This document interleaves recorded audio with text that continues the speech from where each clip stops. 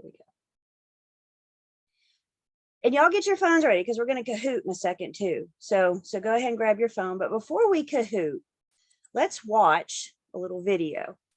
And this video that I'm going to show you guys is actually from the Real Estate Commission. So I had to preload it because sometimes their videos take a while to load. And I didn't want y'all watching that little wheel spin.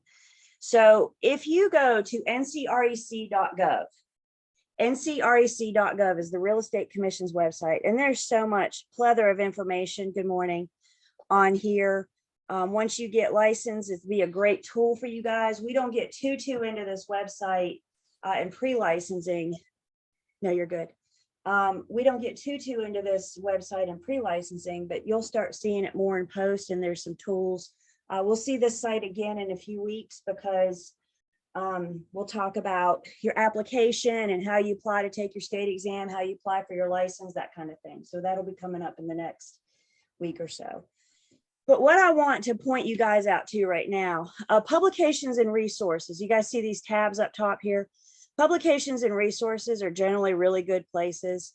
And if you go to resources, down here at the bottom is a video library, and they have topics on all sorts of things. So if you want to check out, again, resources, ncrec.gov, and then resources, and then video library. Once you get into the video library, then you see you have, and you can go through, some of these are applicable to us, some of them are not. I don't want you guys spending your study time on, for example, firm licensing, because you're not going to be tested on that. So let's, pick and choose. Let's not try to go and watch all the videos. But the one I want, and I need to stop sharing just for 1 second, I apologize. The one I want to show you guys right now is actually, they have 2 videos on working with the real estate agents. So they have one working with sellers and one working with buyers. I'm going to show you guys the buyer video, but I think it would be good for you guys to come through part of your study time and look at the seller video too, relook at the buyer video. These videos were written for the consumer. So this is to the buyers, to the sellers, but it explains the different types of agency. Guys, please remember, once you get your license and you start working with buyers and sellers, you're going to be the one explaining agency to the people that you meet. So use these tools, use these resources to help you. So we're going to use this as a good catch up, a good review, and we're going to look at the buyer video, and y'all give me a thumbs up that you can hear it. Are you considering buying a house or other real estate? If so, you may want a real estate agent to guide you through the process. Here at the North Carolina Real Estate Commission, we want you to understand the different ways you can work with an agent when buying real estate and the services agents can provide. You have several choices about how a real estate firm and its agents will work with you. For example, you may want them to represent only you as a buyer agent, or you may be willing to allow them to represent both you and the seller at the same time as a dual agent. You might even prefer to be unrepresented and work directly with the seller's agent. Some brokers will offer you a choice of these services, and others may not. Whether you choose to work with a buyer agent, dual agent, or seller's agent, that agent must treat you honestly and fairly and tell you about any material facts that the agent knows about or should know about that could influence your decisions in the transaction. The Real Estate Commission has developed a disclosure form called Working with Real Estate Agents to help you understand the different kinds of agency relationships. The form emphasizes the importance of not sharing confidential information with an agent until you know the agent represents you. The Real Estate Commission requires every real estate agent to review this disclosure form with you and to ask you to sign it before receiving any confidential information from you or assisting with your purchase. The Working with Real Estate Agents disclosure is not a contract. Signing it does not obligate you to work with the agent who presented it to you. Your signature is just an acknowledgement that you've received the disclosure form. The Commission also publishes a brochure entitled Questions and Answers on Working with Real Estate Agents. Now, this brochure explains what a real estate agent's duties are, what services your agent will provide for you, and how the agent will be paid. You can download the brochure for free from the Commission's website at ncrec.gov. If you choose to have a buyer agent or firm represent you, they owe you certain duties. First, the firm and its agents must promote your best interest ahead of all others. They must be loyal to you, follow your lawful instructions, and give you information about the property that could influence your purchasing decisions. Your agent must also use reasonable skill, care, and diligence throughout the process and account for all money they receive on your behalf. Once you've agreed that a firm or agent will represent you, they may not give certain confidential information about you to the seller or the seller's agents without your permission. Confidential information includes your motivation for buying or your negotiating strategy. For this reason, don't tell the agent anything that you don't want a seller to know until you enter into an agreement to hire the agent. A buyer agent will help you find a suitable property, gather more information about properties you're interested in, prepare and submit an offer, order inspections, and prepare for closing. A buyer agent may be paid in different ways. Often, the agent will seek payment from the seller or listing firm first, but if the seller and listing firm refuse, then you may have to pay the buyer agent yourself. You and the agent will address the firm's fees in the written buyer agency agreement. So be sure to read and understand any agency agreement before you sign it, and make sure it includes any promises that the agent has made to you. You'll also be asked to indicate in the buyer agency agreement if the firm you're hiring would be allowed to participate in dual agency. Dual agency is when the firm that represents you also represents the seller at the same time. This is most likely to happen if your buyer agent's firm has a listing agreement with the owner of a property that you want to purchase.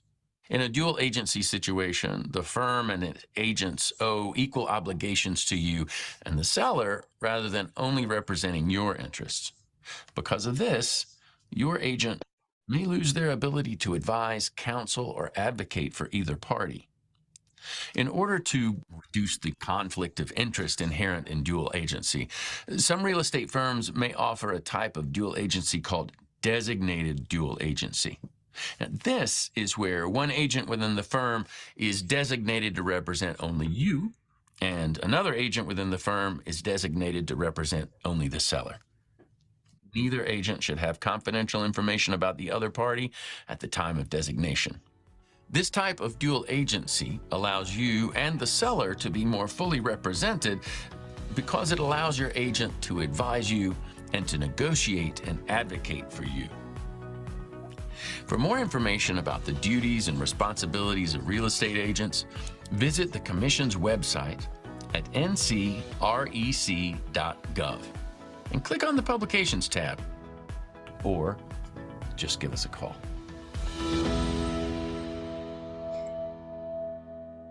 So I like that as a good little recap. I want to. Are you considering buying a house? Stop. I want to see if I can find it real quick. Yeah. Let's look at what he's saying here. You may be represented by a buyer's agent or a dual agent, or you may choose to be unrepresented. Everybody good that these are choices. If you are a buyer's agent, you exclusively represent your buyer. But if you enter into dual agency, that buyer no longer gets exclusive representation, do they? Now they're sharing that representation with the seller. Everybody with me? So if you're not a buyer's agent, you're a dual agent. If you're not a buyer's agent or a dual agent, then you're a seller sub-agent. Your buyer has chosen not to hire you. That buyer is a customer. Questions or comments on the video? And again, I'll show you where you can. There's one for the sellers as well that talks about the different, but just go to ncrec.gov and then resources and video library.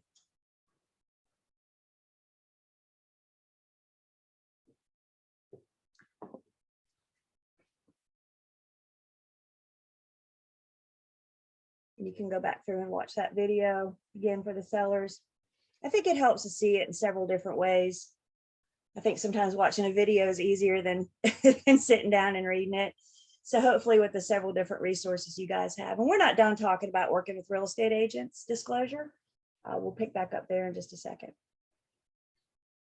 Questions so far?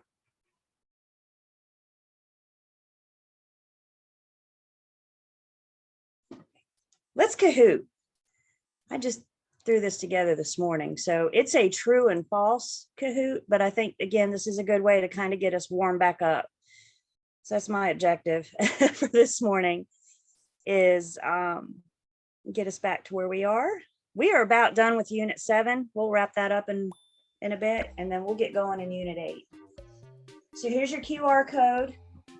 If you're using the app or the website, there's your game pin.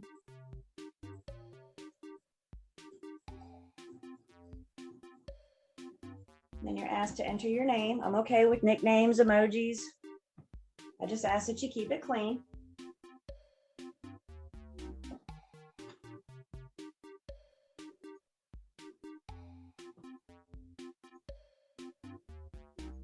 And again, this Kahoot, this is all true and false. That's a good news. You got 50-50 chance.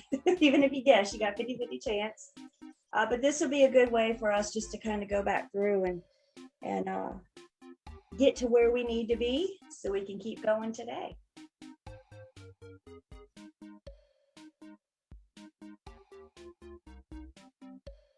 A few more seconds if you want to play. If you don't want to play on your phone, just play in your mind. See how you do on your own.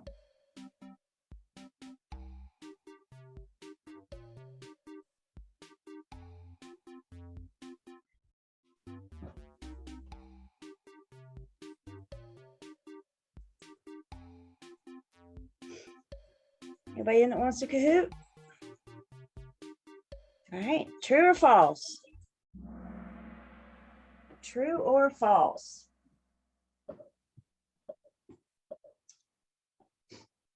An agent must provide obedience to third parties.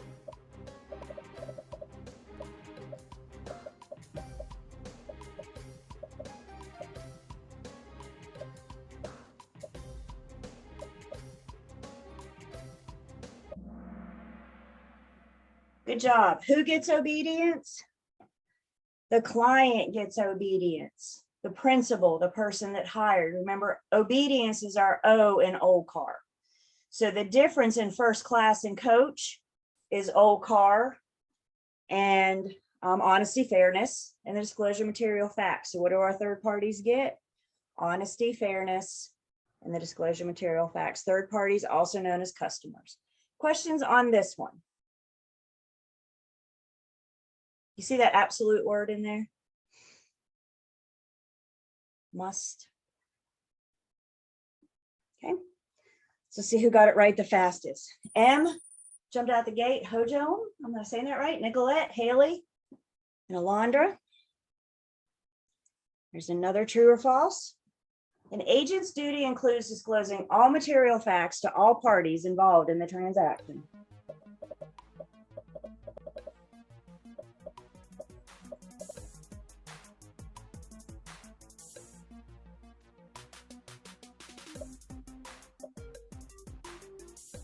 Five seconds.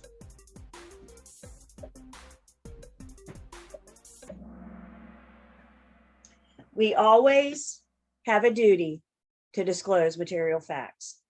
We always have a duty to disclose material facts. Whether or not you're disclosing to a client or a customer, we have a duty to disclose material facts. It doesn't matter what your role is. Are you a listing agent? Are you a buyer's agent? Are you a dual agent? Are you a designated dual agent? Are you a seller sub-agent? We always have a duty to disclose material facts. What questions do I have on this one?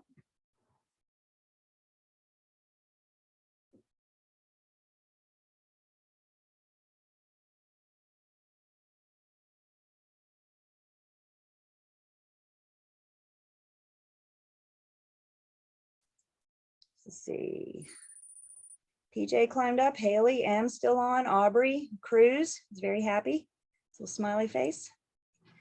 Question number 3, failure to disclose material facts is considered a misrepresentation by the agent. Failure to disclose.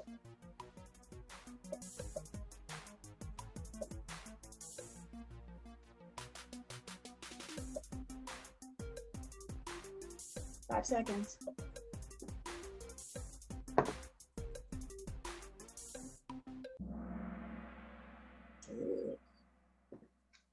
If you failed to disclose, you omitted it. A misrepresentation is what? Everybody tell me in the chat what, in one word, what a misrepresentation is. One word. What's a misrepresentation?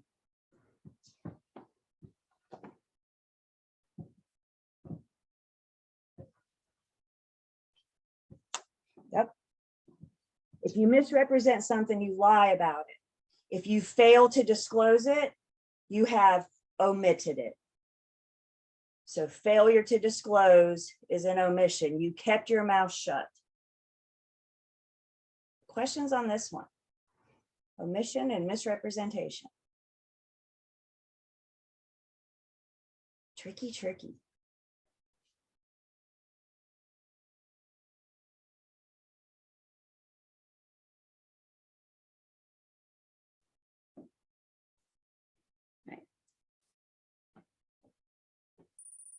PJ and M stayed up, Alondra stayed up, Serge came up, Aubrey's still there.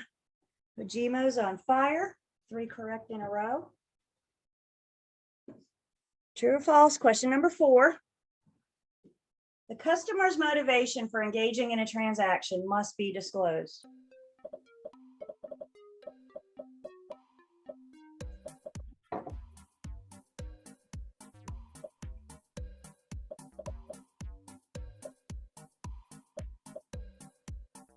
Five seconds.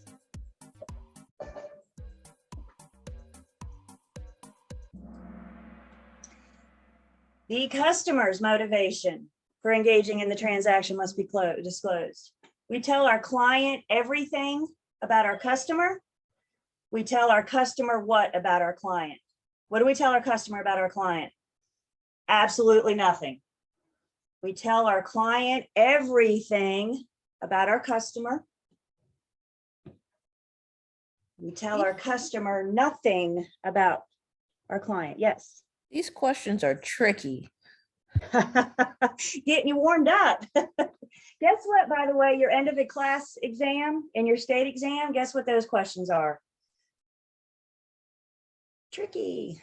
I could make Kahoot really easy. I could make it very easy. Remember what my job is. Prepare you guys for that state exam. What questions do I have on this question?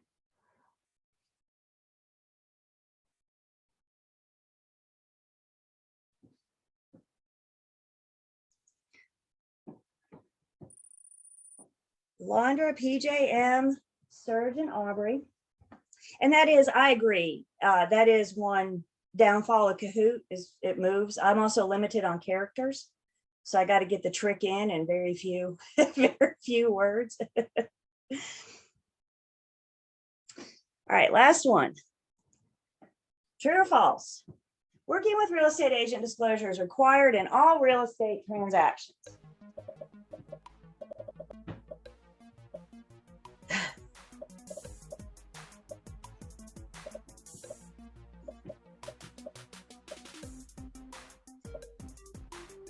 Five seconds.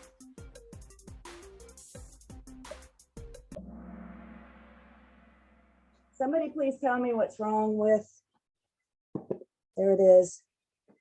Real estate, working with real estate agent disclosure is not required in every single real estate transaction. It's only involved in sales. We don't have to do the working with real estate agent in lease transactions when you're working with tenants and owners in a property management situation. Thus, it's not required in all real estate transactions. Do I have everybody? Me tricking you is showing you how they like to trick you.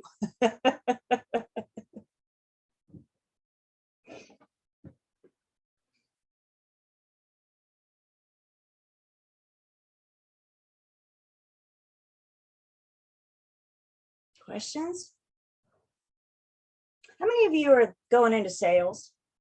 How many of you are going into sales, residential sales or commercial sales? Your intent is, and as usual, I see most of my hands go up. Now, how many of you are thinking about property management, going into the lease side of it? See, I have fewer hands with property management. Guys, here's the deal. Most of you are thinking about sales. Most of you are going into sales, which means you could care what about property management? Very little, right? We got to get you through the tests. I'm going to say the property management section on the exam is one of the least scored sections. And I think part of it is because we don't care about it, because that's not where we're going to go. But remember, we're building you up for that test. We got to get you through that test. By the way, these questions all came from post-licensing. So when you guys get to post-licensing, you can say you've seen them before and you can blow your teacher away because you get them right. All right, let's see. Here's our podium. In third place, we have Christina. Good job, Christina. Our second place, we have Marcel. Good job, Marcel. And then our first place is Alondra. Got fourth and fifth runners up, Abby and PJ. Questions, comments? Do we feel like we've stretched and we warmed up? Can you remind me of that third to the last question? That was Can you remind me what the question was? a tricky one. It was what? The first tricky one that we all kind of messed up Can on. you remind me what the question was? I don't remember. It was, Is this motivation, it? I don't know. working with real estate. It wasn't the last one or the second to last. It was the third to last because I was trying to write it down. Remember, so if I don't. don't have it here, you can go back and check out the recording. Was it the customer's motivation? No, it was failure to disclose. Okay. Okay, I got it. And remember, we're recording. So if you want to go back through. Okay, I am thank you. Yes, I am recording. I always second guess myself when I say that. Okay. All right. So where we left, last week, we were actually in the throes of our working with real estate agent disclosure discussion. So we're going to kind of pick back up there. And we left looking at the actual disclosure form. Please remember, working with real estate agents, disclosure does not create agency. This does not create agency. Our agency agreements create agency. So we have a disclosure and we have an agency. I got two different things here. The disclosure is our opportunity to tell the consumer very early, be very careful what you tell me, because I don't owe you confidentiality until you decide to hire me. And guess what? If you never decide to hire me, then I never owe you confidentiality. So the working with real estate agents disclosure, we got two of them, one for sellers and one for buyers. It tells us at the top here that this form is required for use in all sales transactions. And just so we're clear, sales does include residential and commercial. Can you guys see that? Here, let me help. I got you. Y'all don't have to squint. There you go. There you go. Is that better? So this form is required for use in all sales transactions, and that does include residential sales and commercial sales. Then we have an important for the sellers. What's the first thing this says? This form is not a contract. I'm not using this to create agency. I'm not using this to form a relationship. I'm using this to say, whoa, whoa, be careful what you tell me. I represent somebody else in this transaction. And that's where my duty is. When I ask the consumer to sign it, they're only signing that they've received it. In a real estate transaction, it's important that you understand whether an agent represents you or not your agent, not the agent, an agent, any agent, whether or not they represent you or not. Agents are required to review this form with you at first substantial contact. We'll review that in just a second. Before asking for or receiving your confidential information, and give you the copy of the form after you sign it. This is for your own protection. And the last thing it says to the consumer, do not share any confidential information with an agent or assume that the agent is acting on your behalf until you have entered into a written agreement with the agent to represent you. Otherwise, the agent can share your confidential information with others. That's pretty clear, isn't it? So again, when you're talking to the consumer, when you're having a conversation with the consumer before first substantial contact, and again, we'll review first substantial contact in just a minute, they need to know that we don't owe them confidentiality. They need to know that they're not hiring us. They need to know, be careful what you tell me. I tend to think of our working with real estate agent disclosure as kind of, we're Mirandaizing the consumer. What are our Miranda rights? Have we seen enough TV shows that we know what our Miranda rights say? Anything you say can be held against you. So if you're a buyer and you come to my open house and you walk in the front door and you say, I have to buy within 6 months because of a job transfer and my wife is getting ready to have our baby in 2 months. Did I just learn a whole lot about your motivation? Did I just learn why you have to buy? Can I use that against you? Do I have a duty to share that with my seller? Do I have a duty to go back to my seller and say, this guy has to buy and his wife's getting ready to have a baby? Do I owe that to my seller? Yeah, because I tell my client everything about my customer. I tell my customer nothing about my client. The customer deserves to know that. And that's what this form is. And then we have a note to agent, check all relationship types below that may apply to the seller. And you can see we have seller's agency as the listing agent, dual agency, designated, and then for sale by owner, working with unrepresented. The purpose of this is to explain briefly the different types of duties. I will let you guys read this. I think this is another good way to learn about dual agency, designated dual agency. The agent tells the consumer, this is the type of agency that my firm offers. We're not checking the type of agency that you and I are going to work. I don't know yet how we're going to proceed. Think of this as like a menu. I'm telling the consumer, this is what our restaurant offers. What would you like from this menu? Do I have everybody? When you walk into a restaurant, do you order one of everything on the menu? If you do, I want to come with you the next time you go to lunch because that sounds like a whole lot of fun. Usually you don't, right? You look at the menu and say, I want this and that, right? That's what we're doing here. We're providing a menu to the consumer. My firm offers to act as a seller's agent. My firm offers to act as a dual agent, designated agent, and we will work with unrepresented buyers. If your firm doesn't, then you don't check the box. So how you complete this form is going to be in training from your firm, right? They got to tell you what their policies are and what they offer. Then there's a note to seller. For more information on an agent's duties and services, refer to the Q&A on working with real estate agent that we're getting ready to look at, or ask an agent for a copy of it. Then we have a place for the sellers to sign it. And then the agent that presented it to them with their license number and your firm name. And then we go through a very similar exercise, only this time working with buyers. So I got one for sellers, one for buyers. And again, a menu of the options. You want to be a buyer's agent, dual agent, designated agent, or can we work with you as an unrepresented buyer as a seller sub-agent?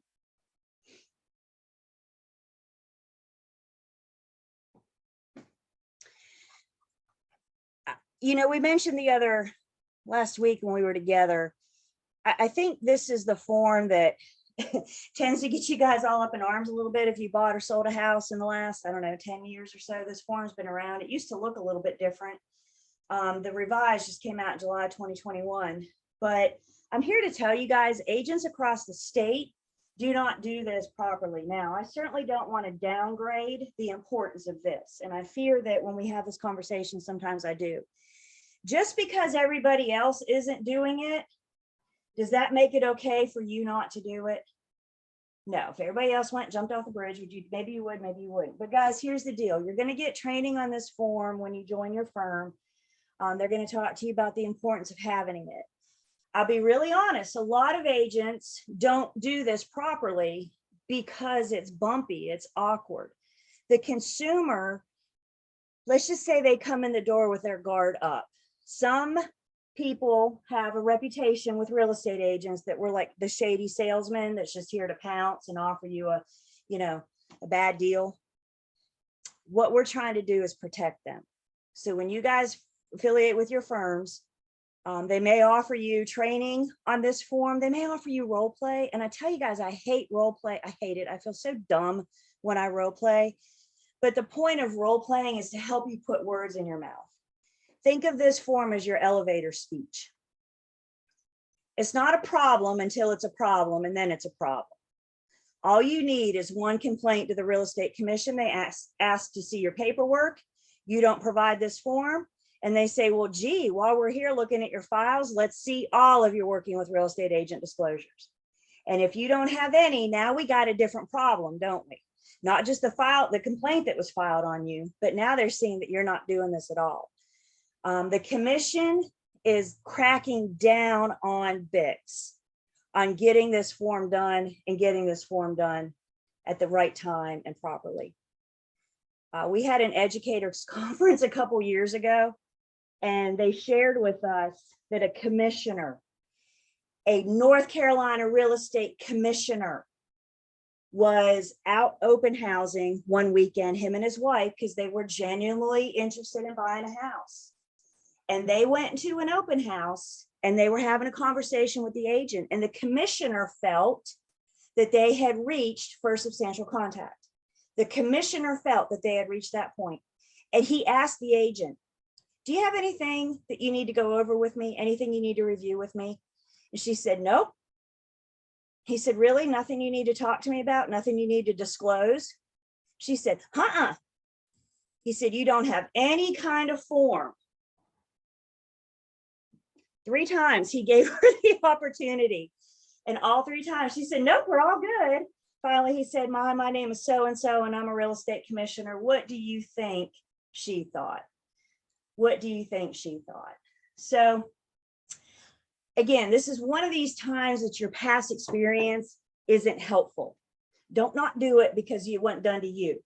We need to be on alert. We need to have these things ready, and we need to be able to stop the consumer for their protection and let them know where I stand in the transaction, excuse me.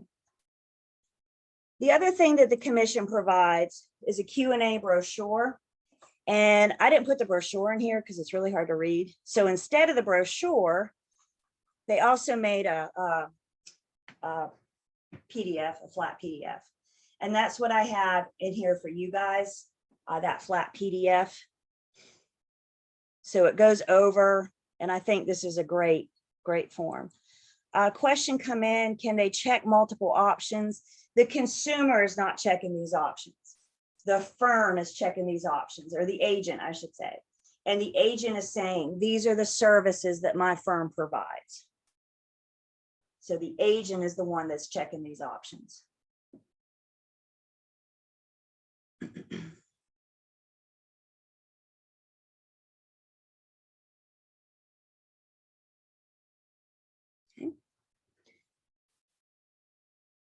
So let's go.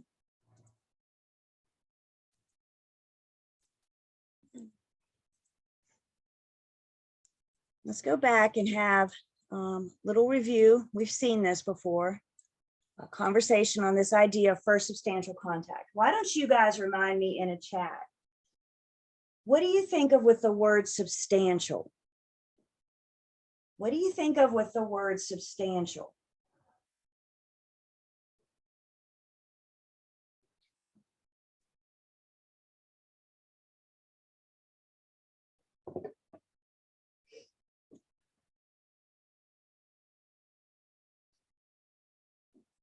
Yeah, I'm seeing important information, meaningful information, something about this property, something about this transaction, disclosure, motivation. Guys, just because you meet a consumer for the first time does not mean you need to bombard them with a working with real estate agent disclosure. Buyers are like these scared, timid little creatures, and they think of like a little deer out in the wood, right? They scare and they run away easy. That's buyers. So if we approach them, hi, my name is Julie, and I need you to sign this, they're going to turn and run away. We're going to terrify them. So we need to approach this cautiously. What I'm telling you guys is that we need to be on alert for first substantial contact. You can have a conversation with a person and not talk about their price, term, or motive for this transaction. We can have conversations about the property all day long. You can tell me what you had for lunch today. You can tell me your grandma's name, but that's not first substantial contact. What we're looking for with first substantial contact is price, term, or motive. How much are they willing to offer? How much are they willing to accept? What are their acceptable terms? Do they have a certain closing date? Do they have to buy or sell in a certain amount of time, for example? Or their motive for buying or selling? And what we need to do as agents is be on alert for the conversation heading to first substantial contact. Please understand, it's never too early to do our working with real estate agent disclosure. But there is a time when it's too late. And that time when it's too late is once we've learned something about the consumer's price, term, and motive. This, by the way, is not an exact science, because I'm here to tell you guys that consumers talk. People, have you ever just had a random person come up to you in the store and just start talking and sharing their life story with you? And you're like, whoa, whoa. That's people. That's what people do. And when they know you're in real estate, oh man, they're going to do it. So we need to be on alert. We may have to say, please stop talking for 1 second. I need to tell you something before you continue.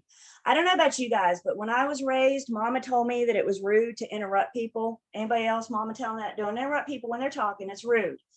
In this case, once we've hit first substantial contact, y'all, mama is wrong. It's rude to let them keep talking. Y'all don't tell my mother I just said that, okay? It's rude to let them keep talking, because now what we've done is we're gathering information, and once they spill their beans, then what are you going to say? Oh yeah, I represent the seller, so I got to tell them everything you just told me. How's the consumer feeling right now? They're feeling like they can't trust real estate agents, right? So we've got to be on alert. We've got to pay attention. We've got to be prepared to have this. Please stop talking. Please stop talking. I need to tell you where I stand. So let's say, for example, you meet somebody and you do your working with real estate agent disclosure, and you go over the form and you have them sign it. You tell them, I don't know you, confidentiality. Maybe you even tell them, I represent the seller in this transaction. If you want representation, you need to find another agent. Maybe you even go that far and tell them that. And you go through the whole thing. You're a good agent and you do it perfectly. And then that buyer looks at you and says, so anyway, as I was saying, we have to buy right away, and this is our price point, da, da, da, da, da. Once we've disclosed our status, once we've done our working with real estate agent disclosure, that's all I owe them. So if they keep talking, once I've done my job and properly disclosed it, get out your pad and pen and take notes, because that information you got to take back to your seller, and you just told them that. You may want to give another reminder. What did I just say? Again, this comes with, I promise you guys, the first couple times you do the working with real estate agent disclosure, you're going to think, what did I just say? You're going to think that didn't go over well. I promise you it does get easier. The more you do, the more you practice, which is why I'm a big fan of role playing. So your firms will, handle that with you once you join part of your new agent orientation. I think most often first substantial contact happens in person. We meet them face to face. We keep giving the example of you coming to my open house. Sometimes people are going to open houses because they're interested in buying. Sometimes people just go out and kick tires. Some people enjoy doing it on a Sunday afternoon. go out and get lunch, and then go open housing, go out and look at different houses. Anytime it happens in person, stop talking. Commission rule says we have to provide the form and discuss it. Don't just hand it to them and say, sign here. We review it and give it to them. We provide it and discuss it with them. If first substantial contact doesn't happen in person, maybe they call you, maybe they do an email, maybe they do an inquiry on your website. We still have to discuss it with them. But because it didn't happen in person, face to face, now we have a duty to provide it no later than 3 days.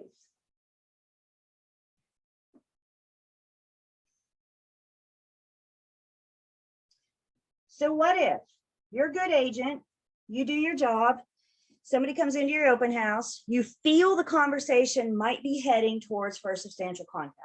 And you say, you know what, I'm enjoying talking to you, but before we continue, let me go ahead and tell you, this is where I stand, this is who I represent, and I don't know you this confidentiality. See, it says right here on the form that I'm going to ask you to sign. What if at that point, you go through it, you explain it, and then you ask the consumer to sign it? Can I make anybody do anything? Can I force their hand and put a pen in their hand and say, you will sign? No, I can't make anybody do anything. If they refuse to sign, all I can do is write, Bob refused to sign, or guy in green shirt at my open house on Sunday refused to sign. We still need to acknowledge that we tried. We still need to try to get the information, the Q&A brochure in their hand. We still need to have a conversation. I had a lady once, she called me off a yard sign from a listing I had. She wanted to see the property. I met her in the driveway with a coworker. And I knew we were getting ready to go in the house, and I feared we might bump into first substantial contact. So while we're standing in the driveway, I let her know, I represent the seller. This is the form. Let's do this. We're on the trunk of my car, right? And I went through the whole spiel, and she said, and I quote, I just met you. I'm not signing anything you give me. Fair enough. Refuse to sign. Come on, let's go see the house. I did not say, oh, well, if you're not going to sign this, I'm not going to show you this house and get my car and drive away. Just because they refuse to sign doesn't mean that we can't proceed. Doesn't mean that we can't, still show them the house or try to work with them as a buyer's agent. The only thing they're refusing to sign is the working with real estate agent disclosure.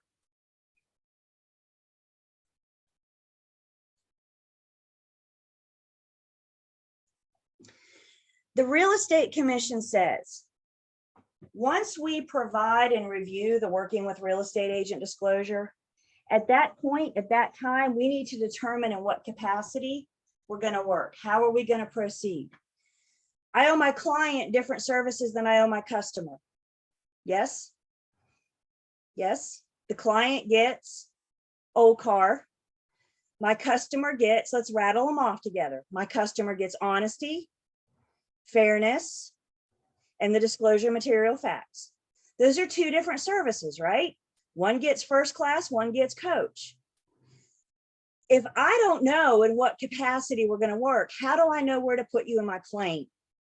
How do I know if you're not going to hire me? How do I know that I owe you confidentiality?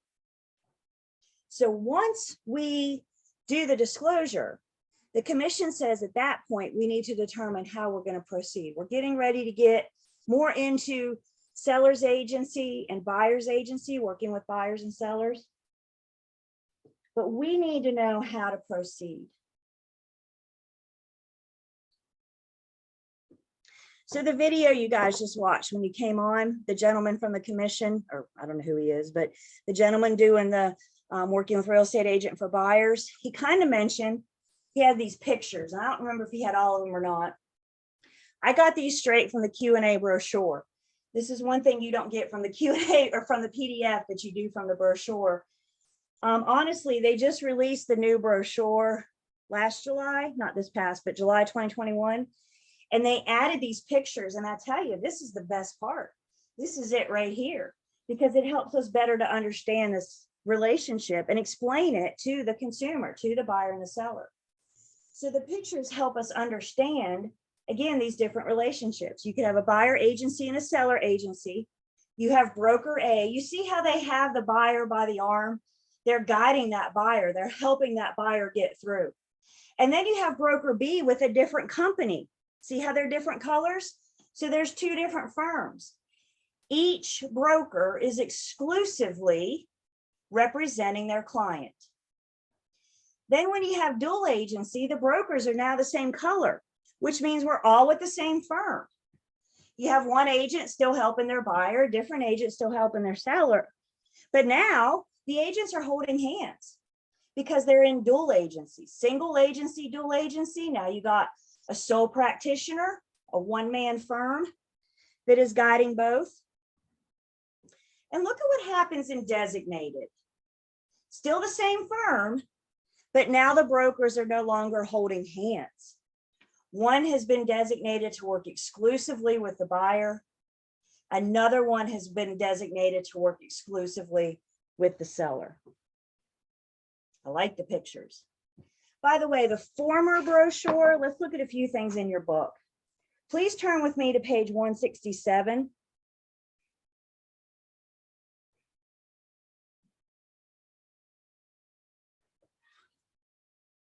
.167 and 168 is what it used to look like. And you could see on page 168, there was a tear out panel. You see at the very bottom there, that perforated dotted line there on page 168. There was a tear out panel that everybody used to have to sign. They've converted that. Now this brochure looks like the Q&A brochure and the disclosure that I have for you guys in Learn, Test, Pass. I know 167 and 168, I don't expect you guys to read that because I don't think you have a magnifying glass that good. But if you were to take the information on pages 167 and 168 and blow it up to where you can read it, you're looking at 169 through 172.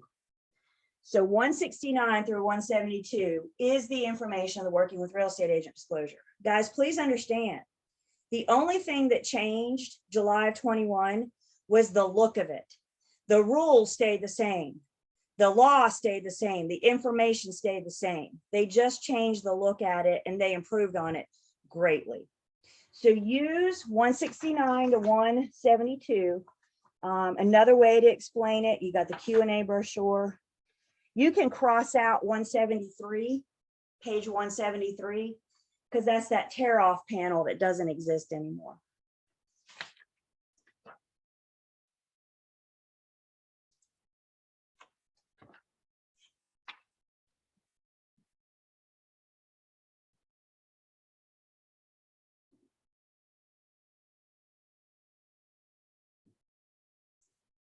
There are some commission rules about when we disclose. Maybe we're using the Working with Real Estate Agent disclosure, maybe we're not. It depends on who we're talking to. We only have to do the Working with Real Estate Agent disclosure when we're talking to consumers. But the commission has to address how we handle it when we're talking to consumers and other agents. Do you think other agents have a right to know if I represent somebody in this transaction? Do you think that's beneficial to them? Absolutely. So there's some rules about when we disclose who we are. Now, you don't need to memorize these rule numbers. I just put them here so you know I'm legit. If you are an agent and you are talking for first substantial contact to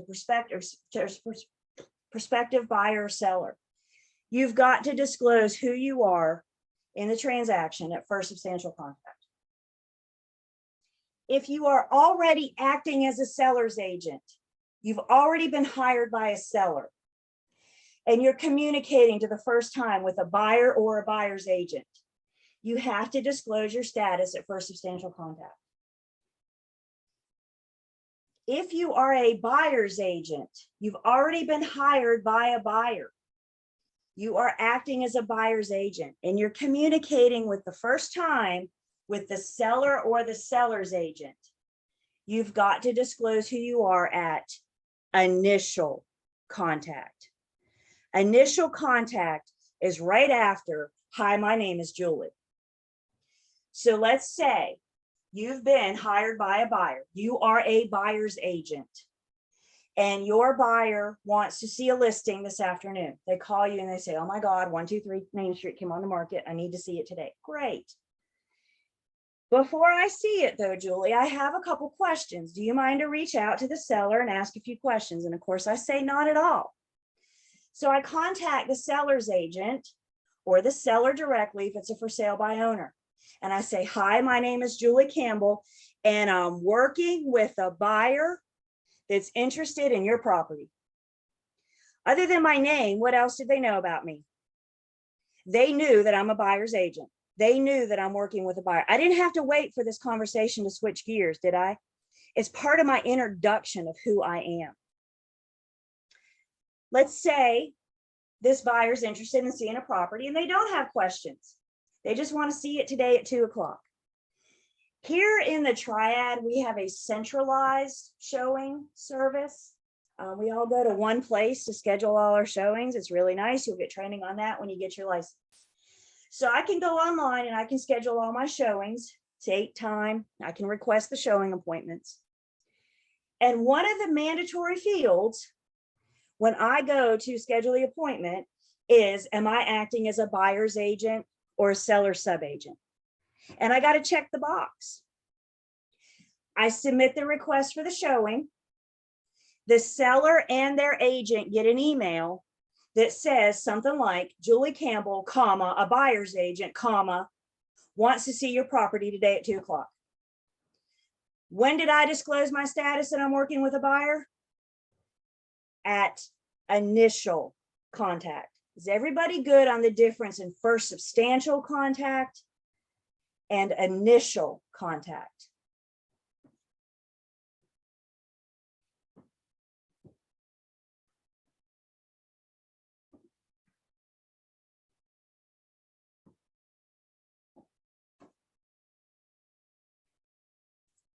Okay. Before we get off, everybody good? What questions let's just slow down just for a second. What questions do I have on working with real estate agents? Disclosure, first substantial contact, initial contact.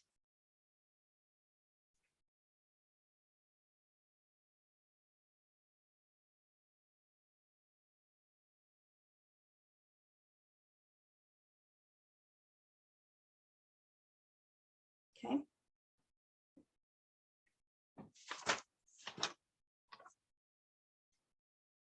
There's one more thing to say about disclosure. And before I tell you something about disclosure, I need you guys to listen to me. Has anybody ever been to a real estate auction? Have you ever been to an auction for real estate, for real property?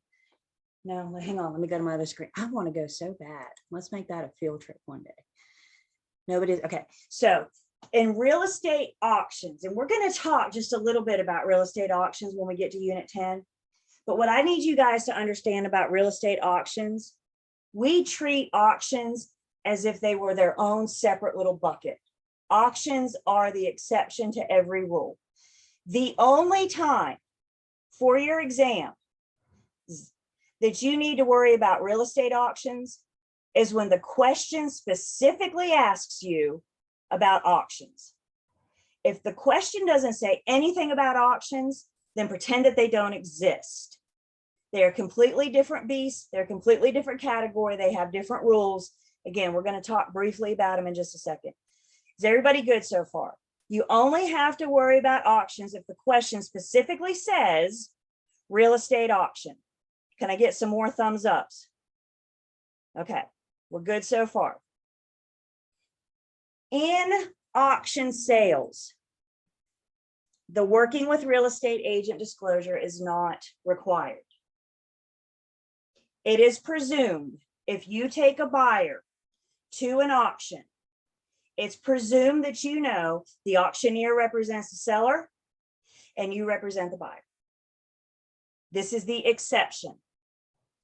Only worry about it if the question specifically says something about auction sales. We'll get a little bit more into this. It's either 9 or 10. I don't remember. But this whole class, we spend about 3 minutes talking about auctions. So what's that tell you about how important it is? Exactly. Pretend that they don't exist unless you're specifically asked about them.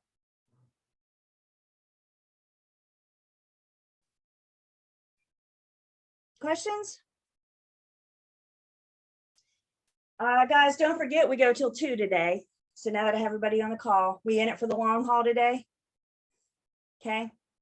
Also, don't forget, now that I have everybody on, maximum time you can miss is 15 hours. If you've missed some time, I hope you're keeping up with your time. If you haven't, please reach out to me outside of class. Don't send it in the chat. Reach out to me outside of class. I'm happy to let you know. I do keep up with it as well. And I let you guys know when you're getting close, because I don't want anybody to be in a bad kind of place. But I need you guys to keep up with your time as well. You know when you're here and when you're not, right? So don't rely on me to know that. You know, kind of the honor system. The other thing I want to remind you guys, we're in the depths of agency. We go on to contracts. After that, we do into financing. This material doesn't get much easier from here to the end. So I ask one more time as a reminder that you guys help me help you by doing away with distractions at home. Turn your TV off, put your phone down, close Amazon from your internet browser, or whatever it is you're browsing on and looking on your computer right now. I know it's hard. There's some good daytime TV shows on. You can DVR them and watch Price is Right later if you need to. You can return your calls on your break. You can shop for Amazon on your break. But I just ask that you guys, I can't compete with everything you guys have going on at home. So help me help you by turning it off and rolling away with distractions. One more thing. I knew there was another thing. Where are my Winston-Salem people, or people that are around Winston-ish, we'll call you?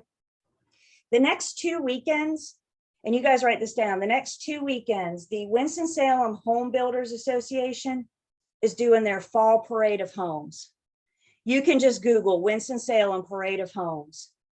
And it's the public's opportunity to go look at builders' products. I think it's good for you guys to get out and about and start seeing properties, seeing homes, seeing builders like to show off what colors are coming up, what designs are popular. It's open to the public. I don't know that they have the entire schedule finalized yet, but Parade of Homes starts this Saturday. It's the next 2 weekends. If you're not in Winston, you very well may have a fall Parade of Homes of wherever you're at as well. So it might be worth just a Google search, fall Parade of Homes, for whatever city you're in or around. I think it's a good idea to, just get out. One, because the sun will be shining, and I think we need that. But two, just get out and start looking at the product. So I wanted to make sure you guys know about that.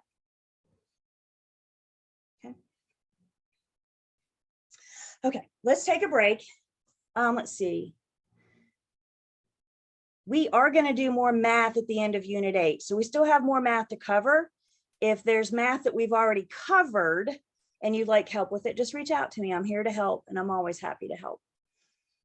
So let's take our break. When we come back, we're continuing on in Unit 7. We're going to look to see to get that wrapped up today.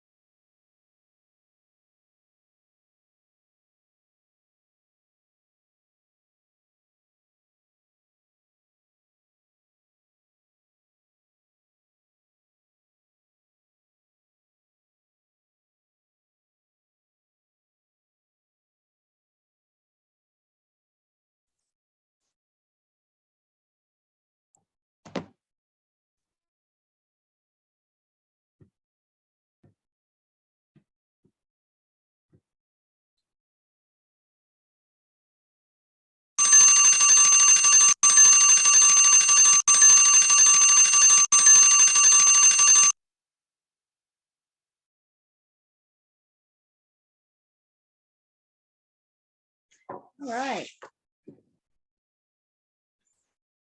Are we back? Welcome back. So I am just now taking attendance. If you're just coming back, you're good.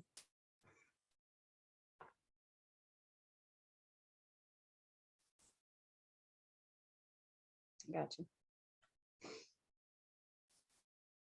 Okay. Any questions on that disclosure? Working with real estate agent disclosure before we move on?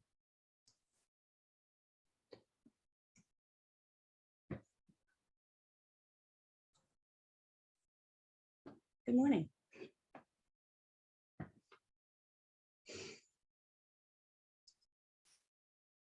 Okay, if you're just coming back, I've already taken attendance, so please let me know.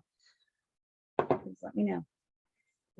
All right, so let's just focus on buyers for a second. And when we first meet buyers, prior to first substantial contact, we do our working with real estate agent disclosure. And then we decide in what capacity we're going to proceed. Are we going to proceed with this buyer as a buyer's agent? Are we going to proceed as a seller sub-agent? Is this buyer going to be my client or my customer? If we proceed as a buyer's agent, the real estate commission, again, gives us two choices. If we proceed as a buyer's agent, we can require the buyer to sign a buyer's agency agreement. We can require the buyer to enter into an agency agreement with us. Or we have the option to work with the buyer under an oral buyer agency agreement. Now, before you guys start writing, I need you to listen to me. This is a problem topic. Oral buyer agency is an agency agreement. Oral buyer agency is an agency agreement. The oral buyer agency agreement is an express agreement. Remember, we've talked about the difference in express and implied. It's express, which means all the terms have been clearly stated. So even though we're not entering into anything in writing just yet, we are still entering into an agency agreement. The commission will allow us to work with a buyer and a tenant under an oral agency agreement at first. Again, another problem topic. I promise I'll leave the slide up for a minute so you can make sure you get every single word. Another problem topic. When we're working with sellers or owners in a property management, oral's not an option. When I'm working with the owner, we must have our agency agreement in writing. Oral is only an option for buyers and tenants. Do I have everybody so far? Oral is only an option. In an oral buyer agency agreement, you guys tell me in the chat, what duties do I owe this buyer? When we are in an oral buyer agency agreement, what duties do I owe this buyer?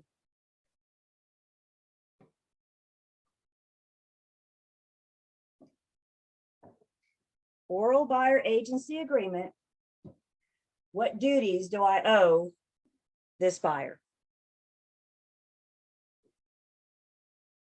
Can you rename yourself again?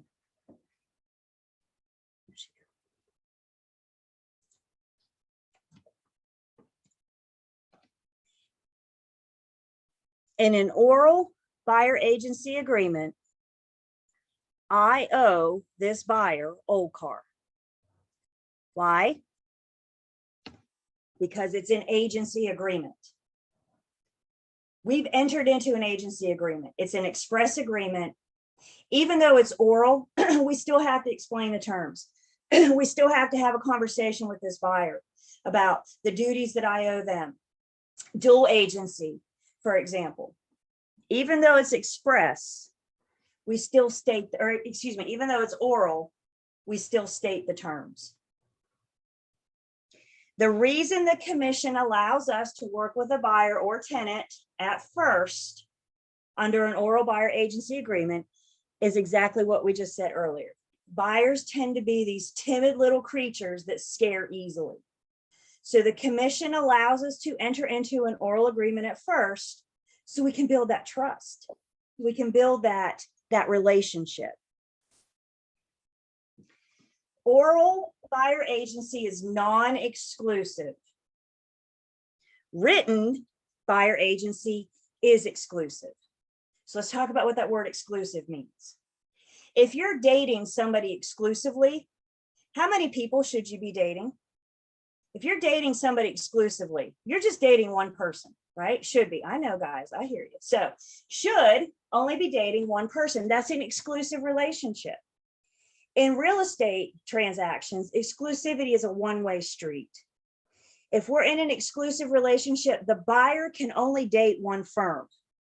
The seller can only date one firm. The firm can date as many buyers and sellers as they want to. And that's why I mean by it's a one-way street.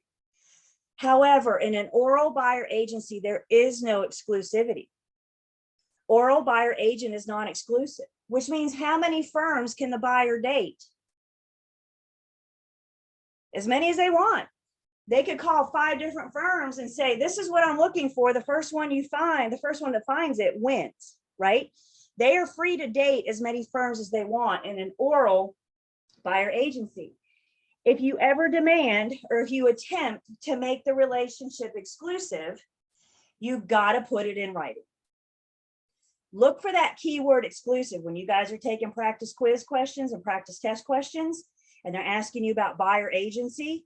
You need to pay attention for that word exclusive. Exclusive buyer's agency will tell you that it's in writing. Non-exclusive, maybe oral. Do I have everybody? Exclusive, we can only demand exclusivity in writing. I cannot demand exclusivity in an oral relationship. Oral buyer agency can't be for a specified time period. I can't say you and I are going to work together for 2 months in an oral relationship. If I want to specify a time period that we're going to work together, I got to put it in writing. So as long as we don't specify a time period, as long as I don't demand exclusivity from that buyer, we can work with the buyer under an oral buyer agency agreement up until the time that we are ready to present an offer on their behalf. I cannot present an offer on somebody's behalf without having our agency agreement in writing. So maybe you've been working with a buyer for 2 months, 6 months, 8 months, whatever. And you guys have been hanging out just fine and dandy on an oral buyer agency agreement.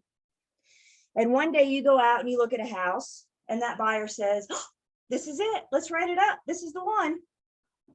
You go home, you gather the information to fill in the blanks so you can write up their offer on their behalf. You send them the offer to sign. And while you're sending them that offer to sign, send them your exclusive buyer agency agreement. Because the very next step is going to be present their offer on their behalf. When you're presenting an offer on somebody's behalf, you're contacting either the seller or the listing agent, and you are delivering your buyer's offer to them. We can work with a buyer under an oral agency agreement. It's still an agency agreement. And that's the problem topic on that. Guys, again, please remember, if something is express, I'm not telling you that's in writing or it's oral. If something is express, what I'm telling you is that the terms have been clearly stated. We're still having a conversation with the buyer about what I owe you, my duties, yakety yak and yak. We're just not signing an agency agreement. I still owe them old car. This is another topic that I think sometimes you guys get in your own way. Some of you may be sitting here going, no, I'm not going to do this. Some of you may join firms that say, no, we don't do this. If the buyer doesn't sign an agency agreement, then we don't work with them. Once again, I remind you guys, your test is not going to be what you're going to do. Your test is going to be on what you can do. Do your head one way or another. Can you work with a buyer under an oral agency agreement at first? Can you? Yes. Whether or not you do that or not, that's up for you to decide once you get your license. Everybody good? So oral buyer agency, this is why some firms choose not to do it. Under an oral buyer agency, I owe you, old car. What do you think you owe me under an oral buyer agency agreement? And I see heads shaking. I agree. You owe me absolutely nothing. Nada. How do I protect my commission? How do I secure my commission? I get you into a written agency agreement.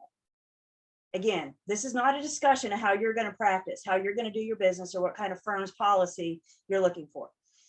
This is a discussion for your exams about whether or not you can enter into an oral buyer agency agreement.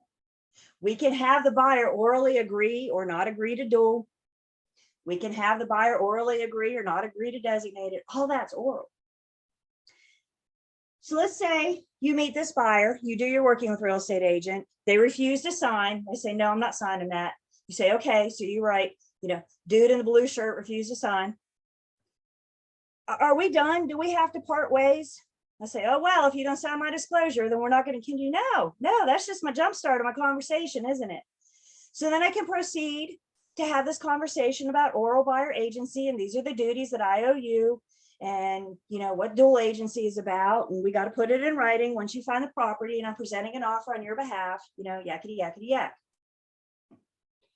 Do you guys think you'll want to go home and follow up that discussion with an email? Do you think you'll want to email that buyer talking about it was so nice meeting you today, per our conversation, this is the duties that I owe you? Do y'all think you would do that? Everybody shake your head yes. Why? Because what do we document? Everything. So when you have a conversation about what it means to be a buyer's agent, we're going to proceed under an oral buyer agency agreement. This is what I owe you. Guys, oral conversations, oral discussions don't stand up in court. What stands up in court? Documentation. So even though it's oral, it's still okay for us to tell this story in written. The only thing we mean by oral is that we're not having them sign the buyer's agency agreement yet. Questions just on this slide?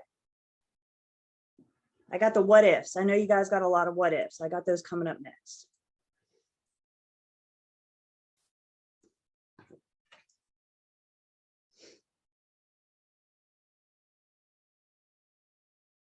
Okay, well, Julie, what if? What if that buyer that I've been in an oral agreement with for the last however long, now we found the property and now they're still refusing to sign an agency agreement? What if? What if? We have some options. When we look at our buyer's agency agreement, for example, in the next unit in Unit 8, we're going to see that we have the option of just having a buyer's agency agreement for one property. So if they're hesitant to enter into an agency agreement with you, maybe we can get them to enter into one for 123 Main Street, so I can present their offer on their behalf. If it works out, I'm their agent. If it doesn't, hopefully I'm still continuing to build their trust and allow me to show them property. So when we see the next one, maybe we can get them. If they still refuse to sign, we say, okay, we don't have to enter into a relationship. We just do it for this one property. No, not going to do it. If they still refuse to sign, then I can no longer represent that buyer as a client. I cannot present an offer on your behalf if you're not my client, which means my role has to switch. I go from being a buyer's agent to a seller sub-agent. You go from being my client to my customer. I just downgraded you, didn't I? I just moved you from first class to coach.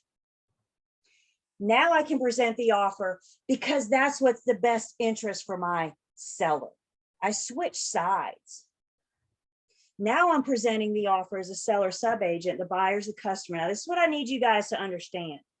Switching isn't recommended. This is like absolute last ditch effort. And before we switch, if we do, we have got to make sure that the buyer knows what I know about them. Remind them what confidential information they shared with me.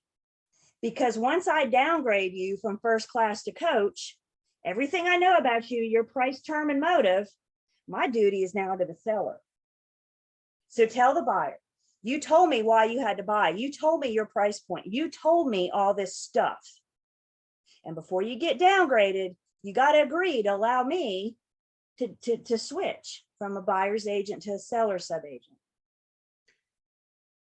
I think if we as agents are doing our job right, this won't be an issue.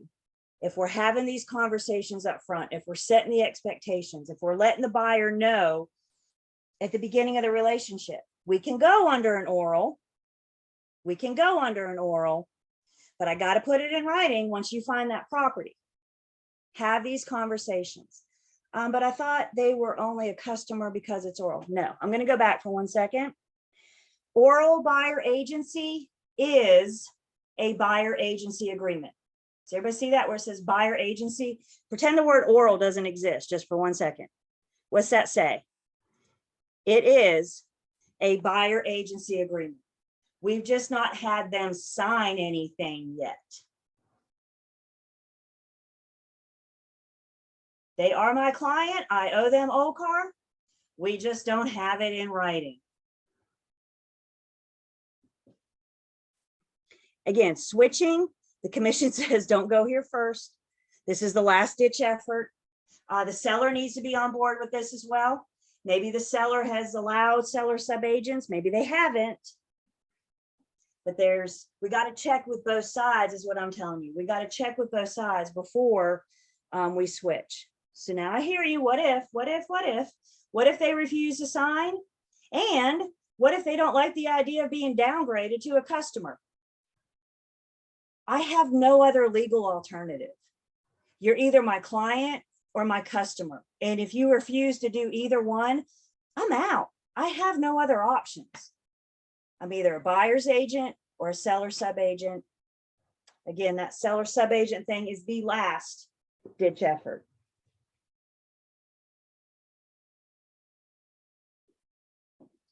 Oral buyer agency is an agency agreement.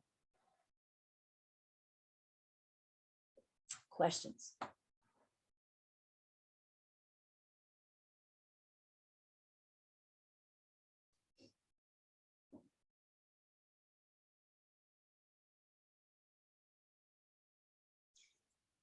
We can get an agreement to or not to do dual agency orally.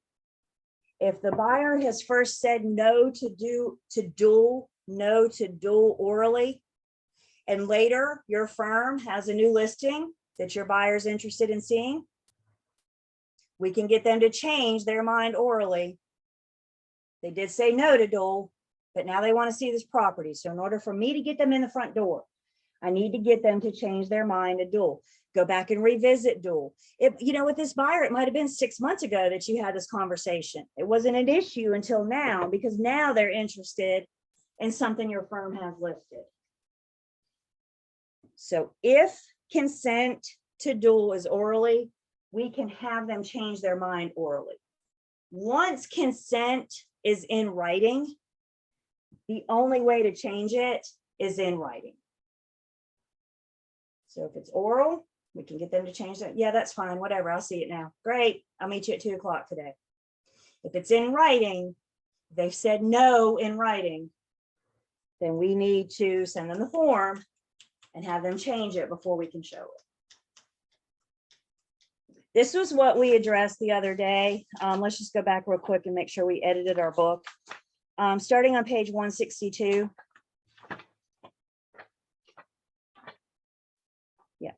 162. I think I told you guys just to strike out situation 2. There's some misleading information in there. I don't want to cause confusion. So 162, strike out situation 2. And then on 176, again, just some misleading. So on page 176, number 2.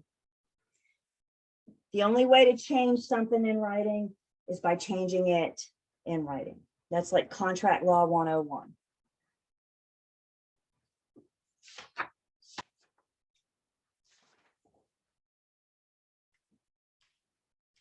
We will see, again, when we get into Unit 8, we're going to talk more about sellers agents and buyers agents and working with both parties. We'll see buyer's agency again. We'll see dual agency again, oral buyer agency. Questions?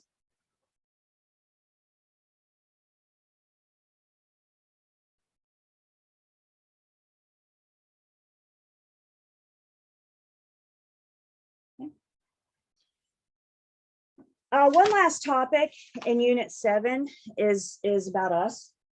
And it's about our relationship, the brokerage business. Every office location has a designated broker in charge. We're going to talk more about the BIC and the different categories of brokers when we get into license law and commission rule. But the BIC, there's a designated broker in charge that's responsible for all the functions of the office. When I talk to you guys about interviewing different firms, the BIC is probably who you're going to be talking to. Some larger firms have a recruiting director. So you may start with the recruiting director and then eventually get to the BIC. I suggest you guys as new agents have, for lack of a better word, I say like your BIC, because you as a provisional broker and your broker in charge are going to work closely together. So when you're interviewing BICs, make sure you like the person because you're going to be close when you join. Provisional brokers, once you guys get your license is inactive. Congratulations, here's your license, but it's inactive, so there's nothing you can do with it. As a provisional broker, to activate your license, you have to affiliate with a firm. You have to affiliate with a broker in charge. So as a provisional broker, I call you guys my brokers with training wheels. You can ride your bike, but not without a BIC. The BIC is your training wheels. If you don't have training wheels, can't ride your bike.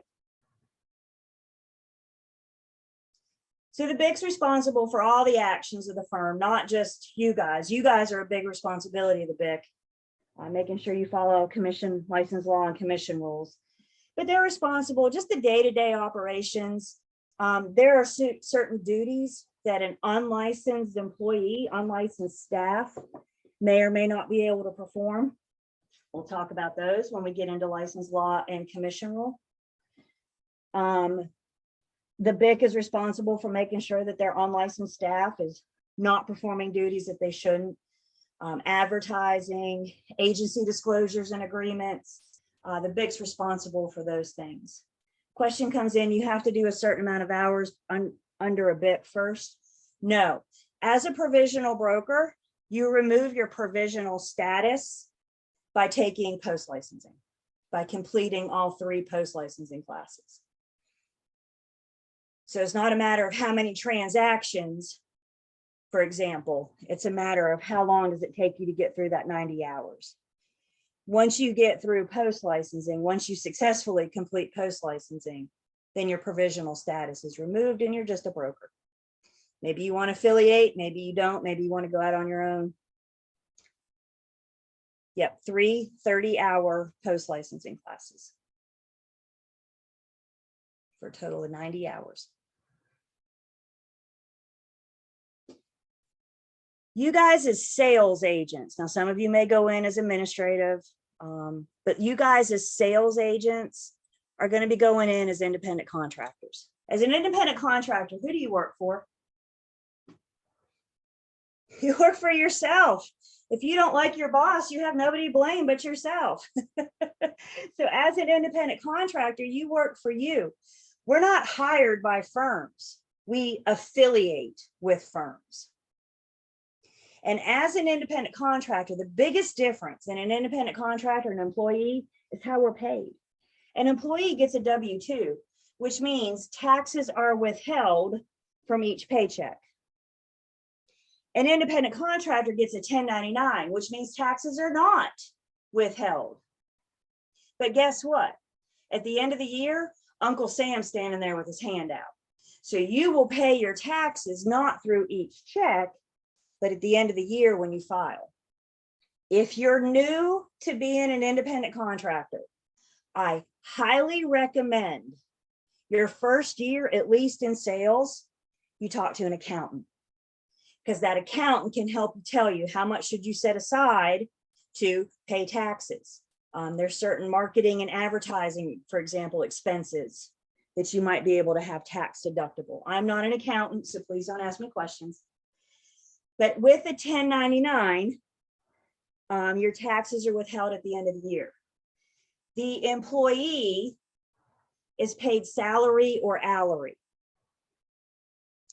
The independent contractor is paid commission. We get paid when it closes. We get a percentage, typically of the sales price. Maybe it's a flat fee. Every firm's different. A question comes in about other benefits. Most independent contractors are on their own for benefits, health insurance, dental, vision. Independent contractor guys, we don't get vacation time. We don't get sick time. We don't get holiday time. The employee, the boss, can dictate their work conditions. You got to work Monday through Friday, 9 to 5. You take a lunch from 12 to 1. As the independent contractor, the BIC may control how we practice real estate according to the firm's policy, but they can't control what we do on a day-to-day. You know, my BIC doesn't call me every morning and say, okay, Julie, what are you going to do today to get new business? How are you going to prospect? I don't get that call because I'm an independent contractor. I know what I need to do today to prospect. I know what I need to do today. I also know what happens if I don't do that today. Everybody with me? Because again, as an independent contractor, who do I work for? I work for me. So if I don't want a closing in 6 months or whatever from now, then I don't work today. It's pretty simple. You guys know by now that agents just don't do Monday through Friday, 9 to 5. I mean, you can because you're an independent contractor. So could you set your own hours? Could you say I'm only going to work Monday through Friday, 9 to 5? Of course you can, because you're an independent contractor. Be aware that you're limiting your pool of buyers and sellers that you can work with, because when do most buyers and sellers work? Monday through Friday, 9 to 5. So if you only want to work with buyers Monday through Friday, 9 to 5, you got to find buyers that don't work Monday through Friday, 9 to 5. Do I have everybody? So you can set your own hours. You can say, I'm not doing Sundays, and that's fine. You're not going to get business from doing an open house because you refuse to work on Sundays. Do I have everybody? This is part of what I hope to do with helping you guys find that balance of work, play, life, family, real estate. You know, you got to find that balance. What questions do I have about being an independent contractor?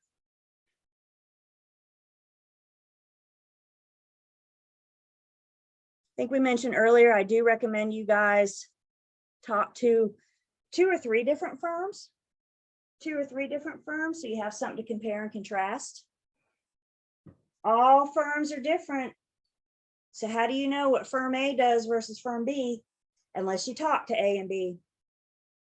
And remember, they're not hiring you. This isn't an interview. This is an appointment to make sure we affiliate. So what are your questions? Obviously, I know number 1, how much am I going to make? What's my commission split? I really think before you guys worry about your money, you should worry about training. If I were you guys, number 1 on your list when you talk to firms is, what kind of training do you offer? What kind of training program do you have? I have a stink bug in here. Ooh, need to take care of that. What kind of training do you offer? Then I think commission. After that, what's important to you? Are you looking for a certain office culture? Maybe ask them about their social events. You know, what do you guys do for fun? Maybe ask them what they do for a charity. What do they do to give back to the community? Various things, and that may help you identify what's a good fit for you. Question comes in about desk fees, contracted workers and employees. Unfortunately, the answer to that is it depends, because every firm is different. So some firms may charge you its desk fee, could also be known as a monthly fee. So that comes down to the different firms and their compensation plans. Other question comes in, can independent contractors have a helper? Sure, absolutely. You're probably going to need to pay that helper. Well, unless you can find somebody that likes to work good for free, Let me know where that person is, please. I want to talk to them too. And you guys very well may get to the point of your career where you say, oh my gosh, I need somebody to help me 10 hours a week. So you hire somebody, you bring somebody on board to help you. Isn't that a good problem to have? You're so busy, you need to hire help. We're not quite there yet, but dare to dream, you know? If you're an independent contractor, can you work from your own office? Maybe you have an office at the office. Maybe you have a place at the office. I tell you where a lot of us are now since March of 2020. A lot of us are home. We're starting to get back in the offices. But a lot of us now have a home office. I'm not going to lie, y'all. It's not terrible working at home from your PJs every once in a while. It's not a bad thing. Interview firms, talk to different firms. Some firms will talk to you guys now. Some firms may say, why don't you get your license and then call me? Some firms are willing to bring on provisional brokers. Other firms may say, once you drop that provisional status, call me. Every single firm is different.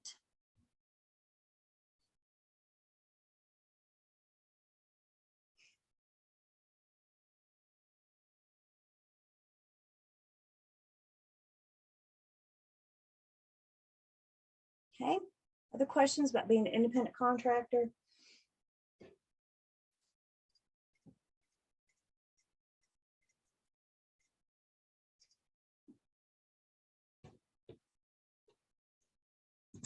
All right, let's wrap this unit up. Let's work through, we've got some situations we're going to talk through.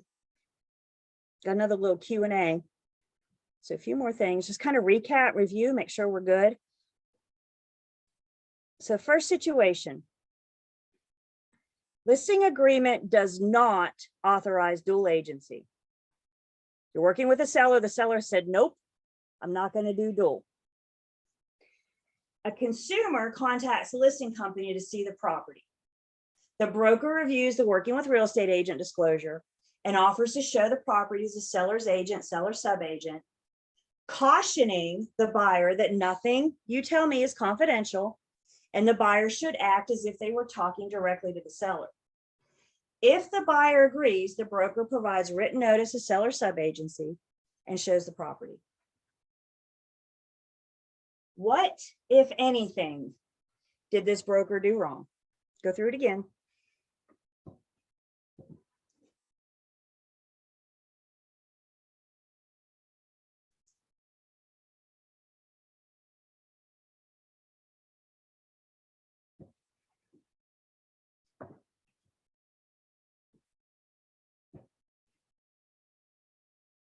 You can unmute or chat or whatever.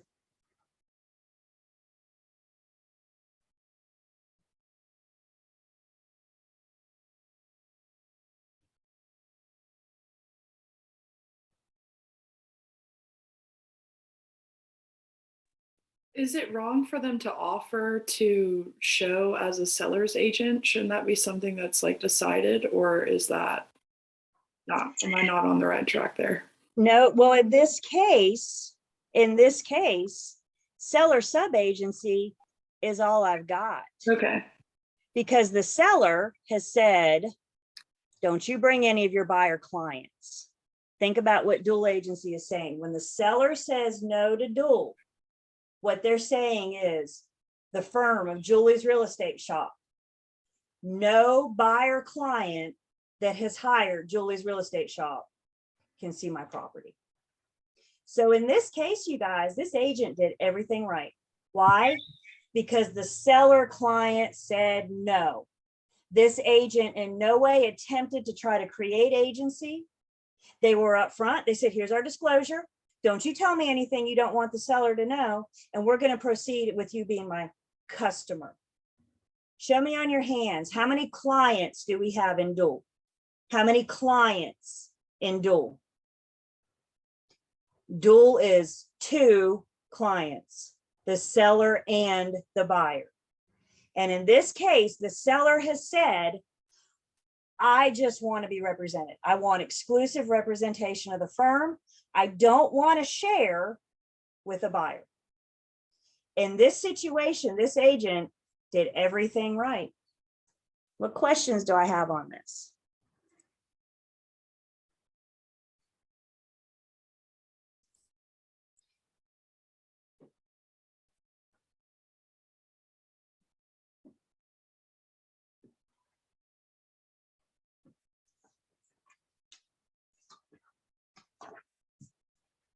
Okay, let's look at another one.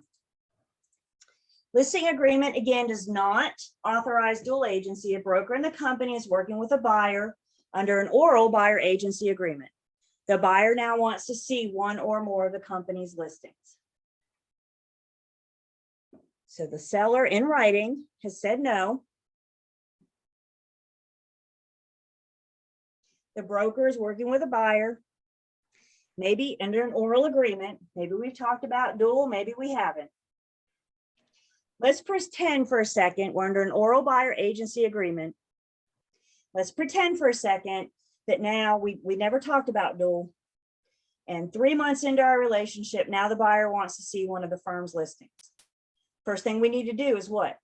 Have a conversation with the buyer about dual agency, an oral conversation. Going to follow it up with an email to protect yourself?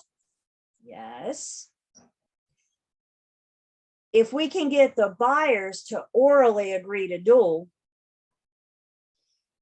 we can go back to the seller and ask them if they want to change their mind.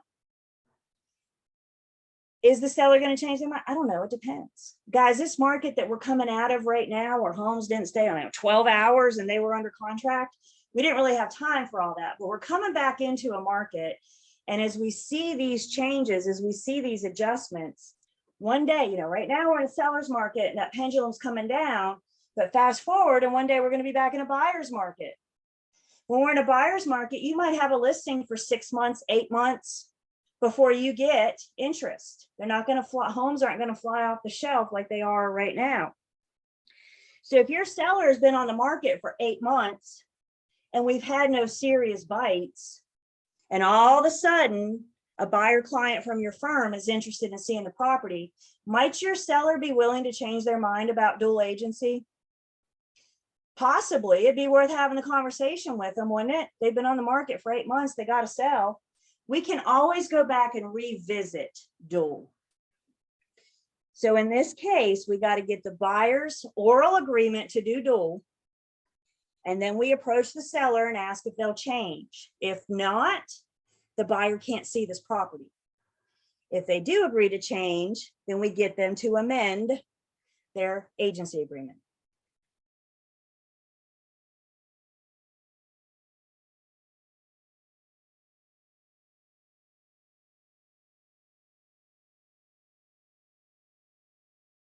We don't have to have the buyer sign until we're ready to present the offer. I can show them the house with an oral yes to dual. They're going to walk in the front door. It's going to go one way or another. They're going to go, ugh, or they're going to go, ooh, this is it. You guys with me? So I got to get their permission to get them in the front door. If they walk in and say, ooh, now we got to get their agency agreement in writing so I can present an offer on their behalf.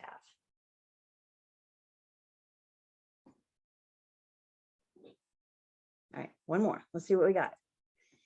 Listing agreement authorizes dual and designated. Buyer agency agreement is in writing. It does not authorize dual. Now the buyer wants to see one of the company's listings. Do your head one way or another. As it stands right now, seller says yes, buyer says no. Can I show this property? As it stands right now, can I show this property? No. Because in order to act as a dual, I got to have both parties consent. I have to have both parties informed written consent. So seller saying yes, buyer saying no. Do I have both parties consent? No. So can I show the property? Not as it is right now. What do? I go back to the buyer. I know you tell me this is your dream home. If you want in the front door, we got to get you to amend your agency agreement. Does everybody hear me? It can be changed. If it's oral, it can be changed orally. If it's in writing, it can only be changed in writing. It can be changed. but we have to it doesn't just happen automatically. We have to have conversations. Remember 6 months ago, you told me no. Are you telling me you want to change? Just don't say, well, I'm sure they remember. And so now I'm going to show them this property because they want to see it. We may have to go back, especially with buyers. You may be with buyers for a couple months. You may be with them for a couple years, especially with buyers. We may need to go back and revisit this, possibly with sellers as well.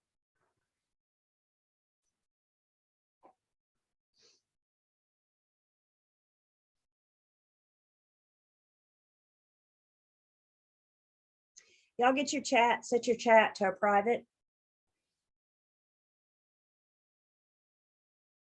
chat to me. I got some Q&As for you. Private chat, please. Tell me in a private chat, the commission's working with real estate agent is mandatory disclosure. Must it be given in all brokerage transactions at first substantial contact? Y or N? I'll take that. Y or N?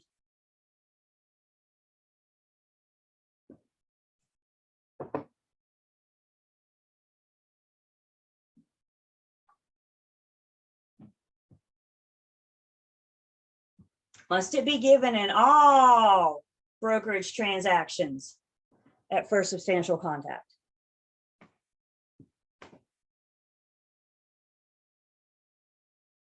And you can change your mind if you want to. Perfect.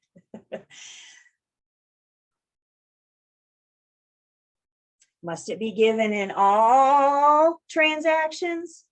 No. It's only required in sales. It's not required for lease.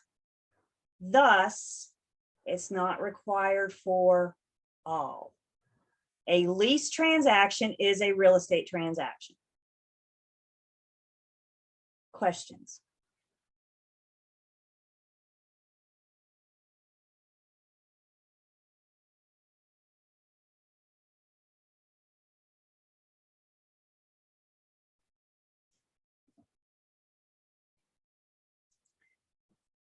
Y or N, does the working with real estate agent disclosure apply to commercial sales transactions?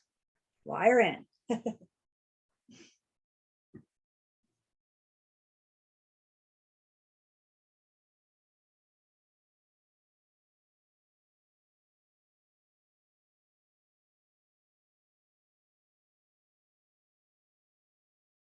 Does it apply to commercial sales transactions?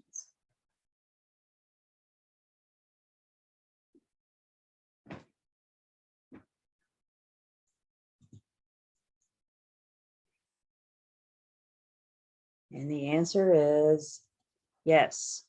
A commercial sales transaction is a sales transaction. So when we talk about sales, I'm not talking about the type of property. When we talk about sales, I'm talking about who I'm working with. Who am I working with in a sales transaction? Buyers and or sellers. Maybe it's commercial, maybe it's residential, maybe it's for an industrial warehouse, maybe it's for a farm somewhere, but I'm working with buyers and sellers. It's a sales transaction. Questions on this one?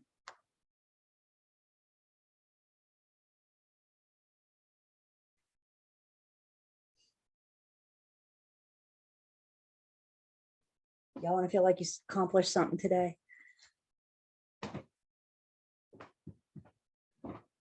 We made it through Unit 7. Key terms, you guys, you got to know what those words mean. Again, your test is not going to ask you, this is agency. Tell me A, B, C, or D what agency means. Your exam is an application exam, which means they're going to plop you in a situation and expect you to know agency. But it all starts with knowing what the word means. So key terms help us define and understand the meanings. I love the key point reviews. The Cliff's Notes, do not let the key point review substitute your reading and looking through the unit.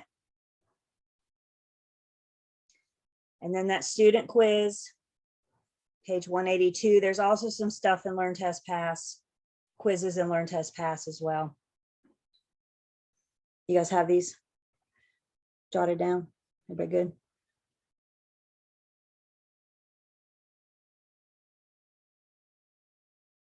I do want to show you, if we go back into Learn Test Pass, the Unit 7 material. I just, just some good supplement stuff in here for you guys. So here's some summary points. This was from this year's general update. So this kind of summarizes material facts. Here's some summary points about agency. So, here's another resource for you guys to help you guys get this in bullet point forms. The other thing I want to point out is I have a sample oral buyer agency letter. So this is an example. If you have the conversation with the buyer about entering into an agency agreement, even though it's oral, it's still an agency agreement. But you all agreed after this conversation, we need to go home and follow it up with an email, right? This is a sample letter. This could be an example of what you might follow up with. And as you can see, I will act as your buyer's agent. I will assist you in locating and buying. This agreement is non-exclusive. I will show you any properties that I'm going to be paid off. It explains what it means to be an oral buyer agency. Now, obviously, this is just a sample. You can go home and pound it out in an email if you want to. But I just included this so you guys can get an idea of what you're explaining to this buyer, even though you're not in writing. Does that make sense? So just to kind of give you that idea. What questions do I have about Unit 7?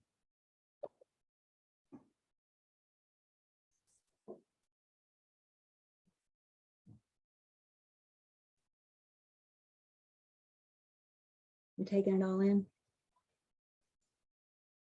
All right, let's take a break. We come back, we get to Unit 8.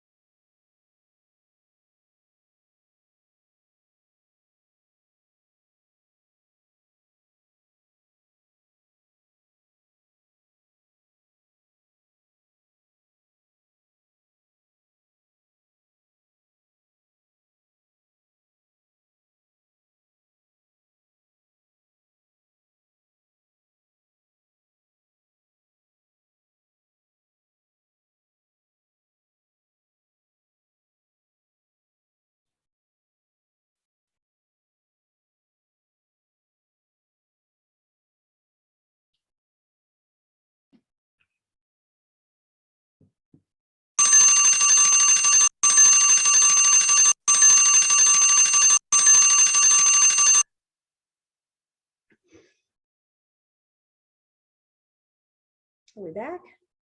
Hello.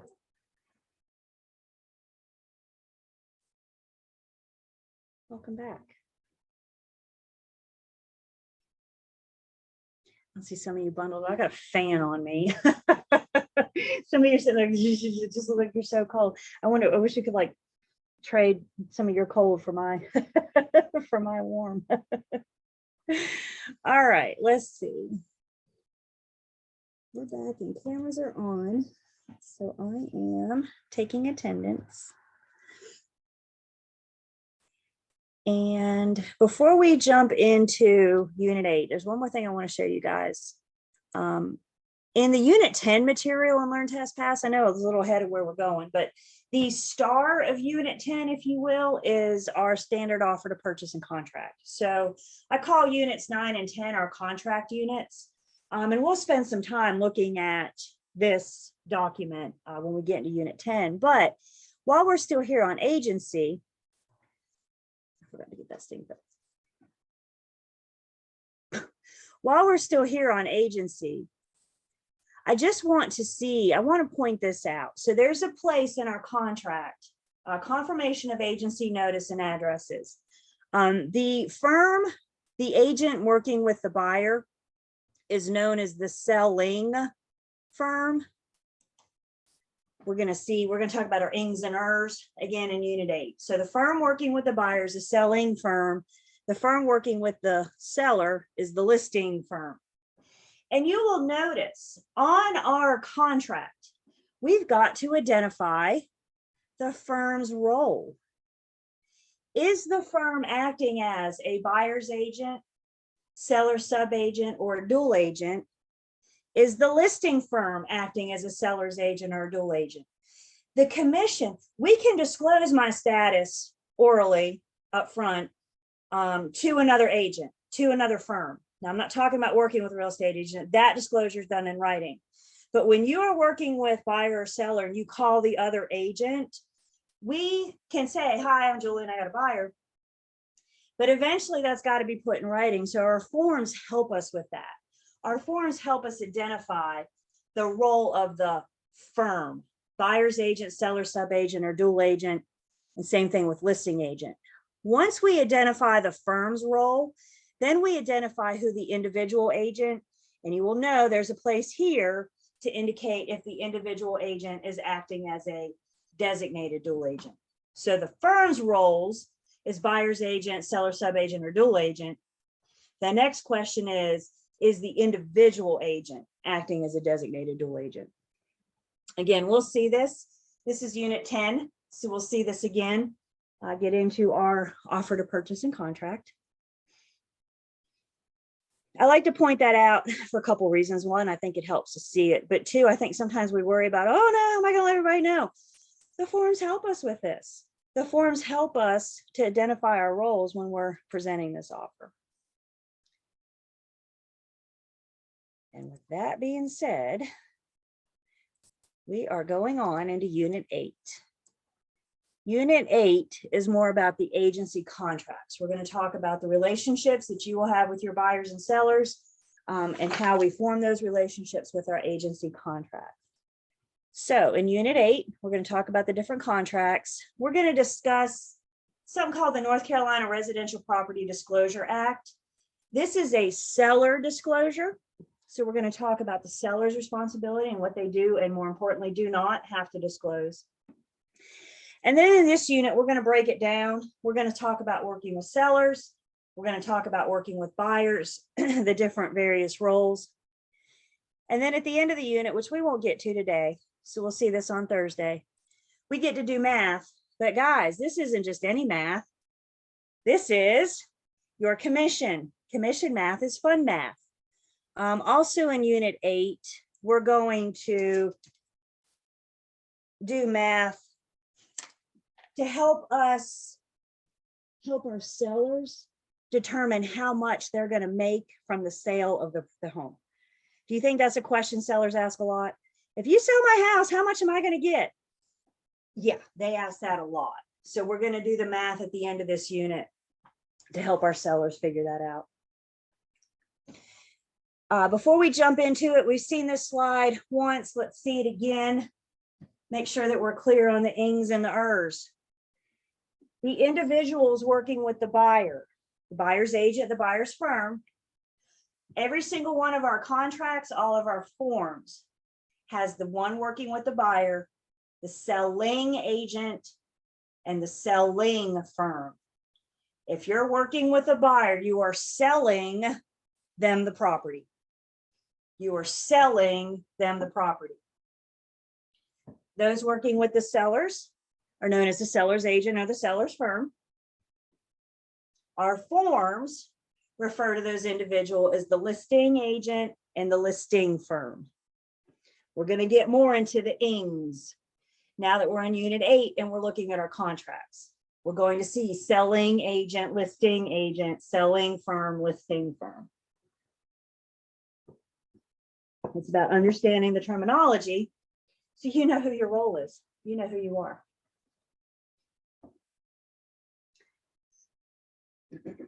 So starting on page 188 in Unit 8, let's talk about our agency contracts. All of our written agency agreements must be signed by all parties. The seller or buyer will sign it. The agent is allowed to sign on behalf of the firm. Remember, the agency agreement is between the buyer or seller and the firm. You, as an agent, are a general agent to your firm. Universal, general, and special. You're a general agent, which means you have some power. You have some ability. What's some of that power and some of that ability? Well, some of being a general agent is you are allowed to sign the agency agreement on behalf of the firm that you're affiliated with. All of our written agency agreements have to have your license number. Once you get your license, you'll get a 6-digit number. Go ahead and memorize that because you need it everywhere you go. Put it on a flashcard if you have to, but go ahead and memorize that. The Real Estate Commission has no clue who Julie Campbell is. They do know who 264-172 is. Go ahead and memorize that number. You need it. All of our written agency agreements have to have a definite termination date. We talked about in Unit 7 when our agency agreements terminate. One of the reasons that they may end is because the agency agreement expires. We put a definite date in there, and when it's over, unless we agree to extend it. We have to decide, the two parties have to agree on when it's going to be over. And then all of our written agency agreements have the prescribed non-discrimination clause. Now we'll see that when we look at our listing agreement in just a bit. Remember, I got a whole unit dedicated to fair housing. So we'll talk more specifically about the protected classes and how we can protect them when we get into Unit 19. Everybody see this word must? Did y'all write that down, underlined it, highlight it? What's the word must mean? Is there an exception to this rule? No. So what do our written agency agreements need? Signed by all parties, your license number and expiration date, and our non-discrimination clause.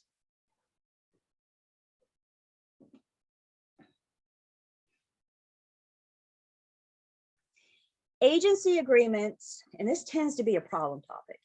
Agency agreements are employment contracts. The consumer is hiring us to do a job. The seller is hiring us to market and advertise and sell their property. The buyer is hiring us to help them purchase, locate and purchase a property. It's an employment contract. We're being hired to do a job. One of the most important things about an employment contract is it spells out how we're going to get paid. This is the form we use to protect our commission.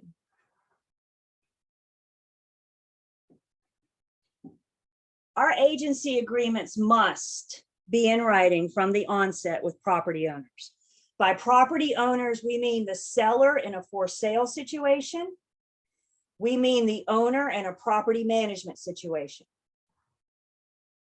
We cannot have an oral agreement with an owner. Do I have everybody? The only exception to that rule is the oral buyer agency. I cannot perform a single service for a seller or an owner without first getting this agreement in writing. I cannot put a for sale sign in the front yard. I can't measure. I can't take pictures. I cannot perform a single service for this seller, this owner, until we have our agency agreement in writing.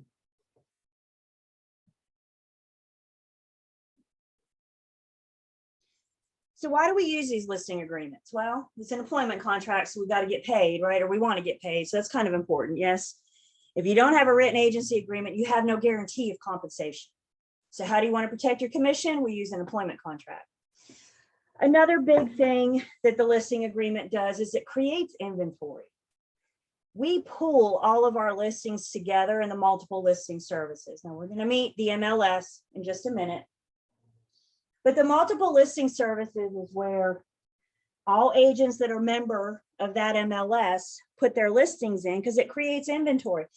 We're salesmen. Salesman needs a product to sell.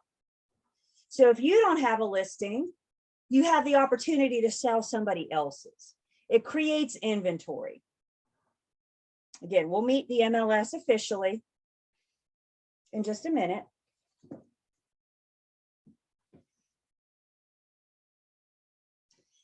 Once you guys get licensed and you start working out in the firm, out in the field, you're going to have to find customers. Believe it or not, consumers, I should say consumers, I mean, they can go to Google and find you.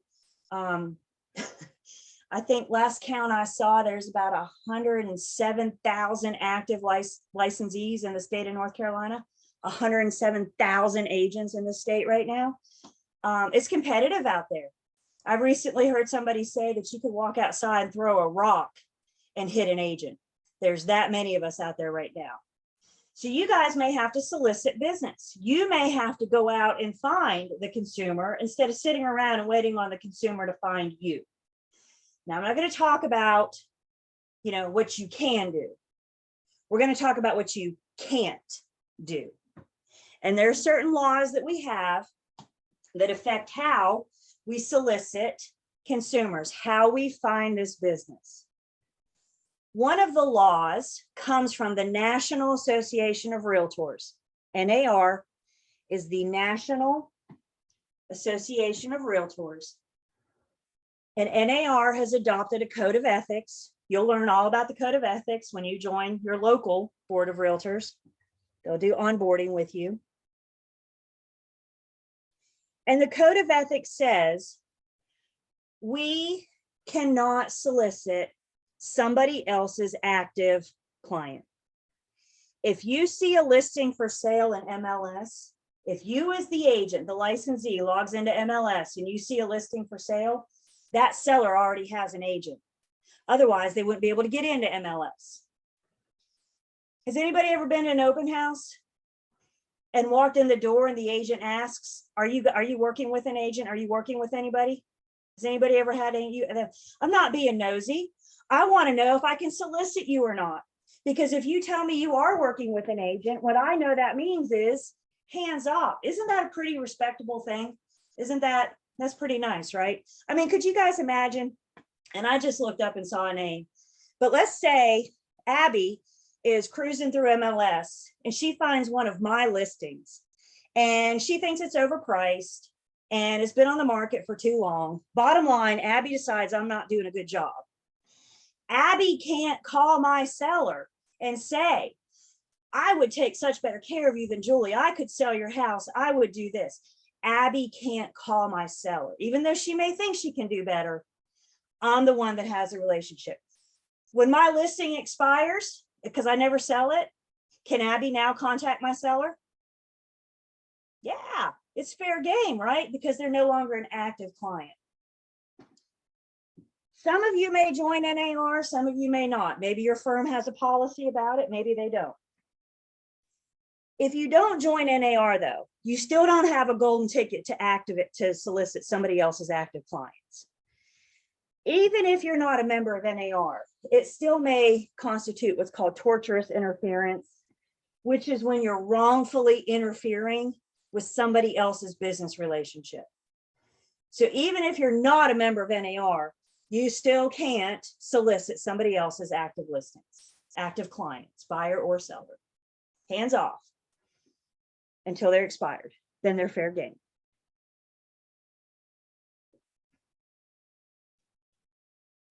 If one way you're considering about soliciting business is by old school picking up the phone, going to 411.com, picking up your phone and making some phone calls, we do have to abide by the do not call rules. So before you pick up the phone and cold call, by cold call, I mean either getting a phone book or going to 411.com, getting somebody's phone number and calling them to try to get their business. Before you do that, you've got to get your hands on the do not call registry. And before you call that person, you have to make sure that they're not on the do not call registry.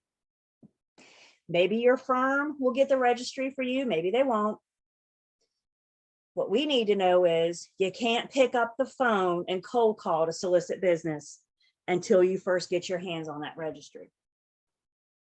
There are a few exceptions to this rule. If you're calling a former client and that former client is on the do not call, you can call that former client for up to 18 months at the end of your relationship. So if your listing agreement expires today, it doesn't matter if that seller's on the do not call or not. Because you previously had a relationship, you can call that seller tomorrow up to 18 months or until they tell you to stop. That's what this little asterisk means. If they say, Julie, please stop calling me, I've got to honor their request. I'm not going to say, I got 18 months. If they say, Julie, please stop calling me, I have to honor their request. If you receive a phone number from a customer, maybe somebody came into your open house and filled out your open house registry and left their phone number. Maybe they did a soft inquiry on your website. If you get a customer's phone number, even if they are on the do not call, you can call them for up to 3 months after the soft inquiry or until they tell you to stop calling. We've got to honor their request when they say, stop calling me. We've got to honor that request. So again, 18 months for a former client that's on the do not call, 3 months for a customer soft inquiry, even if they're on the do not call, or if they tell us to stop. For sale by owners, FSBO, for sale by owner, we cannot call a FSBO that's on the do not call to solicit their listing.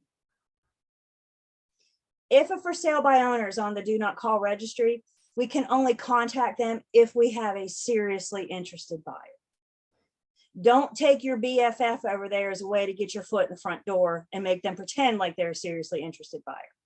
You genuinely have a buyer that's interested in this for sale by owner. Everybody with me? And then you can only contact the for sale by owner on behalf of the buyer.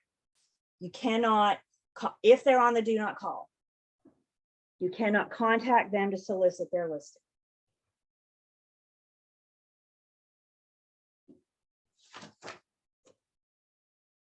So we follow the do not call.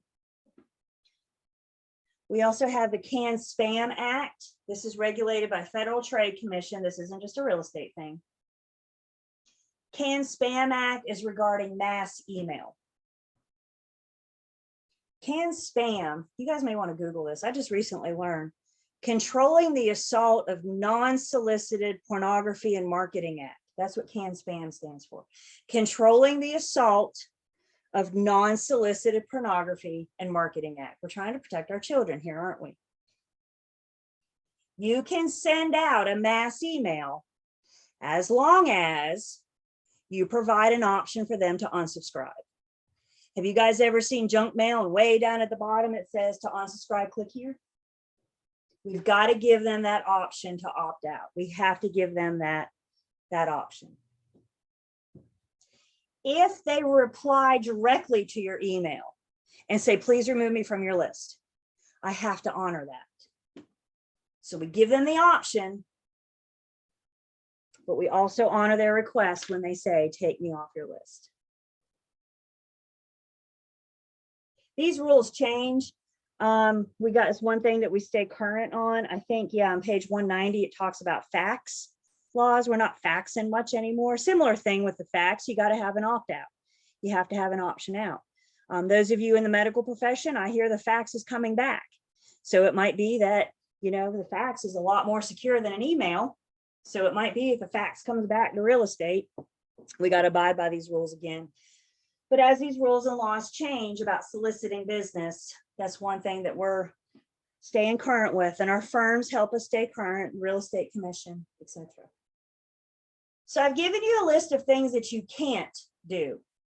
Why don't you guys tell your peers in the chat what you can do to solicit business? What can you do? I'm just giving you a whole list of things you can't do. Gee, Julie, that's no fun. So let's talk about what we can do. Zillow online, yep. Signs, social media is huge right now, isn't it? Cold calling is not, as they're not on the list. Mailers, you can send out postcards. Online advertisements, ads around town. Have you guys seen billboards? Park benches? I'm seeing them now, like you can buy an ad, you know, like the front of your grocery cart. So there's like that little panel and you can buy an ad, put that in there. Door to door, old school door to door. You have to honor the no solicitation rules sign. You have to honor the no trespassing sign. And if you are going to go door to door, I would suggest taking a friend. There's safety in numbers. But good old fashioned door to door knocking, flyers, open houses. Many a thing, wear your name tag everywhere you go. Many of things you guys can do to solicit business. Be creative, think outside the box. Don't do what everybody else has been doing. Car decals, there you go. Questions on what we can't do. Can't. That's what you're going to be tested on. Can't do.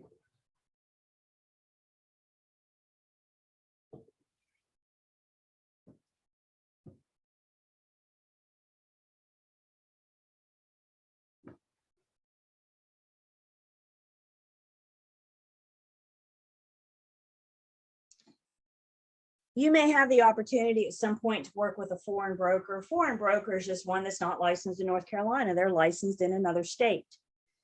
As we've said a couple times, your license is good for any property that's located in the state of North Carolina. I don't care where you're standing. I don't care where your client's standing. If the property is located in the state of North Carolina, your license says you can work it.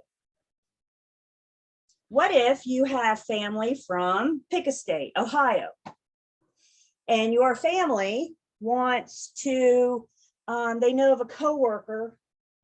Well, I think, you know, a broker in Ohio. Let me walk through this. You know, a real estate agent in Ohio, and they have somebody that wants to move to North Carolina.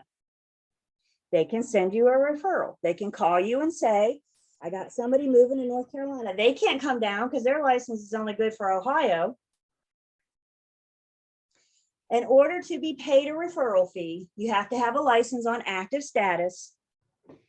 And that agent from Ohio can't come to North Carolina for the purpose of conducting business. Can they come to North Carolina to visit? Can they come on vacation? Can they go to one of our great ocean cities? Of course, for vacation. They can't come down to get involved in that transaction. That goes both ways, you guys. If you are referring business, sending business to another state, you can't go to that other state for the purpose of conducting business. If they're licensed there, of course, they're allowed to, but that's not what we're talking about. We're talking about if they only have a license in Ohio. You can get licensed in all 50 states if you want to. One at a time. Let's just focus on North Carolina right now. Let's see.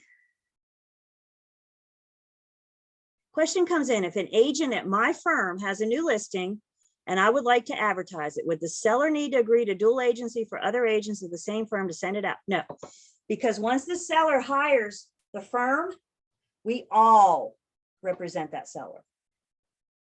So what duty do we have to that seller? OCAR. Dual agency comes in is when the firm brings the buyer. How many clients in dual agency? Show me right now, everybody. How many clients in dual agency? 2. Buyer and seller are clients. So foreign broker, somebody that's licensed in another state.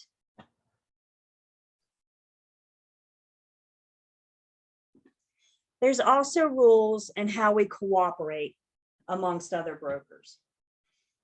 Sherman's Antitrust Act. Again, Sherman's Antitrust Act has nothing to do with real estate, but this is an act that we have to follow.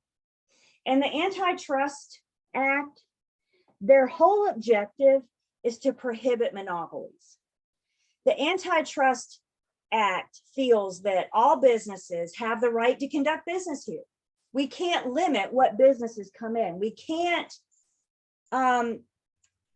somebody can't monopolize the whole market.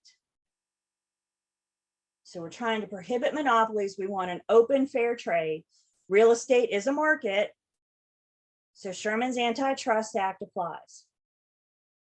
The first antitrust law that we have is price fixing. So many of you have already tried to get me to engage in price fixing. When it comes to real estate, what the firm charges the consumer and how the firm shares their commission with the broker is all on the firm's policy. The firm decides how much to charge. The firm decides how much of their commission you're going to get. Sherman's Antitrust Act says that, for example, the North Carolina Real Estate Commission can't tell us what to charge. The National Association of Realtors cannot tell us what to charge. Commission and commission splits are determined by the firm. And every single firm is different. So how much commission am I going to get? How much referral fee am I going to get? What's my split going to be? I don't know. That's a question you need to ask your firm when you're interviewing with them. It helps keep a healthy competition. It keeps it fair to the consumer. Your firm's commission may be negotiable.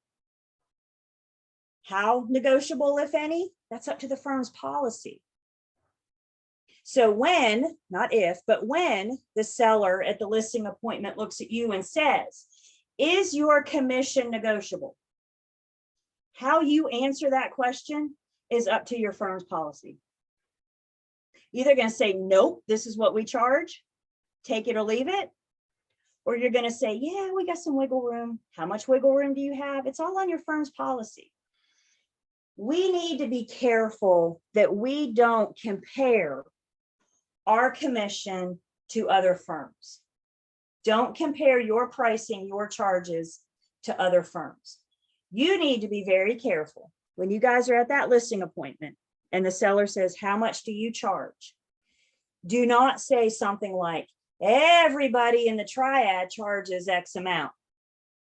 You've just violated Sherman's Antitrust Act. When you're asked that question, how much commission do you charge? Your answer is, my firm charges X amount.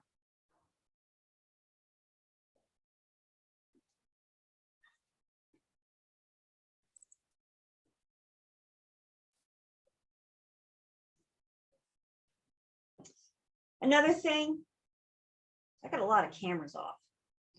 Another thing with Sherman's Antitrust Act is group boycotting. Group boycotting is the idea of 2 or more businesses getting together to try to drive somebody out of business. Maybe we're sitting around talking about another real estate firm and we say, well, we got to get them out. They're not doing good. We've just engaged in group boycotting. Let's say, for example, your buyer gets a home inspection and the home inspector did a terrible job. And you're really disappointed in that home inspectors. Going forward, I don't have to recommend that home inspector to my buyer. Now, my buyer orders the home inspection, so if they want to use them, I can't stop them. I can say we didn't have a great experience. But I don't have to recommend, I don't have to suggest that home inspector going forward. What I can't do is go into the office and say, okay, guys, this home inspector blew it. Let's nobody call them again. That's boycotting. We can't conspire together to try to push somebody else out of business. Trust me, you guys, if that home inspector is as bad as what I'm saying he is, he will drive himself out of business. He doesn't need your help. So group boycotting, we're working together to eliminate the competition, for example, to drive somebody out of business. Another thing we can't do is allocate the market. By allocate the markets, we're just saying we can't divide the markets. I work where I choose to work. My license says anywhere, as long as the property is located in the state of North Carolina. I may choose just to focus on Guilford County. That's my choice. What we can't do, you and I cannot get together. And again, I just looked up and saw a name. So Andrew and I can't get together. And Andrew says, okay, you do Guilford and I'll do Forsyth. You stay out of Forsyth and I'll stay out of Guilford.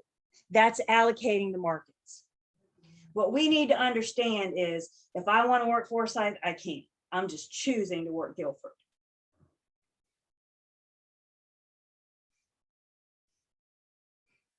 So gee, Julie, what's the big deal? Well, there's penalties involved. If you look with me on page 191, so you can see that I'm not making this stuff up. Miss Julie? Yeah. I have a quick question. So I was on this lady's real estate agent Instagram page, and she was like, I can help you find a home in all 50 states. Like, just let me know. So do you Well, think she might she maybe meant that, licensed like, in all 50. She might be able to send a referral fee. She Right, might be able right. to refer you out. So can she help you? Sure, she can connect you with an agent in Utah. Yep.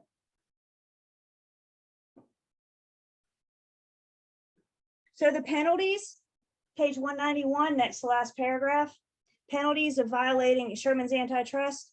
We're looking at fines, maximum $100,000. And that doesn't say or, and 3 years in prison. Sherman don't play around, does he?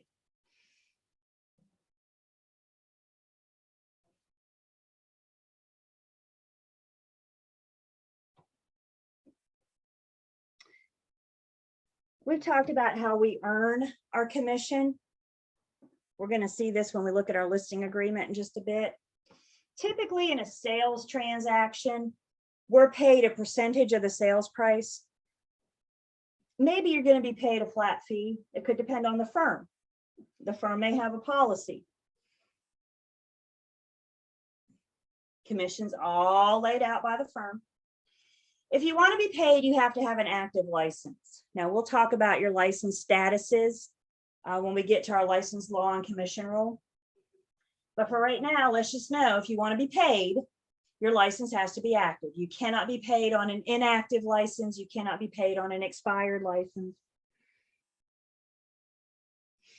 And then you're either, that says employed, but it really should say affiliated by the firm. Let's edit that word, affiliated by the firm that has the listing agreement, or you're the one that brought that ready, willing, and able buyer. So you're actively licensed. You're either the listing agent or you're the one that brings the buyer.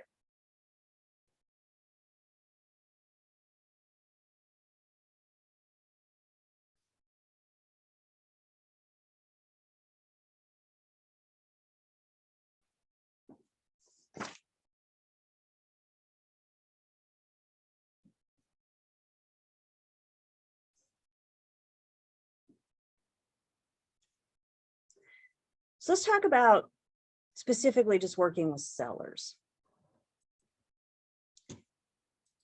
Seller calls you and says, I'm thinking about selling my house. Can you help me? And you do your little silent happy dance, you know, of course, I'd be glad to. How may I assist you today? Right? We all know that move. So we're celebrating on the inside, we're acting professional on the outside. Before we ever go see the home, we need to learn as much about it as we possibly can. We're going to go online. We're going to go check out things like zoning, tax records, schools, highways, NCDOT. You know, those things that we babbled on about in the first couple units? That's all research we can do on the home. Your firm will help you get that information. Ideally, by the time you guys show up for the listing appointment, you've learned everything you can about the home. The only thing you don't know is what the inside looks like. Now, maybe you can go to the multiple listing services. There's a history. Every listing that's ever been in the MLS since the day one is still there. So you can do a history, you can go back, you can see pictures. Does that tell us what the home looks like today? No, but that tells us what it looked like back in the day, right? Maybe since then they've torn down a wall and, you know, added a bathroom. I mean, all sorts of things too. But ideally, by the time you show up for that listing appointment, the only thing you don't know is what the inside looks like. Do a drive-by, check out the neighborhood. Somebody says HOA too, absolutely. If it's in an HOA, you can do that research. We also are going to get the seller to help us with some information as well. The seller is going to have to provide us for our listing agreement. And maybe you don't do this pre-listing, maybe you wait until you meet the seller. I'll explain that in a second. But for the listing agreement, for example, we have to get the seller's outstanding balances. How much do you owe on this home? Y'all, we just met them. I'm already busting out with, how much do you owe on this home? Why? Well, first off, I want to make sure that they can afford to sell it. Have you guys ever heard the term underwater? If they're underwater, they owe more than the home is worth, and they will have to bring money to closing. I know in a perfect world, the seller's going to get money from closing, but that doesn't always happen. Upside down, underwater, the seller owes more than the property's worth. Don't you want to find this out before you list the property? Don't you want to find this out now, as opposed to showing up with the seller not coming to closing because they don't have the money? Could you imagine going through all that? The seller saying, I don't have any money. So we're going to get the seller to gather their mortgages, their liens, how much they owe. If it's in an HOA, we can ask the seller for covenants. We can ask the seller if they ordered a survey when they purchased. I've never known a seller that's willing to share that with the buyer. We can ask, but we can see it to help us get an idea of the lot size, where the property lines are, so we can properly market it, so we can advertise it. Pre-listing and first meeting activities. I need everybody to stop. This is what drives me nuts about your book on page 192. The book assumes that you've not hit first substantial contact at the pre-listing. The book assumes first substantial contact has happened or will happen when you walk in the front door. What I need you guys to understand, if first substantial contact happens on the phone when you're scheduling the listing appointment, we need to do our working with real estate agent disclosure. Do I have everybody? Working with real estate agent done is no later than first substantial contact. So if they call you and say, I'm thinking about selling, you see, my husband wants to get closer to his family, please stop talking. I need you to know now, while we're scheduling this appointment, I don't owe you that confidentiality. I don't represent you yet. Does everybody see what I'm saying? I'm not saying your book is wrong. I'm kind of saying your book is wrong. Working with real estate agent disclosure has to be done before. Is it going to happen on the phone? I don't know. Is it going to happen when you get there? I don't know. We have 3 days to deliver it. I'm still going to discuss it with them. Good question. Thank you. So when they're on the phone, I'm not going to let them keep talking. Whoa, whoa, whoa, whoa, whoa. Before you continue, you need to, and we will talk more about this at our meeting next week, but you need to know now.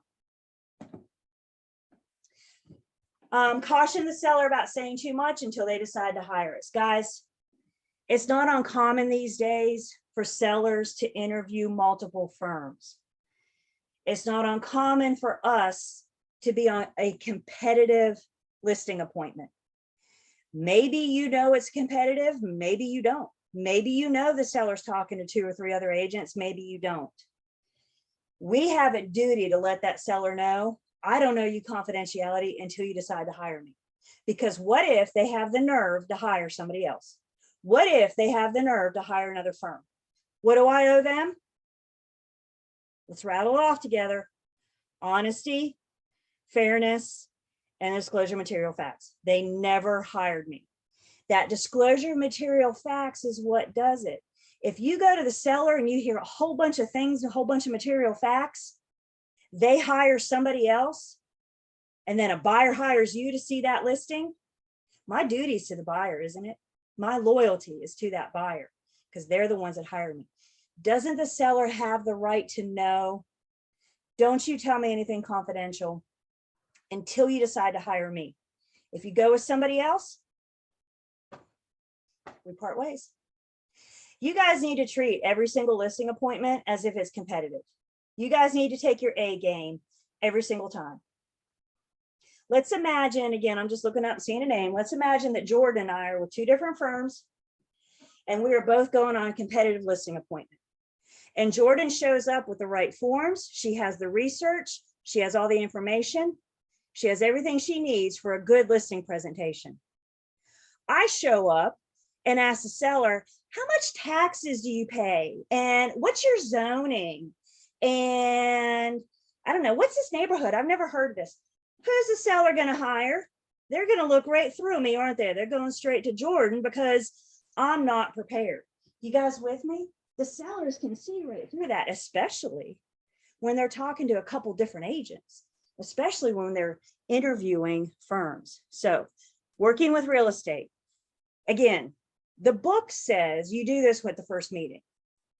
The commission and your test say we do this no later than first substantial contact. If that happens on the phone when we're going over scheduling our appointment, then we do our working with real estate agent. So see, I got a couple questions. Let me go back here.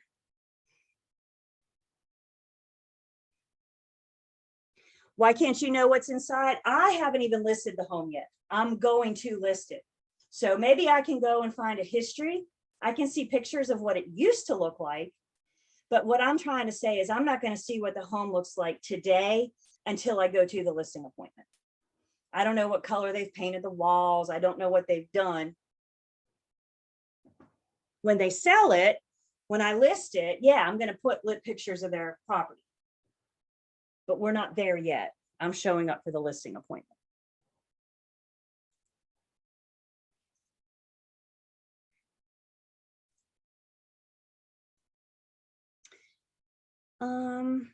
Okay, so now we're ready to list it. Seller said they're going to hire us. We've entered into a listing agreement. Usually, especially in a competitive listing, you're not going to get a signed agency agreement that day. So it's your dog and pony show. You're just going through and telling them why you're so great and why they should hire you. So they call you later and they say, okay, I've decided to hire you. Woohoo! Get your listing agreement because we need to get that thing signed. We need to get it in writing. Now, generally, we need to go back to the home and start getting information. This is when we're going to walk through with the seller. We need to tell the seller first that while they don't have a duty to disclose material facts, remember caveat emptor, they don't have to disclose. We do. So when they're going through the home, pointing things out, oh, there's a ceiling stain. Oh, there's this. Oh, there's a big crack in the foundation. They need to know my duty to disclose before they start pointing stuff out. Isn't that fair? Isn't that fair? Let them know ahead of time. Y'all set the expectations. We're also going to go through and get our listing data sheet. I have a sample listing data sheet in the Unit 8 material and Learn Test Pass. It's from my Triad MLS. And you can, again, don't study it. But I think, looking through it and see some of the information that we need to gather to list a property. I go old school. I print the thing out, put it on a clipboard, and I go through and check boxes and write stuff down while I'm there. Now, some of you might be more fancy and you may want to do it on your phone or whatever.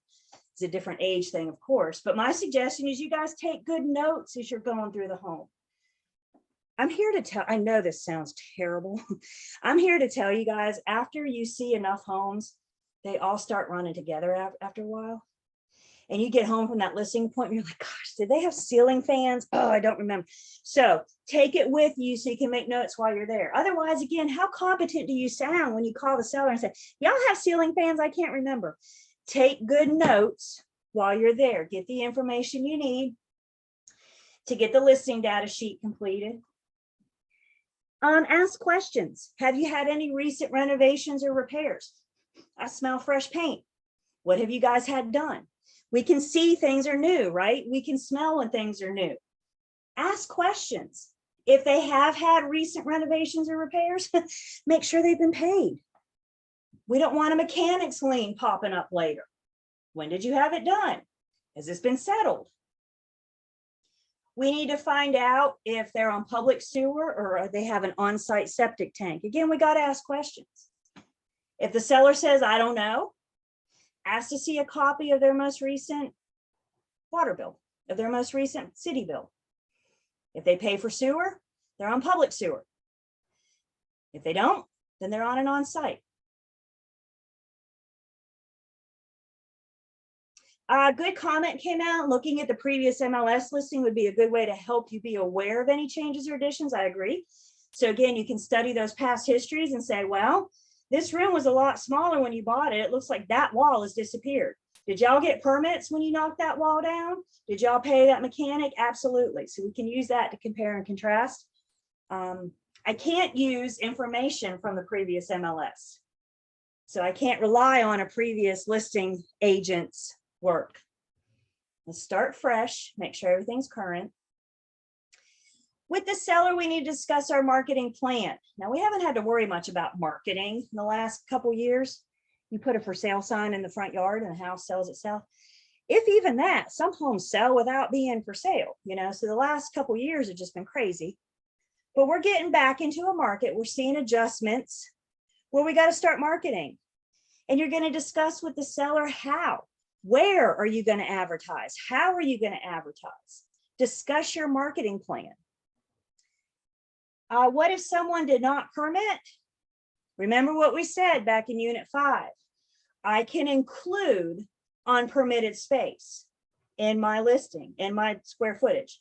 I just have to disclose that this space was not permitted, that this is unpermitted. I can include it and I can advertise it and I can have it, but I have to disclose this basement was finished with no permits.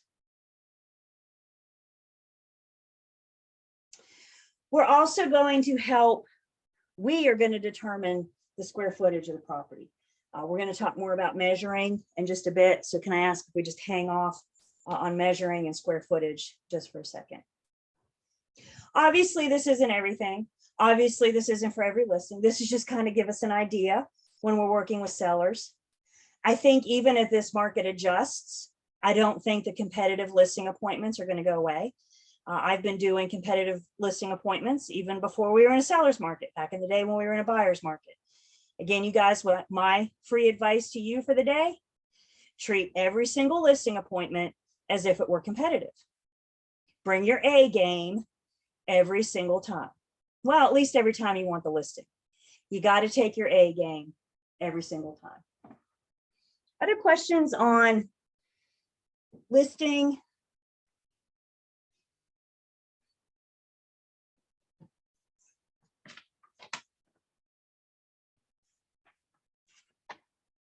Pages 194 to 203.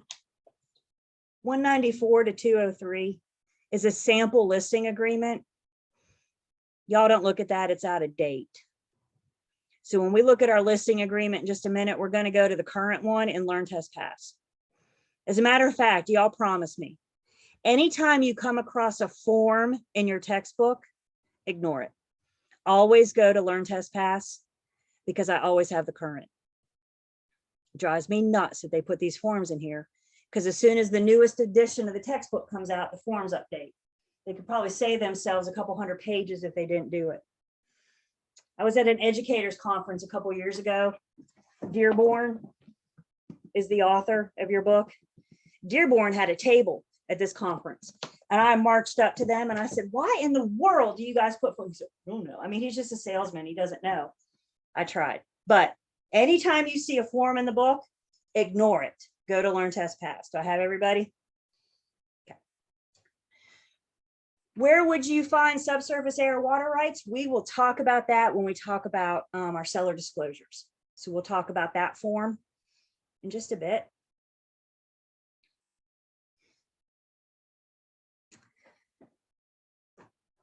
Let's take a break.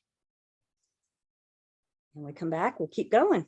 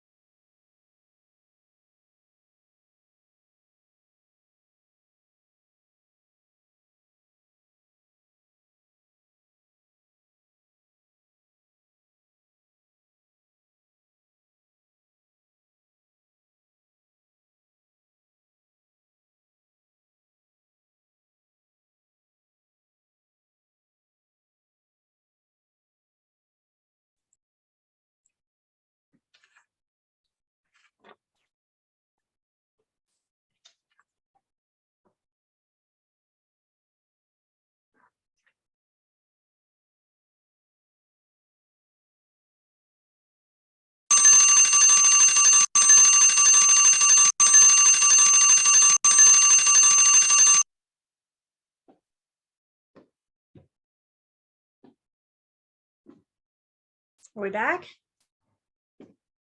How we doing? Few thumbs up. So. I think they call this a, I don't know. So you got thumbs up, thumbs down, and I don't know. So sideways thumb, is that what I'm seeing? All right, so cameras are on and I can see you at all times.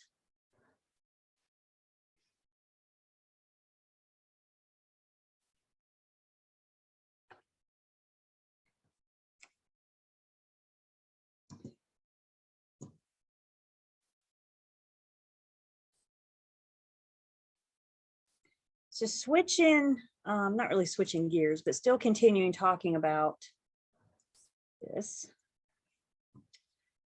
We mentioned earlier how we earn our commission. So we're either affiliated with the firm, we working with the seller, or we're the ones that bring that ready, willing, and able buyer. We're the ones working with the buyer, either with them or for them. There's a couple different fees that the buyer's agent, not sub-agent, but buyer's agent may collect. Let's focus on the second one first.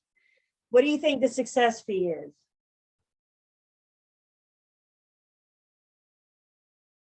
Everyone guess? Success fee? The sell, like the sell. Yeah, once you've done the job you've been hired to do, right?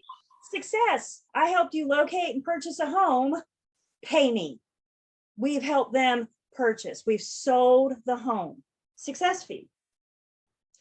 Our agency agreements tell us that we've earned our commission when we connect that ready, willing, and able buyer to the seller, when we connect the two.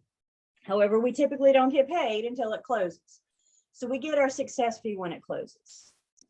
Our buyer's agency agreement that we'll see in just a minute also has a place we may be able to collect a retainer fee. A retainer fee, basically the buyer's paying a portion of the commission up front. It takes time and energy and gas and wear and tear on your vehicle to go out and show property. So some agents, some firms allow to collect a retainer fee. If we make it to closing, that'll be credited back to you. You won't have to pay it again. If we don't make it to closing, then I'm going to keep that. Whether or not you can collect a retainer fee is up to your firm's policy.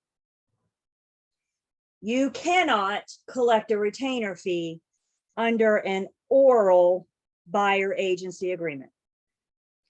So if you want to collect a retainer fee, let me rephrase that. If your firm allows you to collect a retainer fee, we got to have a written buyer agency agreement.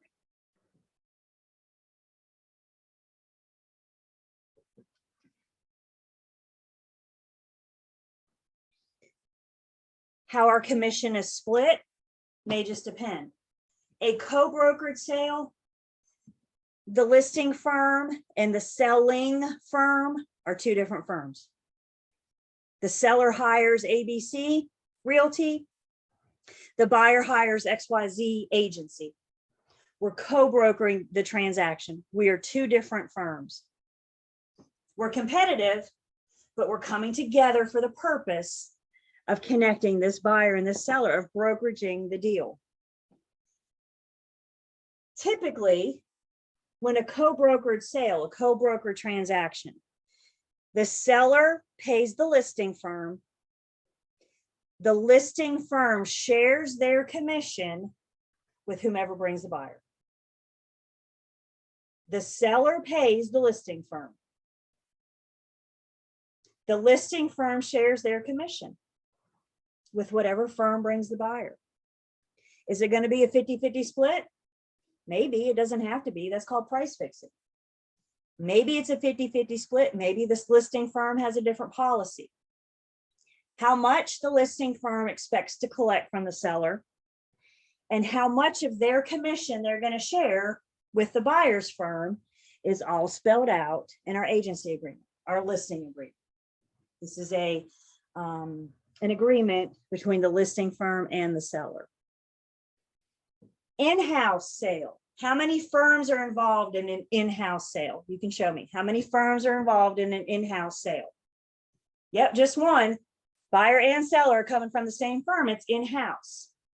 How will you be paid in an in-house sale? Will you be paid more? Will you be paid less? It's all up to your firm's policy. Are we starting to get that? I can't answer these questions for you guys because I don't know your firm's policy. This is one reason why you have compensation on your list of things to ask the firm, because they're all different. We could also do a co-listing, meaning you have 2 or more firms listing the property. I think a good example of this is an area that might be partially in one MLS and partially in another. Let's say, for example, Burlington. Burlington could go either way. It could go in the Triad MLS. It could go in the Triangle MLS. The seller may want to hire 2 different firms, one in the Triad, one in the Triangle, for more exposure. How are you going to get paid? How much are you going to get paid? Commission? Are you going to have to cut it in half? Da, da, da, da, da, da, da. That's all up to the firm's policies. Are we even going to do this? Are we even going to co-list?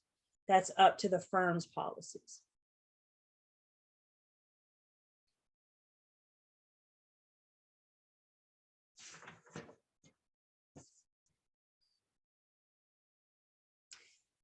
Starting on page 211,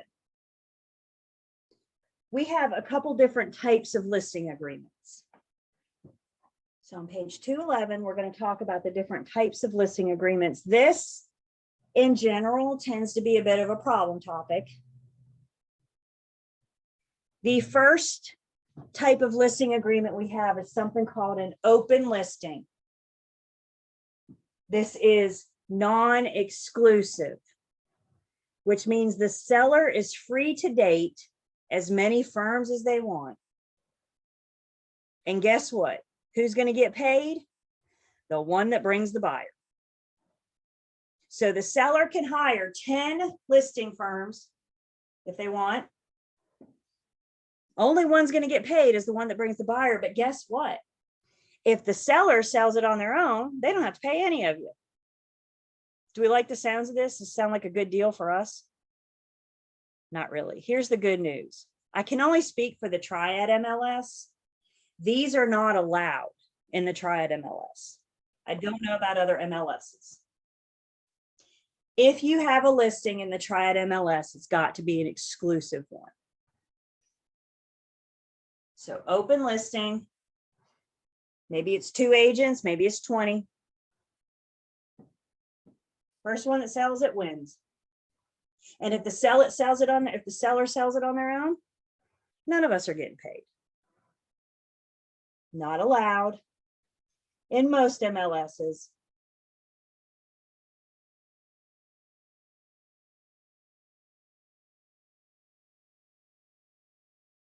Another type of listing agreement we have is an exclusive agency listing. How many firms is the seller dating? All right, now it's looking better. Seller's only dating 1 firm, right? It's exclusive. So there's only 1 firm, 1 agent. If that agent wants to get paid, they need to bring the one to bring the buyer, be the one to bring the buyer. There's still no guarantee of payment in exclusive agency listing. These are allowed in the Triad MLS, but I have never seen one. The seller still retains the right to sell it without you. So if the seller's at the office and they're back in the break room and a coworker comes into the break room and says, man, I love your neighborhood. I've always wanted to live there. The seller can say, well, as a matter of fact, my house is for sale. You want to come look at it? Who sold that listing? Was it the agent? No, it was the seller in the break room. So they can still retain the right to sell it on their own, not pay that one agent. If that agent wants to get paid, they got to bring the buyer. Exclusive agency listing. This is the one that we like. It's called exclusive right to sell. There's only 1 agent, and that agent gets paid no matter where the seller comes from.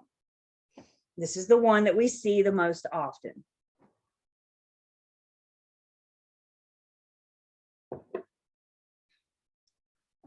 So I don't care if the seller sells it to their coworker in the break room, I'm still going to get paid.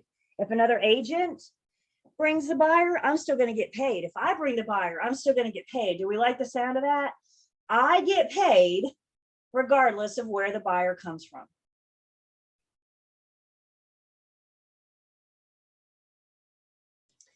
In Learn, Test, Pass, you guys do not need to write this down. I have pulled this out, gave it its own separate little, and this is in Learn, Test, Pass. And I think this is a good refresher in what, little over a month when you guys start studying or getting ready for that exam. So I think this does a nice side by side. It tells us that's what the money sign means, when you get paid. So in an open listing, when do you get paid? When you bring the buyer. If somebody else brings the buyer, you don't get paid. Exclusive agency, you get paid when you bring the buyer, where another agent brings the buyer, but the seller still retains the right to sell. Exclusive right to sell, you get paid, you get paid, you get paid.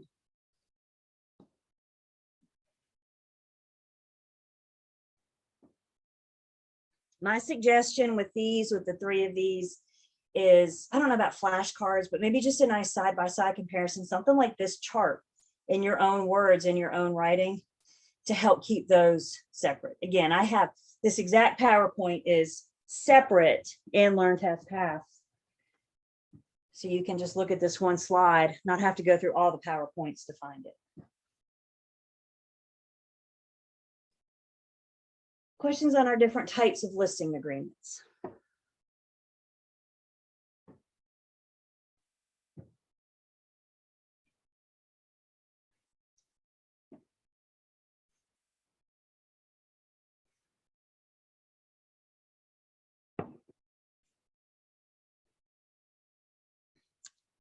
In North Carolina, we have something called the protection agreement.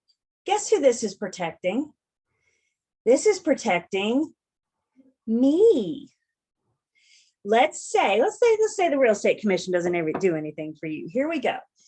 Let's say you're working with a buyer and they're interested in seeing a for sale by owner. So you call the FSBO to schedule the appointment. You say, I have buyers that are interested. Can we come by at 2 o'clock today? And the FSBO says, sure. And then you ask the for sale by owner, are you willing to compensate me if this buyer chooses your property? You guys have got to ask about your commission, because you know what? Nobody else is going to look after your commission except you. So you've got to ask. When we look at our buyer's agency agreement, it tells the buyer that I will always ask the seller to pay me first. But if they can't or won't, you're up. So isn't that a duty I owe my buyer, to ask the for sale by owner if they're going to pay me? There is no promise. They haven't hired anybody. They're unrepresented. They're out there on their own. So you call the for sale by owner. You say, I got a buyer. We're going to be by at 2. They say, great, sounds good. You say, are you willing to compensate me? If they say, no, I'm not. That's why I went for sale by owner and I'm not going to pay you. You call your buyer and say, they're not willing to pay me. If y'all want to see this property, you got to agree to pay me before we go see it, before you fall in love with it. Am I good with that? Protect your money. Nobody else is going to. What if the for sale by owner says, of course, I'm going to pay you? Are you going to take them at their word? Are you going to believe them? Hope everybody shakes your head no. No. We got to get them to agree. We got to get them in an agreement. And that's what this protection agreement is. The actual name of the form is a mouthful. It's on page 212 under the in practice. The actual name of the form is the unrepresented seller disclosure and fee agreement. What does the word unrepresented tell you? Am I trying to get the FSBO to hire me? No, they've already chose to be unrepresented. They already chose to go for sale by owner. I'm honoring their decision. So I'm not trying to create agency. I'm not trying to get in. If they say, well, can't we just hire you? Well, of course, that's a different conversation. But most of the time, if the FSBO's gone FSBO, they've made that choice. And to protect your commission, we need to use this unrepresented seller disclosure and fee agreement. You guys answer a question for me in the chat. Whether or not they agree to pay your commission or not, put that aside for a second. whether or not the for sale by owner agrees to pay your commission or not, what other form do we need to provide that for sale by owner? What else do we need to do with that for sale by owner? I don't care if they're willing to pay you or not. What do I need to do with the for sale by owner? You guys see me smile.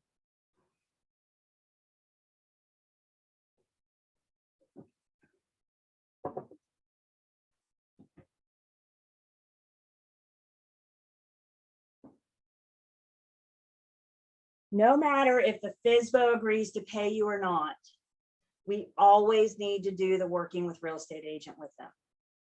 Doesn't this for sale by owner have the right to know that we represent the buyer? Doesn't the FSBO have the right to know that my duty, my loyalty, my confidentiality goes to the buyer? Don't they have that right?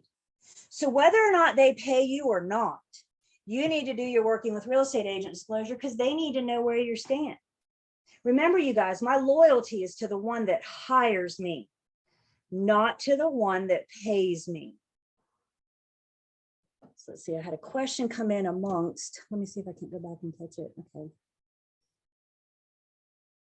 Question comes in, would this also protect the agent if the seller is not willing to meet the commission required by your firm? No, because this is an unrepresented, which means nobody is representing the seller. So what if, and that's a great question. What if, let's go back for a second. Let's pretend, and you know what? My next slide will answer that. Can you hold that thought just for 1 second? Hang on just for 1 second. We'll answer that question. Protection agreement. I'm not creating agency. I'm just saying, look, if you say you're going to pay me, I need you to sign this. We're always going to do the working with real estate agent disclosure.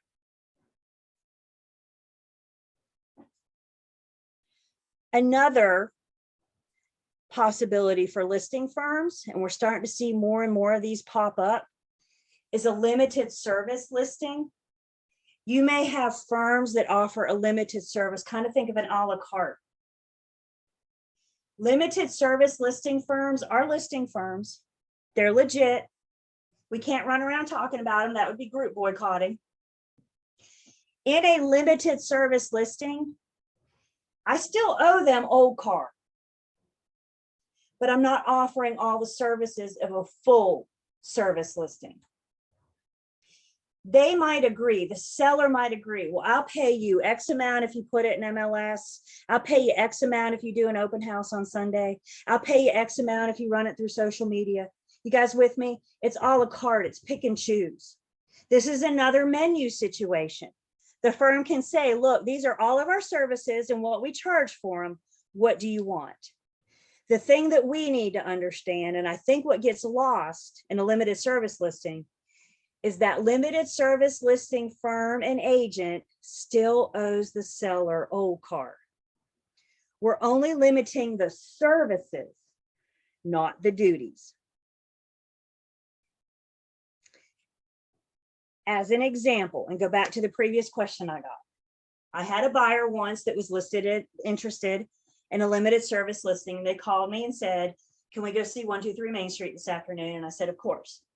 And I went to MLS and I pulled it up and I saw the listing firm. And then I saw the commission that they were advertising to me. They were offering me a 0.5%, 0.5% to bring the buyer and have the buyer close. Now, I'm not here to tell you what my firm's policy says. I will tell you my firm's policy does expect to collect more than 0.5%. Everybody with me? There's not a lot of money involved in 0.5%.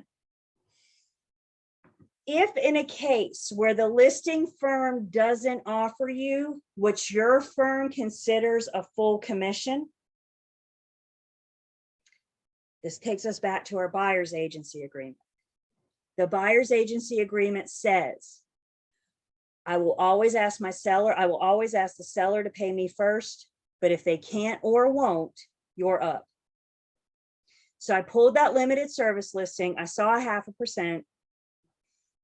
I'm a little naive. I know this about myself, and I grew up with blonde hair. I know this about me, true to form. I called the listing agent and I said, I think I found a mistake in your listing. You only advertised 0.5%. Boy, didn't I feel like it. She said, actually, that's correct. That's all my seller's willing to pay you. I kind of felt like an idiot. I was like, oh, sorry about that. Thanks so much. Have a good day. That's all the seller was willing to pay me, 0.5%. So who's my next call?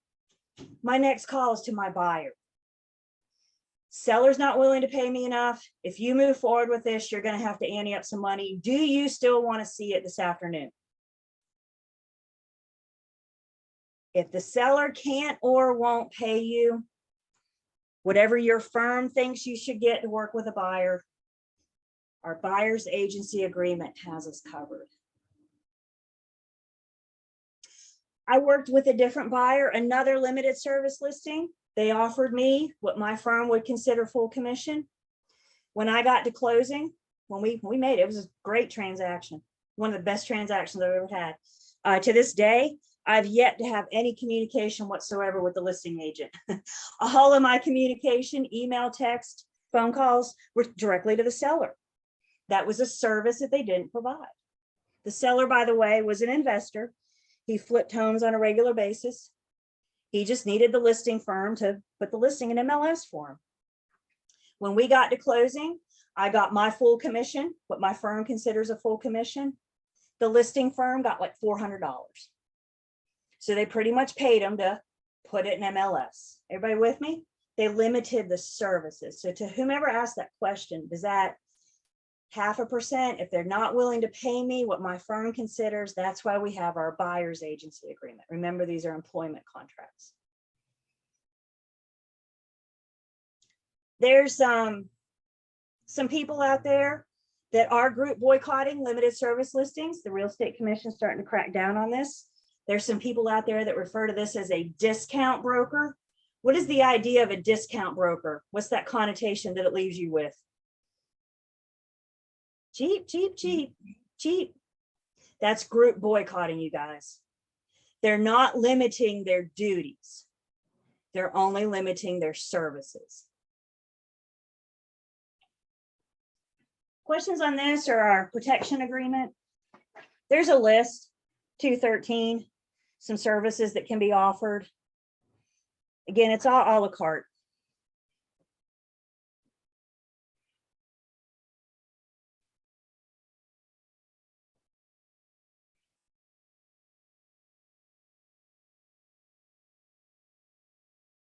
Okay.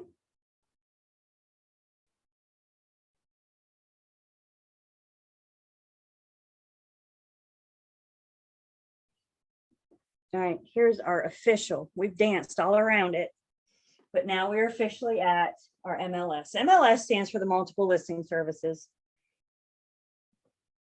May also be referred to as a cooperative listing service, maybe depending on where in the country you are, but the same thing.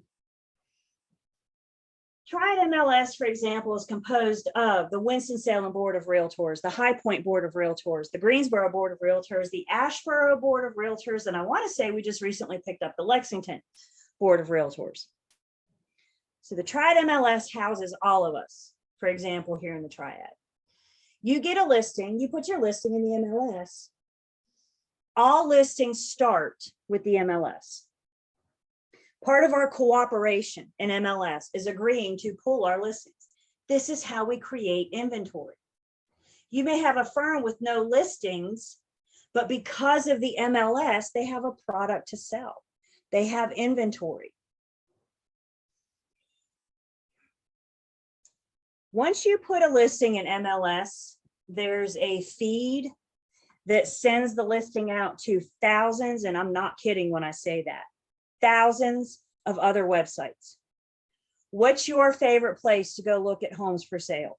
Is it Zillow? Is it Realtor.com? Is it ColdwellBanker.com? Whatever you look at online, it all originates from the MLS. Triad, oh, I got somebody from not around here. The Triad is the area referring to Greensboro, Winston-Salem, and High Point, and kind of everywhere in between and around, mid-state there that you can see on your. So we are considered in the Triad here. Winston, Greensboro, and High Point are our biggest markets, and all our little towns in between. The other thing about the MLS, we can offer compensation and cooperation to other members of, for example, the Triad MLS. Again, welcome. Again, when you log into MLS, you can see all active listings in there. And you can also see how much the listing firm is willing to compensate you when you bring them the buyer. Sellers like the MLS because of the exposure. Again, you put a listing in MLS and it goes to thousands of websites. So MLS is how we can all come together. And there's the Triangle MLS, there's the Charlotte MLS, there's Charlotte's is called Canopy. There's all sorts.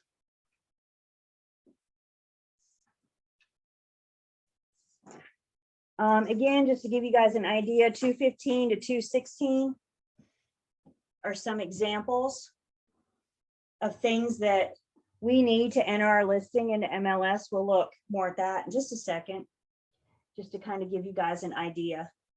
There are mandatory fields. There are optional fields.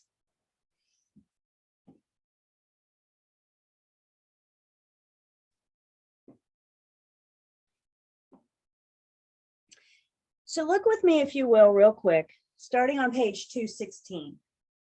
We're getting ready to go off PowerPoint for a minute. We're going to look at our exclusive right to sell listing agreement. Pages 216 to 221.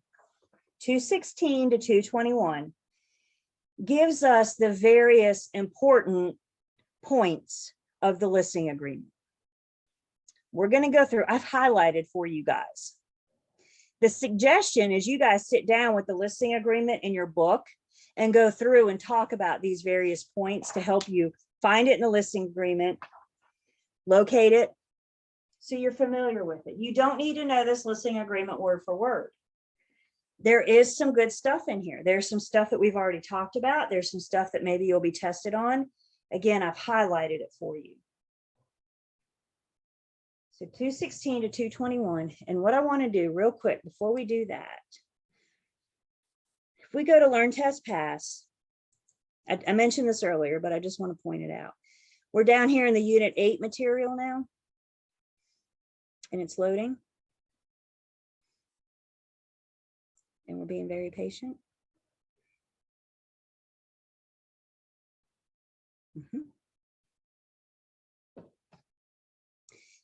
This is our input sheet from the Triad MLS. Don't study this, you guys, but I do think this is good to kind of give us an idea for what is required to put a listing in. This sucker is 11 pages. You know how much information we got to get before we put a listing in? 11 pages worth of stuff. Anything you see highlighted is required, which means I can't put it in MLS without this information. I've got to have the yellow. And you can see here, here's like zoning. Here's our tax information, deed, book, and page. Your firm will help you learn where to gather all this information so you can put your listing in. We mentioned earlier about going around the home with checklists to make sure that you get everything. So this is what I mean. Here are, what can I describe the house as? Exterior features, interior features. This is what I'm saying. I go old school. I'm no shame in saying that. I click print, I kill a tree, I click print, I put it on my clipboard, I take my pen and actually go through the home and say, yep, this has accent lighting, this has a dog run, this has a paved driveway. I actually go through and check. So when I get back home and I'm putting an MLS, I know what that home has. I know what the features have. So again, I just have this in here as an FYI. If you want to peruse it, you won't be tested on this, but I do think it helps us to kind of see what all the things are going to be required when you're ready to list a property, as an example. Also in Unit 8 is our exclusive right to sell listing agreement, and it says with highlights. So we're going to go through and we're going to just focus on the highlights. If it's highlighted, it's in the syllabus. If it's in the syllabus, it's a good candidate for your exam. The Real Estate Commission says if we know what's in the syllabus, we're prepared for our exam. So if you see a highlight, it's because the syllabus told me to. Fair enough? All right, so we're going to look at our exclusive right to sell listing agreement. This agreement is entered into between the seller and who? The seller and the firm. The relationship is between the seller and the firm, not the individual listing agent. We have the term of the agreement. We're told that it shall begin on its effective date and shall end at 11:59 p.m. on its expiration date. As you can see down here, we have a place to actually put an expiration date. We need to put an exact date in here. What date goes in there? How long do I list the property? That's an agreement between the firm and the seller. Your firm may have a policy. They may say, if we can't get a 6-month agreement, then we're not going to list it. So if your firm tells you that, you follow their policy. We're going to identify the property. What's the street address, city, county, zip. And then we're going to provide the legal description. Where's that? What's our deed book and page? What's our tax PIN number? Again, all this, how you fill this in, or I should say, where you get the information to fill this in, comes from your firm, training you get when you get there. Then we talk about fixtures. Let's go back in time. Y'all remember Unit 2? Doesn't Unit 2 seem like a long time ago? Unit 2, we talked about fixtures. As a matter of fact, we looked at a list very similar to what's in our listing agreement.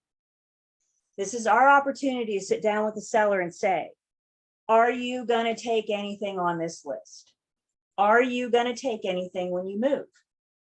And the seller says, yes, I'm taking, I don't know, let's make something up. My mailbox was a wedding gift and it has sentimental value. So we're going to take our mailbox. Great, take the mailbox. When are you going to replace it? We need to have this conversation. Does a buyer buy a house expecting to have a mailbox? Sure. So if their mailbox has great sentimental value to them and they want to take it with them, then there's just a conversation. Will you take it down and replace it before I list it so a buyer never sees that special mailbox? If the seller says, no, nope, I've gotten mail in there every single day since I've been married and I'm not going to take it down until I move. All right, I now have a duty as a listing agent to let all buyers know that when they buy this house, that mailbox is not going to be there. So we have conversations about the fixtures that they plan on taking.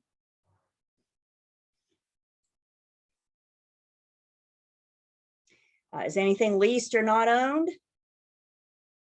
Seller shall not convey. So if the seller's making payments on it, satellite dishes, for example, leased and not owned, it's not going to convey. If there's any personal property that the seller is willing to leave, again, we're having these conversations up front. Is the seller willing to leave the fridge, the washer dryer, etc.? What's the personal property they're going to leave behind? We need to identify that in our listing agreement. Next highlight is the listing price. Seller lists the property of a price of on the following terms. And we're going to help the seller identify what type of buyer do they want. Do they want a cash buyer? Do they want a conventional loan? We'll talk about the different loan types, FHA, VA, USDA, and conventional when we get to Unit 15. Not all sellers want to work with a lender. So they may say they only want cash buyers. Not all homes are going to qualify for FHA or VA. So we might be limited on what type of buyer we can have. Julie, I have a question.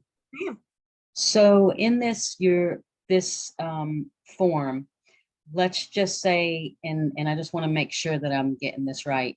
Let's just say that, they sell the home, but they don't list in their contract that like the refrigerator and stuff comes with it. This is null and void in that area, right? It has to be listed in that contract for that. It has to be listed in the sales contract. Yes, so no matter, The agreement between the buyer and the seller is what actually makes it count. This is the agreement between the seller and the firm.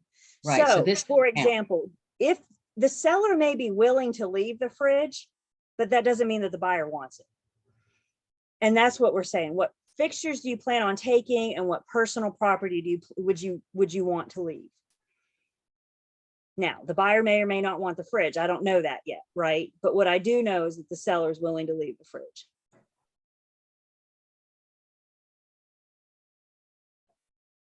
Okay. Yeah. There's no guarantee. This is just conversations we're having with the seller. Okay, thank you. A question comes in, what difference does it make on what kind of buyer? Again, some sellers don't want to deal with the lender. So some sellers may say, look, if that buyer can't bring cash and I don't want her to buy my house. The seller runs this show. This is the seller's property we're selling. So if the seller says cash buyers only, I mean, are they limiting their pool of buyers? Sure, but it's ultimately their decision. Not all homes qualify for USDA. USDA is rural properties. So what we're doing is identifying what types of loans or cash buyer the seller's willing to work with. Some care, some don't. Some have choices, some don't. Okay. Anything else before we talk about your money?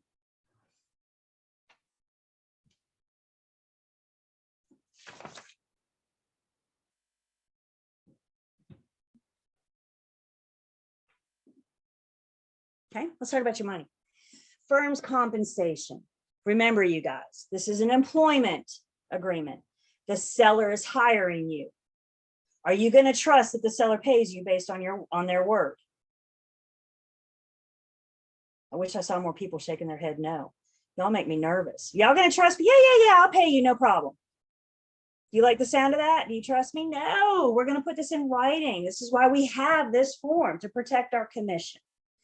So the seller agrees to pay the firm a total fee of, remember, the seller pays the listing firm shares their commission with whomever's bringing the buyer. So the first piece of this is, how much is the seller willing to pay the firm? We'll talk about the split in just a second. It goes on to explain when we've earned our fee. If a ready, willing, and able buyer is procured by the firm, we're entitled to a commission. So it talks about, remember, there's a difference in when we earn our fee versus when we actually get paid. So we're all in agreement of when it's earned. There's also something called the protection period. You guys, please look with me on page 218. 218. This is one of these terms in real estate that's a whole lot of fun, because there's actually 3 different words that mean the same thing. So this is a good candidate for a flashcard to make sure we have all 3 words. The protection period is also known as the extender clause, is also known as the override clause. Everybody see that? Page 218, the protection period is also known as the extender clause, is also known as the override clause. All 3 mean the same thing. In real estate, fun like that. What the protection period says, again, this is protecting us. Let's not confuse the protection period with the protection agreement that we met back on page 212. My gosh, you see what they like to do, you guys? We got a protection agreement and a protection period. There is a difference. The protection period says, if the listing expires and within X amount of days after the expiration date, so the listing expires today, if after X amount of days after it expires, the seller sells the home, the listing firm may be entitled to a commission. How many days are you going to put in there? It's up to your firm's policy. That's an agreement between the firm and the seller. So what I'm telling you is, I have your house listed and I fail to sell it. Our listing agreement is up today at 11:59. p.m. If you sell it tomorrow, even though we're expired, the protection period says I still might get paid. There are two caveats, of course. In order for me to get paid, I have to provide the seller with the names of interested buyers. So this isn't just any old buyer. This is somebody that I know is considering, and I couldn't get them to pull the trigger while I was still active today. Maybe I know, maybe they're looking, maybe they came to my open house, but I know they're considering it. So I have to provide the name in order to be entitled to a commission. The second caveat, if the seller hires another firm tomorrow, I'm out. If the seller hires another firm, even though we're still within our protection period, that other firm has the agency agreement and they are the ones that are due a commission. As long as you provide the name of the buyers and the seller doesn't hire somebody else, we still get paid. Protection period is protecting us. Protection agreement is protecting us. Questions on that? Comments?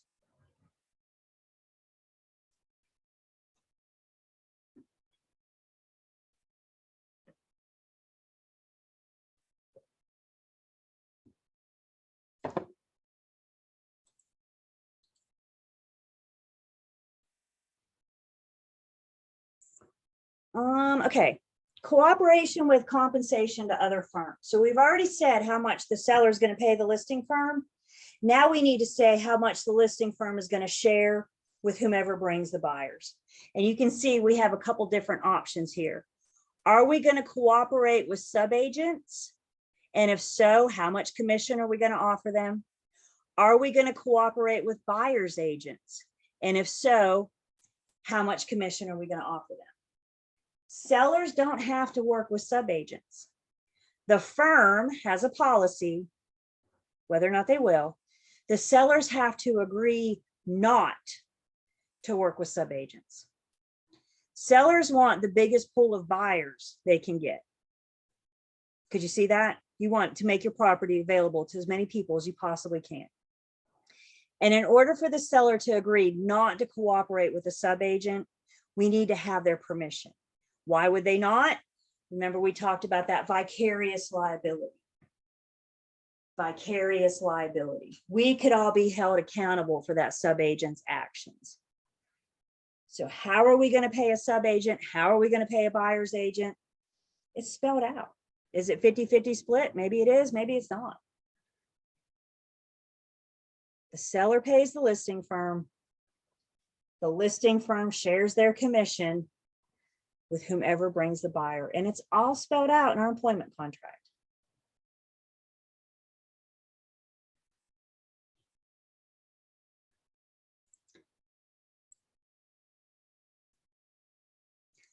Our agency agreements are bilateral contracts, which means both parties have duties and obligations to each other.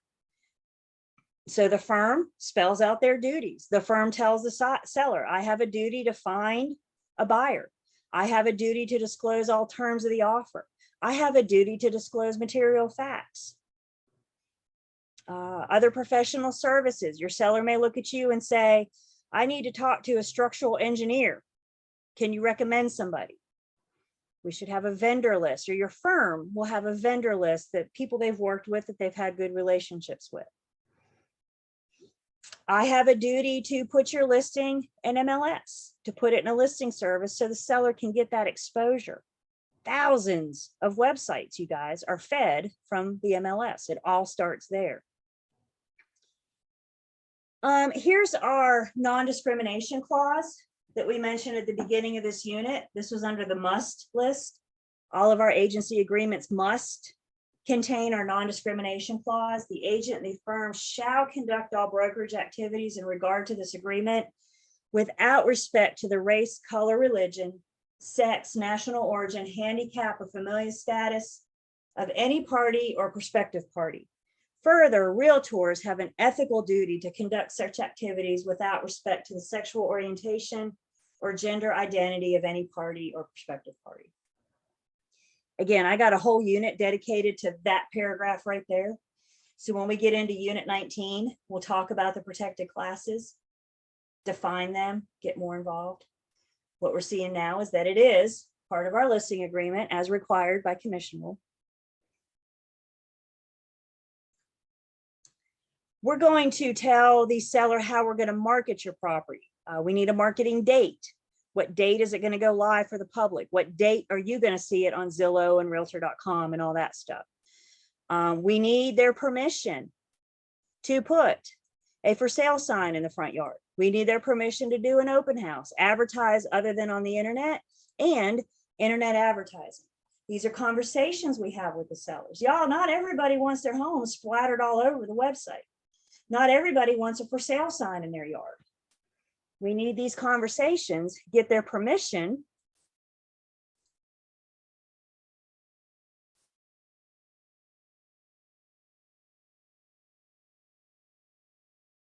I do want to mention that it's not highlighted, but I get asked about this a lot. Sellers can have video. They cannot have audio. Y'all, it's 2022. I need you guys to conduct your lives as if you're on camera, because guess what? There's a pretty good chance that when you walk outside your front door, right up to your Ring doorbell, that you're on camera. What we need to make sure is our sellers understand is they can't have that audio. Now, with that being said, I do have conversations with my buyers before we walk in the front door. Because the last thing I need, how would that hurt my buyer's negotiation power if they walked in the front door and went, oh, this is the one? What did the seller just hear? Cha-ching, cha-ching, cha-ching, cha-ching. You guys with me? So even though they shouldn't, I still do have that conversation with my buyer. And my buyers, I've had buyers that are so cute, I can't get a peep out of them in the house until we get back in the car. And they're like, right? So just make sure that you have that conversation. We don't want to hurt their negotiation power. A question comes in. So if you want to post on social media, you need permission. Absolutely, because social media is internet advertising. Anything online would fall under this category. Yep. Earnest money, whether or not the listing firm holds the earnest money, whether or not we have the earnest money deposit. We're not going to spend a lot of time talking about this because we're going to talk about the earnest money when we look at our contract. We'll also talk about the earnest money and license law and commission rule, but it is here, it's highlighted because it's in the syllabus. And it is here as a conversation to have with the sellers as part of the listing agreement. Questions so far?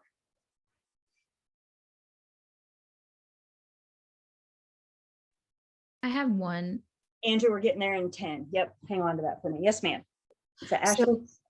Yeah, so on if just going back, I think one or two, as far as the disclosure, internet disclosure or or internet advertising, yes. So I actually sold I bought a home 2 years ago or so. Anyways, the realtor that I used, she posted a picture of me with my address in the picture.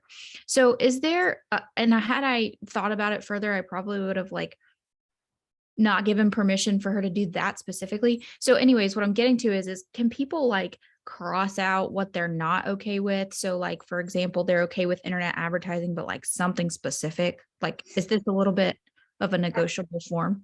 Absolutely, absolutely. And if we could skip ahead just a bit, one place, because we want it in writing, right? If they say, okay, you can put it online, but I don't want this. If I skip ahead just a bit, there's a additional terms and conditions. Got it. So if I'm getting ready to list your property, I mean, it'd be hard not to do it with an address, but I could, right? So, I mean, there's, so if there's something specific that you want, I don't want a picture of my master bedroom online, kind of thing, then we have a place here that we can do those kind of, further, same thing with buyers and sellers, anything is negotiable, anything. Right. So that would include, and, I've had sellers Not everybody likes their lives on the internet, so especially, I mean, we're going to have our sellers pack away personal stuff anyway, right? Because that helps sell the house. Y'all, it's really hard for me to buy your house if I'm looking at pictures of your kids, right? It's hard for me to picture myself living there. Oh, what a cute kid. Well, I'm not going to live with your kid, so it's hard for me to visualize this, So we kind of want sellers to depersonalize anyway. But with that being said, maybe they just do not want their bedroom or their bathroom on the internet. So that would be a place, that would be a way that we could, have that conversation and get it in writing.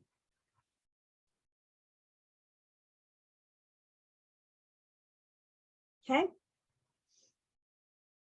All right, let's take our last break. Come back in 10. We'll finish it up.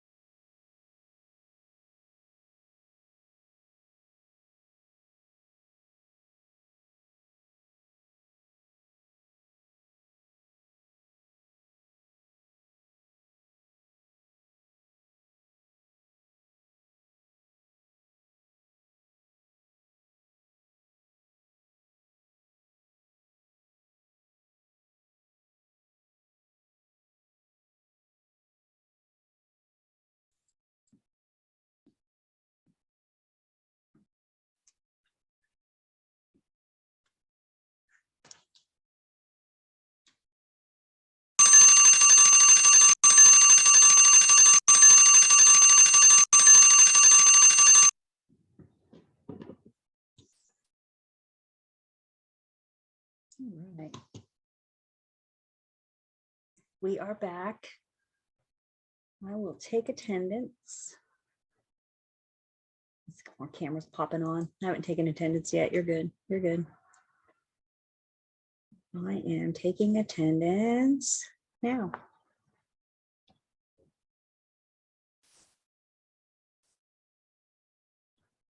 Oh, Polly, I just got you.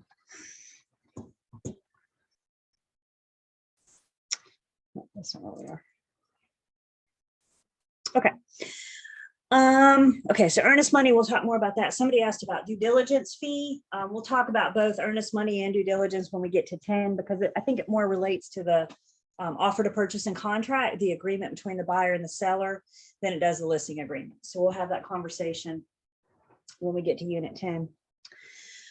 Seller representations. Yep, okay, good. Seller representations, there's certain things that the seller has to represent to the firm. So for example, how long they've owned the property. Welcome back. Thank you for telling me you're back. Are they facing bankruptcy? Are they in the potential of bankruptcy? Is there a manufactured home on the property? Are they in an HOA? If so, what's the HOA information? The owners association. Are they in a flood zone? Synthetic stucco. Remember we talked about EFS in our material facts back in unit 7. Is there a termite bond on the property? And then we need to find out their current liens and their outstanding mortgages. Again, what I'm asking for is an approximate balance. I need to make sure they can afford to sell their home before we get to the closing table and they say, I don't have that kind of money. They can't sell, you don't get paid, the buyer, nothing. So let's have this conversation up front. Again, we just met these people. So, you know, hi, my name is Julie. How much do you owe on your house? Pretty much is the way that goes, you know. But guys, in order for us to best do our job, not only to protect ourselves, but to protect our sellers, we have to ask the hard questions sometimes. So we have a place for a first lien, a second lien, a third lien. If you have more than that, then we're going to attach additional piece of paper. But we need to get this information again before we list it. And if they are underwater, if they do owe more than the property's worth, then we want to make sure that they are aware of that and that they have the money to bring to closing so they can close, they can transfer that deed to the buyer.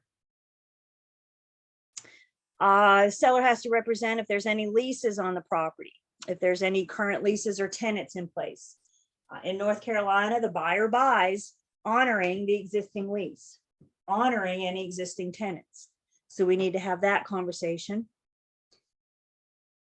Fuel tanks, we talked about underground storage tanks, for example. So the seller is going to represent if they know of any fuel tanks on the property, either they be above ground or below ground.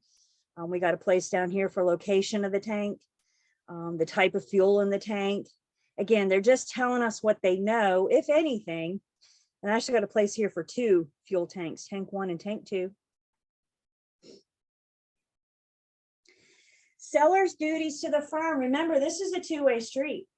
Firm and seller has duties and responsibilities to each other. So in addition to the firm spelling out their duties, the seller needs to spell out their duties to the firm. So we caught a couple different disclosure forms first off that we're getting ready to look at, if not today, then Thursday. Here's our mineral and oil and gas rights, our subsurface rights. We'll see that form, our lead-based paint, anything built prior to 1978. Seller's duties, if there's any, they have a duty to make the property available for showings. So they can't hire you to sell their home and then not allow any buyers in to see the property. When we go under contract, the seller has to allow the buyer to have their home inspector in and have the appraisal done, that kind of thing. They can't hinder our efforts. Restrictive covenants, bylaws, owners association. Seller's responsible for delivering a general warranty deed. We need to have that conversation. Again, we can use the forms to help us put words in our mouth. Do not sit down and read this 13-page document to the seller. Be familiar with the form when you start working with sellers so you can have these conversations as part of your listing appointment. Everybody write this down. On page 10 of 13, this is dual agency as explained to the seller. Page 10 of 13. Dual agency as explains to the seller. What information we have to disclose, what our role is as a dual agent. I think this is great stuff for you guys to look at. What the seller's role is, designated dual agency. And then we have authorization for. So the seller has to initial. See if I can't get this all on one page. The seller has to initial. Let me make this small just for 1 second. They either agree to dual agency or they do not agree to dual agency. Everybody see that? This is an or. The seller either says, yes, I agree. They authorize the firm to act as a dual agent, or they desire exclusive representation and they do not. If they say yes to dual, I'm going to say that again. If they say yes to dual, we can get an agreement to possible designated dual agency.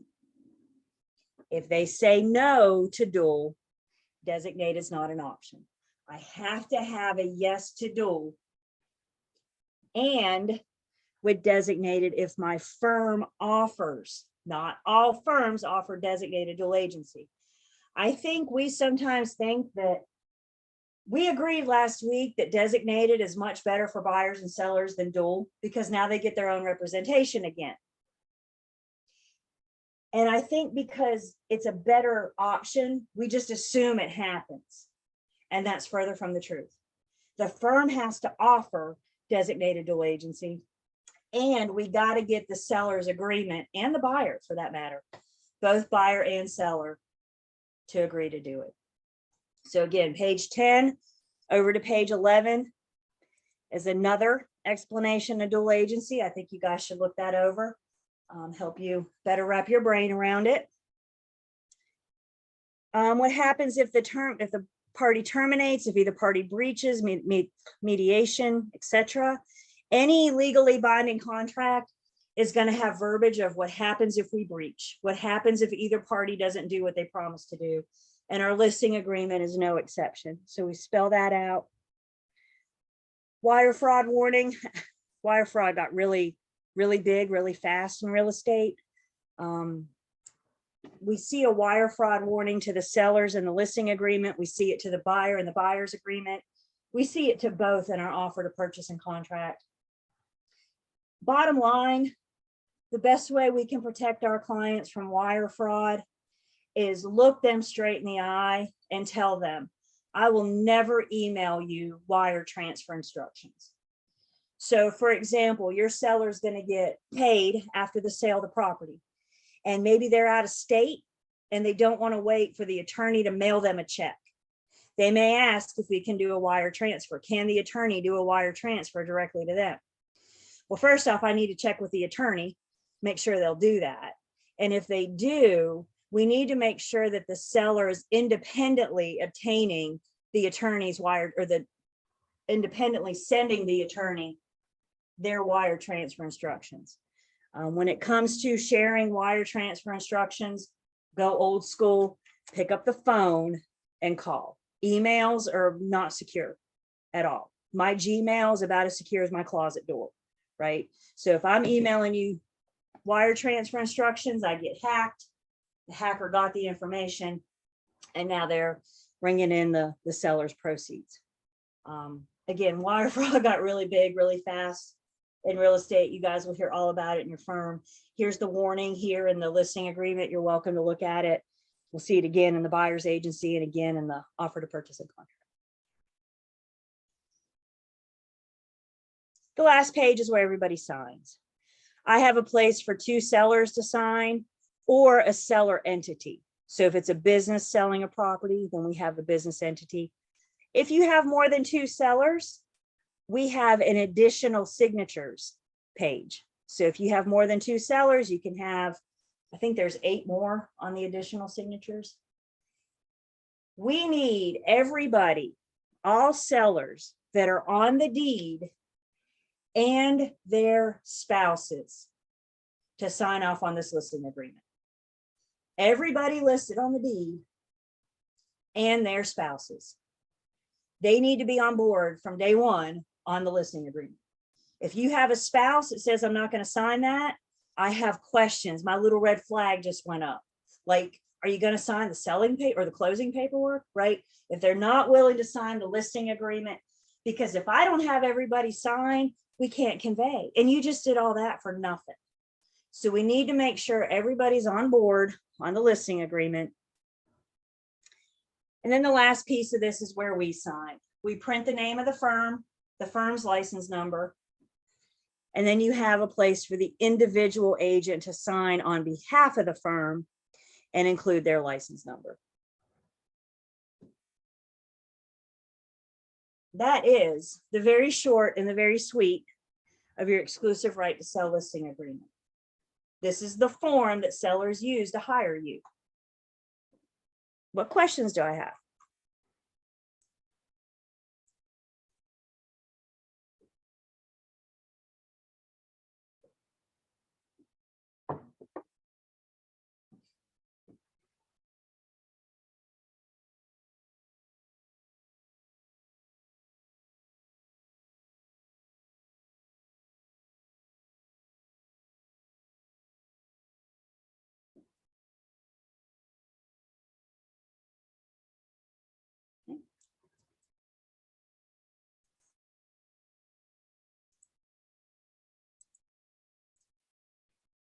So again, those provisions we just talked about starts on page 216. I do think it's a good practice to kind of go through the listing agreement, the pages in your book, to, make sure you get those provisions. Page 218. 218 talks about our commission, brokerage fee, how we can be paid. There's something on page 218 called a net listing. Basically what a net listing says, the seller looks at you and says, I need to make, I don't know, $80,000. I just made a number up. I need to sell this home and make $80,000. If you can sell this home for $80,000, that's all I need. So anything above that is yours. And that's what a net listing is, which means I could sell it for 120 and collect a $40,000 commission, right? Net listings are not illegal, but they are highly discouraged. Because the argument could be, whose best interest do you have? Do you have your seller's best interest to sell their home to get them the $80,000? Or do you have your best interest to put as much money in your pocket as you possibly can? So net listings aren't illegal yet, but they are highly discouraged. This is why we typically have set commission, percentage of the sales price, or a flat fee. That way it's pretty clear how we're going to get paid. A good question comes in. What if they lie about their liens? Do people lie? Unfortunately, yes. The seller can look at you and say, oh, I don't have any debt. I don't owe any money. Unfortunately, that'll come out in the wash at the end of the transaction. So if they lie to you up front, unless you have a flag go up to suspect otherwise, there may be times that it comes out at the end at the closing table. Where they didn't disclose, but it'll have to come out at the end. Remember, the attorney is doing a very thorough search of the public records, and that does include any outstanding liens. So if they lie to you at the listing appointment, and that may be a good case for your firm to go after the seller for your commission, right? Because they weren't honest to begin with, that would be considered breach. But that's up to the firm if that's something that they want to do.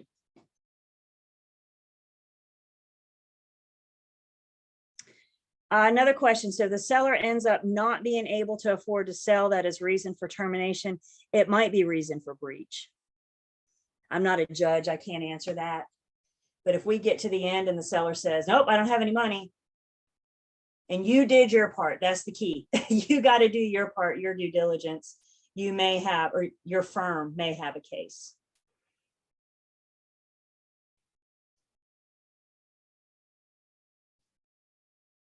Anything else? Do developers do net listings? I'm not familiar with that. I'm not saying they don't. I'm not familiar with the developers though. Maybe they do. Again, it's not illegal. It's just highly discouraged. I personally have never seen a net listing. That doesn't mean anything, except the fact that I haven't seen one.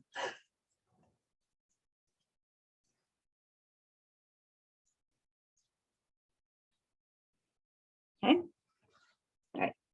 All right. Picking back up on our book, page 221. Let's talk about measuring.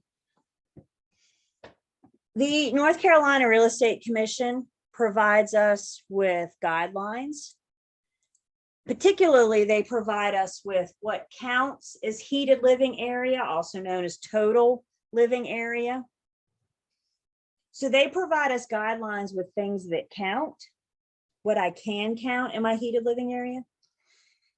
And in order for me to count it in my total square footage, in order to count it in my heated square footage, total square footage, all the same thing, I must have these three things.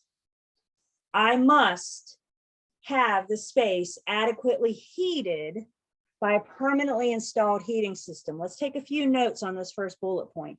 Does that say anything about air conditioning? No, it says heat. AC is a luxury. Also, permanently installed. Guys, you can't take a space heater into a space and be like, oh, it's got heat. It's got to be a permanently installed heating system. The space has to be finished to generally accepted level of construction, meaning I have to have finished walls, floor, and ceiling, and I have to have a ceiling height of at least 7 feet. Generally accepted level of construction says I have finished floors, walls, and ceiling height of 7 feet. And the third criteria is it has to be directly accessible from other heated living space, which means you have to be able to go from room to room and not have a break of heat in between. Let's say, for example, you have a finished room over the garage, or as we like to call it, because we're an industry of acronyms, a frog. Finished room over garage. Isn't that cute? So you have a frog. The frog is completely finished. It's got heat. It's got, it's finished to generally accepted level of construction. The problem is to get to that frog, you have to walk through the unfinished garage. Can I count the frog in my total heated living area? No, because I broke the heat. It's not directly accessible. Now, can I promote and advertise the heck out of that frog?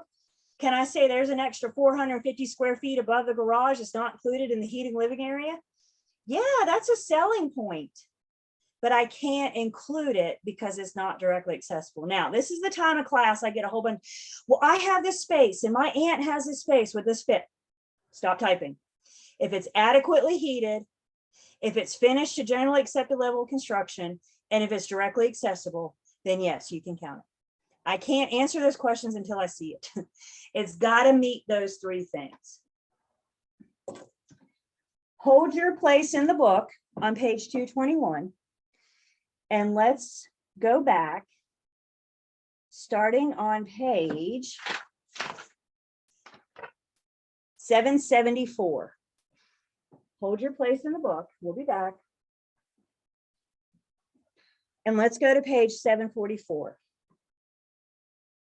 744 in your book, we're going to call this your measuring Bible. This is the guidelines from the Real Estate Commission. Now, when you join your firm, you'll probably get a copy of this. You won't have to haul around your pre-licensing textbook. There's more in Appendix C than what you need to know, but it gives us a good start. I would like you guys to specifically look at 744 and 745. There's a little gray box. I'm getting ready to talk about that in just a second. There's our living area criteria with our 3 required things. And then it kind of addresses some other things on 745, like what about a chimney? What about stairs? What about that kind of thing? So I'd like you guys to look at that. The rest of Appendix C, starting on page 746 to the end, is for you after pre-licensing. Once you get licensed and you're out learning how to measure, this is where this guideline, where this book comes into handy. I also have a video for you guys. I'm going to give you the link in the chat before we leave. We're not going to look at it in class together. It's about an 8-minute video, so give yourself some time. Again, I'll give you the link in the chat before we go. It's a YouTube video. If I forget between now and 2 o'clock, somebody please remind me. But the video is from the Winston-Salem Board of Realtors, and it's a video on measuring. And it kind of talks about the basics. I think it's the basic fundamentals of measuring or something like that. Again, there's a little bit more in the video than what you need for your test. But if you will focus on 744 and 745, and then let the video kind of give you that visual, I think that'll help as well.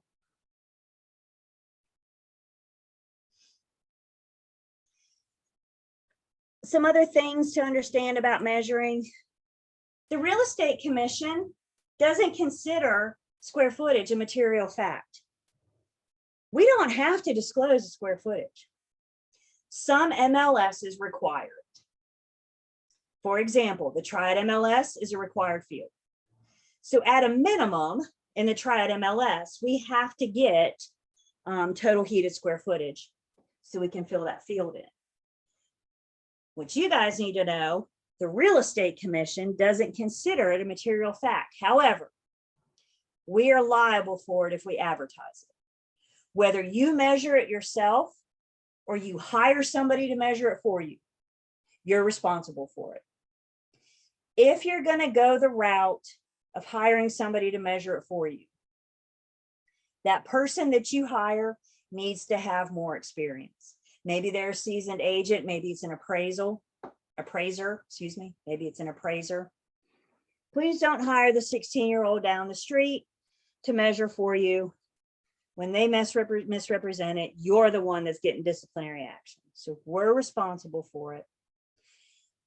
And we either need to do the work ourselves or hire somebody to do it. I cannot rely on tax records, are very rarely accurate, builders' blueprints, or previous MLS listings. When an agent listed the home 10 years ago, that's called stealing. You're taking somebody else's work. So we need to go in and measure ourselves or have somebody measure for us. When you're working with buyers, for the most part, we should be able to rely on what's in MLS, unless you have a little red flag go up. Or if your buyer says, is this space really this big? There's discrepancies. It's hard. I don't know about you guys, but I have spatial problems. I can't look at a space and say a couch will fit there. I have to actually, is anybody else like that? I can't look at a space and say this is how big it is. I don't see that. So in order for me to know, I got to whip out my measuring tape, right? If, you know, the room, let's just say, is advertised as 400 square feet, and I go behind it and measure at 425 square feet, that's an allowable discrepancy. Nobody's going to get bent out of shape over 25 square feet. If the room's advertised as 400 and you measure it and come to find out it's 600, the commission feels that the average person should be able to walk in that room and say, this looks bigger than 400 square feet. If you see that, a little red flag should go up. Go measure the room yourself. I carry my tape measure in my trunk. As a matter of fact, the year I got into sales, Santa got me a laser measurer, which is really cool. So I walk up to a room and I hold this device and this little red dot goes to the other wall and I go click and it tells me how many feet and inches it is. And then I go up to the other wall, hold the device, point the laser, go click, and it tells me how many feet and inches. Thank you, Santa. You guys can go searching for that after class, please. Stay off of Amazon until then. But it's a laser measuring tool. And that's in my trunk. So if a buyer walks into a room and says, is this only for, this looks bigger than 400 square feet, Julie. What can I do? I can run out to my car, get my toy, get my measurements, and determine how accurate that is. What I'm trying to tell you guys is, for the most part, we should be able to rely on what's in MLS unless we can't, or unless we don't. In that case, we have a duty to verify. We owe that to our buyers. The other thing mentioned back in Appendix C, those 2 pages I had you guys look at, it mentions above grade and below grade. The appraiser cares more about above grade and below grade than you and I do. This is more of importance to them. However, we need to be able to identify below grade property because the appraiser may not put as much value on below grade as above grade. Below grade is when any portion of the level touches earth. So for example, you guys see this basement down here, and it's got a walkout. It looks like it has a little sliding glass door, but this side of it touches earth. It is considered below grade. This first level here, no side touches earth that we can see, so it would be considered above grade. It doesn't touch earth. Does that make sense? Again, the appraiser cares more about this than you and I do, but we just need a basic understanding, because it probably will come up in the appraiser and your sellers may have questions. When we measure, we always start, and this is my little house, hang on. We always start outside. So when we measure, we get our cloth measuring tape and we go outside and we measure from corner to corner, from here to here to here to here. You guys with me? Corner to corner to corner. And I get my outside measurements. To get my total heated square footage, let's pretend this little section down here. Let's pretend that this is the garage. Garages generally don't count in our total heated square footage. In order for the garage to count, it's got to be finished, it's got to be heated, and it's got to be directly accessible. Once we get everything, the whole picture outside, then we go inside, measure what doesn't count, and deduct it. So at a minimum, in the Triad MLS, we're going to have the outside measurements minus, in this case, the garage.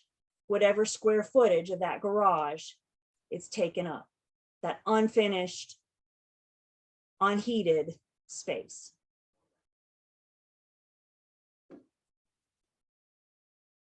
If we can't get to the outside, let's say you have a 2-story home that looks a little something like this. The 2-story is bigger than the 1st story. I don't want you guys up on a ladder trying to measure. If you can't get to the 2nd story, we can still measure the 1st story outside, right?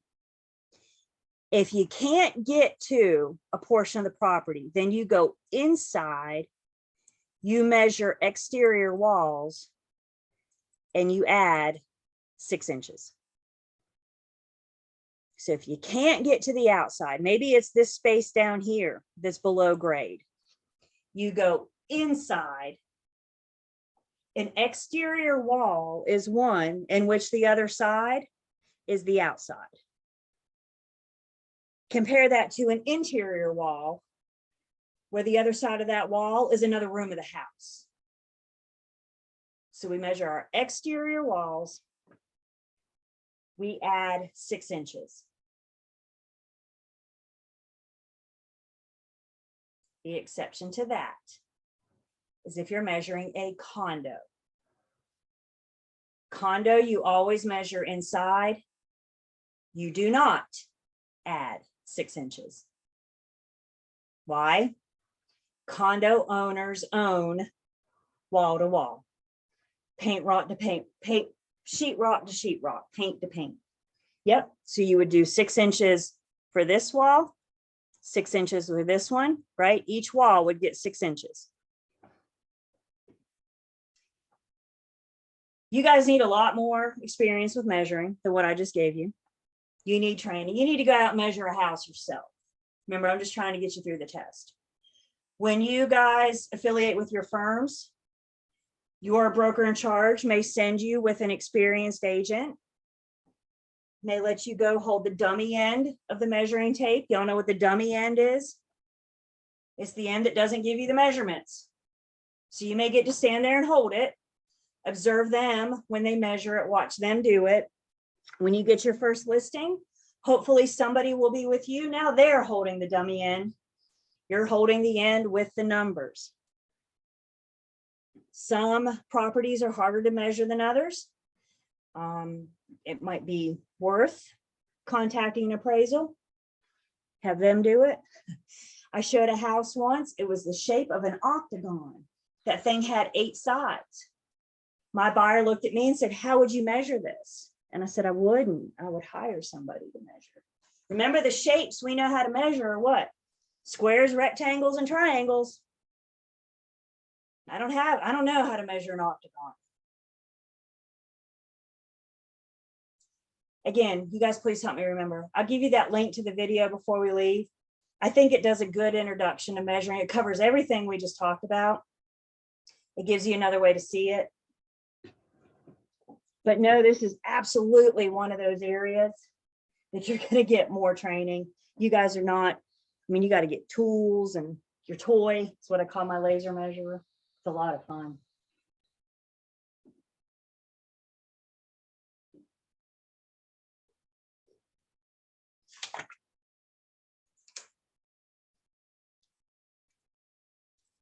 Questions on measuring?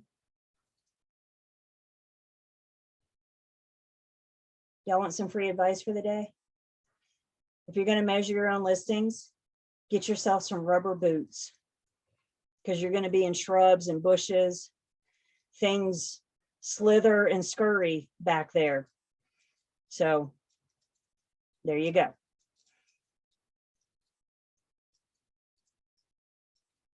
Spider webs. Oh yeah, all that.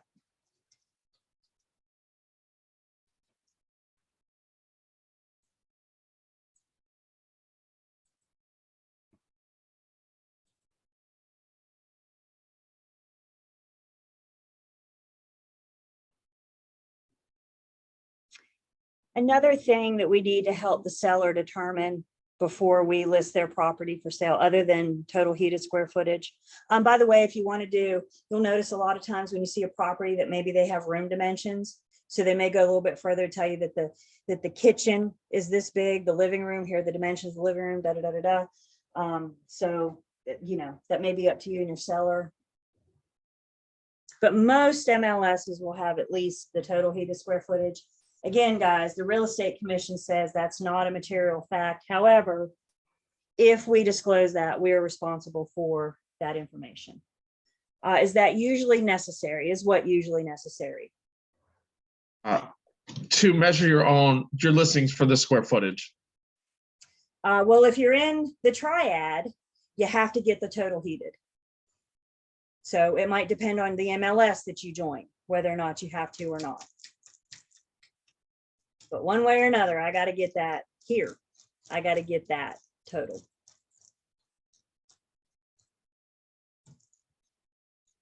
Questions on measuring?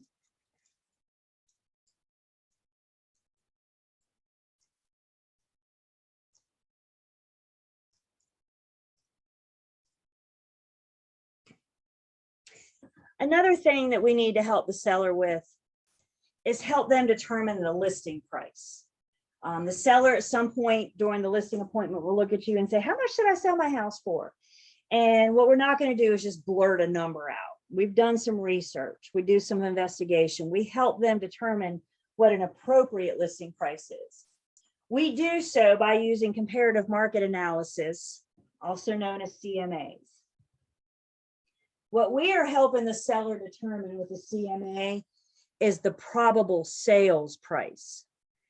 based on my market analysis, this is what I think in a range that your home will sell for.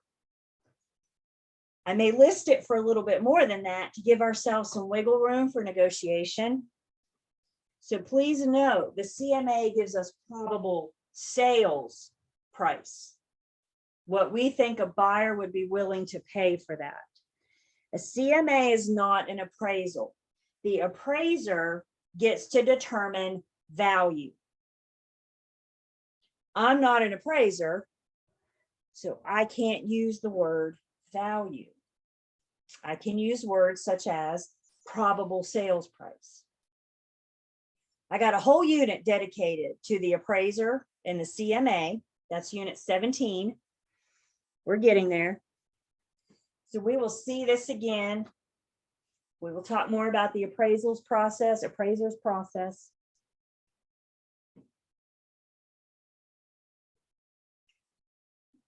I have got, let me rephrase that. The seller and I have to agree on a listing price before we sign the listing agreement. We can't say, sign here and we'll figure the price out later. We've got to be in agreement.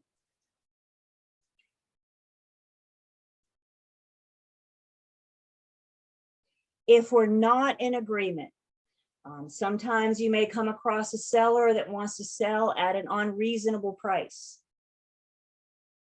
And you don't have the market data to support what the seller wants to sell their home for.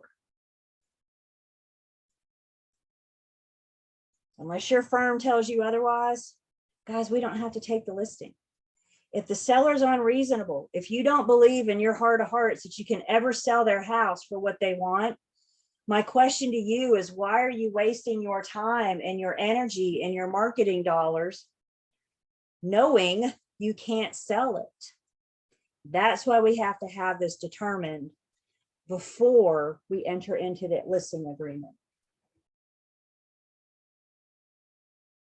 A lot more on this on unit 17.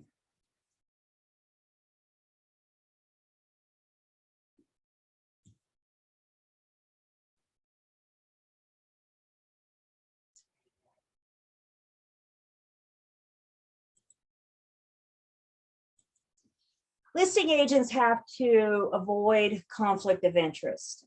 If I'm selling my own home, I am the owner of record. I get to play two roles in this transaction, right? I get to be the seller. I get to wear the hat of a seller. And I also get to wear the hat of a listing agent. I'm not going to hire somebody else to sell my house. I have a real estate license. Why would I do that? So I get to play two roles. I get to be seller and listing agent. If I'm the owner of record, I cannot represent the buyer in that transaction. The buyer hires me. I owe them old car, which means I should have their best interest in mind. Everything they do is about them, their best interest, right? But let's face it, if I'm the owner of record, if my name is on the deed, whose best interest do I actually have? Julie's, all day long. Can we see the conflict of interest here? I could have somebody else in my firm represent that buyer, but I personally cannot work with them. Huge conflict of interest. The exception to this rule is a commercial listing. If you own 25% or less of a commercial property, you can represent the buyer in that transaction, as long as you offer full disclosure. You tell them up front, I have a 20% ownership interest. Do you want to hire me? So if it's a commercial property and you own less than 25%, you may be able to represent that buyer as long as you give them full disclosure. Isn't that fair? If you were buying a commercial property, wouldn't you want to know that your agent had an ownership interest in it?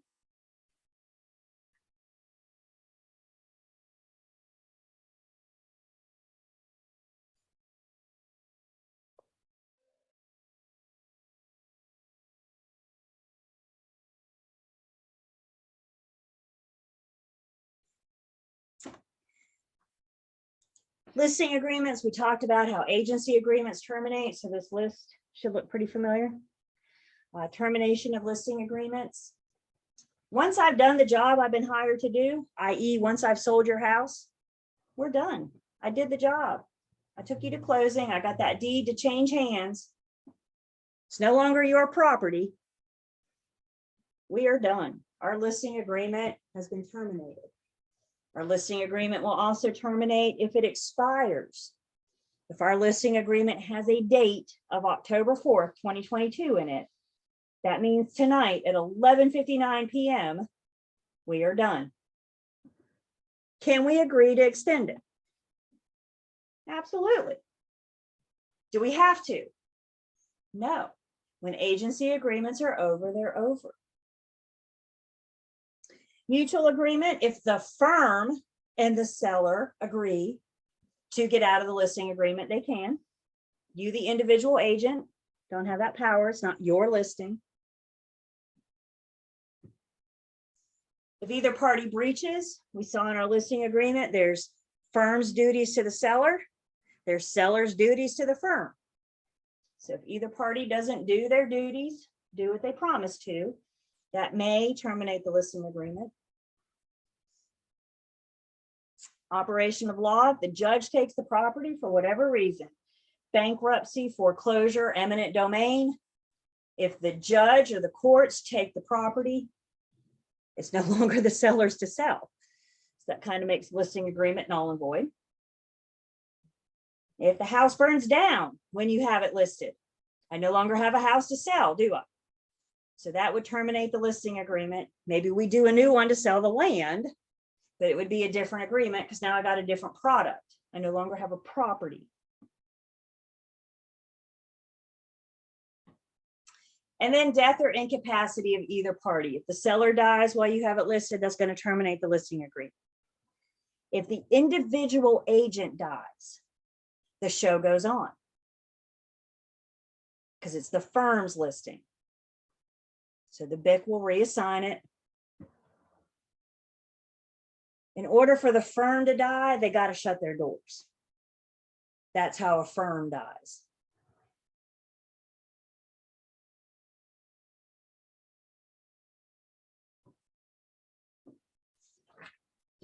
Questions?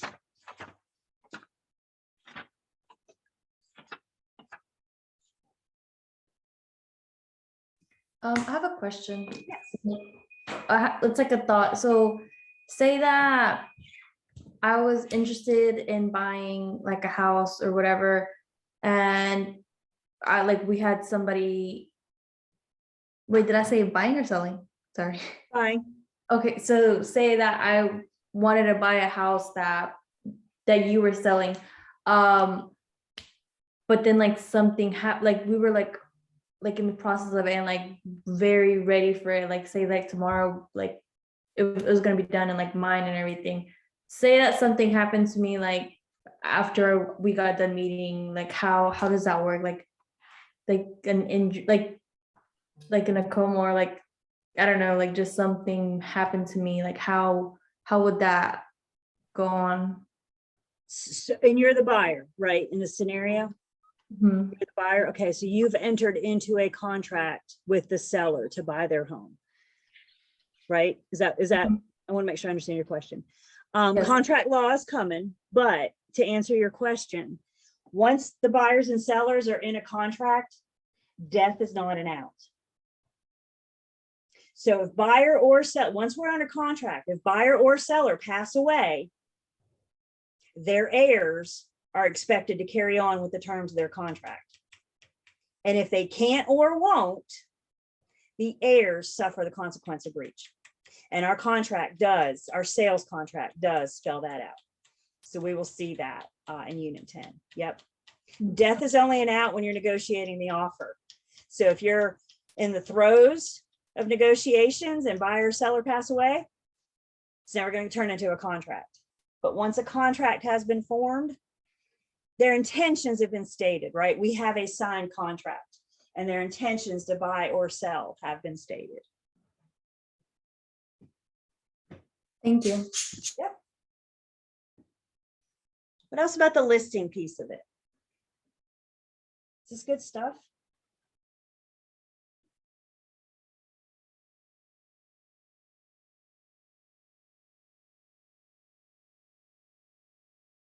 So Thursday, 9 to 2 again on Thursday this week. We're going to pick up, don't go anywhere just yet because I need to give you guys that link. So 223, we talk about the Residential Property Disclosure Act. This is the seller's disclosures. So we're going to talk about the things, how the seller discloses, if any. So we'll look at our seller disclosures. On page 232, we're going to talk specifically about working with buyers. We'll look briefly at our buyer's agency agreement. A lot of the terms are same or similar as they were in our listing agreement. So we'll look very briefly at our buyer's agency agreement. And then we get into the math. So we're going to do commission math, and we're going to do what's referred to as seller net. We will finish unit 8 on Thursday. Once we get through 8, then we do unit 9. Units 9 and 10 start our contract law. So unit 9 is like basic contract law. Like if you were signing up for law school, this would be law school 101 is unit 9. Now it's going to take us an hour and a half to get through it. First year law students spend an entire semester on the likes of unit 9. So we're not in law school, right? So we're not here to be lawyers, but we do need to have a basic understanding of how contracts work because we're dealing with them every day. If we get through 9 on Thursday, then we will get started on 10. I don't think we'll get much done in 10, but just if you're looking ahead, and I do encourage you guys, of course, to look ahead. So hang on, let me grab you that link on measuring. I just think they do a nice job of explaining and the process, and you can take the visual or the words, I guess, from the book and put it in a visual. So in the chat right now, I just gave you a link to the YouTube channel. Go ahead and click on it, pull it up on your laptop. So when you're ready to watch the video, you'll have it.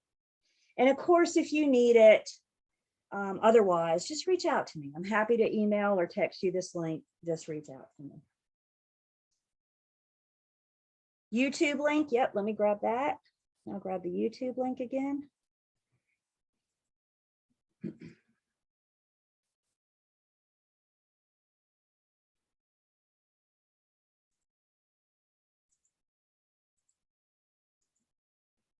So here is the link to our YouTube channel and the link to your measuring video. Everybody see those? Everybody get those links? Again, that measuring video, like I said, you guys, it's like 8 minutes. So give yourself, time where you can sit down and watch it. But I do think they do a good job. So what else? All right, that's all I have to say today. Do I have the pointer laser measuring thing too? No, I mean, Amazon, there's so many different brands out there. It's fun. Y'all go shopping on Amazon. Like I said, Santa got me mine, so I'm not sure exactly where it came from. But it's a fun little tool. I keep calling it a toy. It's a tool. It does aid, but it's fun too. Y'all should have seen me as a buyer. I was around, I'll be the judge of that. It was a lot of fun. All right. So y'all have a great day today. Have a good day tomorrow. Thank you, I will Julie. see you guys at 9 a.m. on Thursday. Remember, we're here till 2 on Thursday. Thank you guys. Have a good Thank evening. you. Thank you. Thank you. Thank you. Thank you. Julie, Yes, ma'am. I have a question real quick. So when I was clicking the link, it took me to the video, but it like minimized the screen. So now I can only see me and I don't know how to leave the. When you log out of Zoom, you should see. So when you log out of Zoom in a few minutes, you should see just that video if you clicked on it. And you might be able to minimize the. Well, I'm not seeing the leave the chat thing. That was my whole thing. Oh, you don't have the link at all? Like I have the no, like not the Zoom. No, it's just my face. Like Right. So when you log out of Zoom, your face will go away, and then you should be able to see that video. okay. And So then when you log out, if you don't have the video, just shoot me a text or an email, and I'll be happy to reply with the link. okay, so to leave this chat, like it's just me right now. So do I just have to wait till everybody leaves? Do you see like a little box with a green arrow on it? No, it's just like me, and I can only do like a split screen of like me and then like the 4 other people that are here or whatever. Do you see the view? Do you see a view button at the top, right? It's Can you just, send me a screenshot of what you see? Let's do it that way. Do you mind to take a screenshot right now and email it to me, and then I'll log you out of Zoom? yeah, well, I'll just do it through my phone. and Yeah. just- Yeah. And if Sorry, you I can do don't- that, then I can help. No, you're good. I want to get through this. So yeah, if you can send me, if I can see what you see, then I can probably help you. And if once we close out of Zoom here in a second, if you don't see that YouTube channel, I'm sorry, that measuring video, just reach Yeah. out to me and I'll get you the link. I sent you a message to your phone, I think.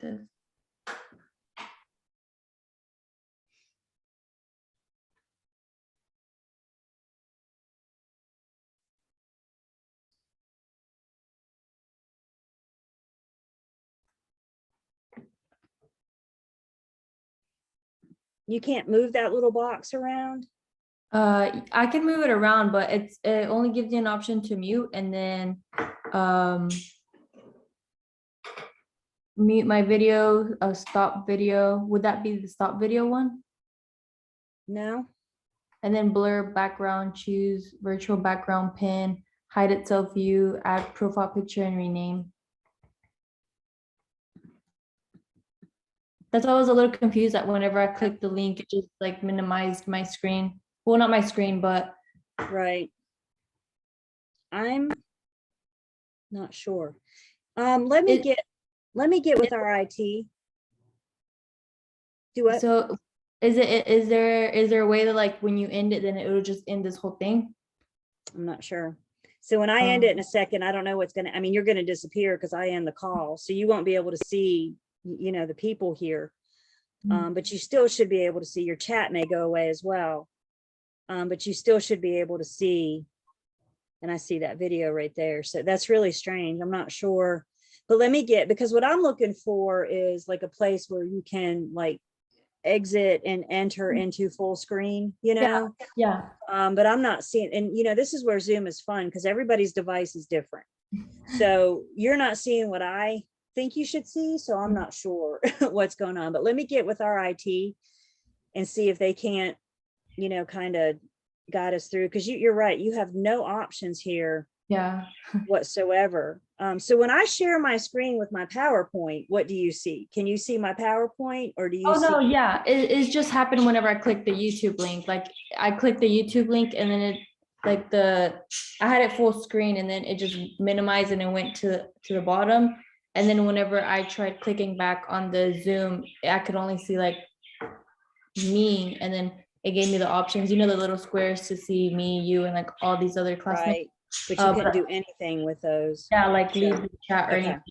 All right, let me get with her and see what that is. My concern, of course, is going to be making sure that you can see what you need to for the test, for the exam. So let me get with her and I'll let you know. I may need some more screenshots or pictures or something, but I'll let you know. Let me talk with her first and see if she doesn't know what's up.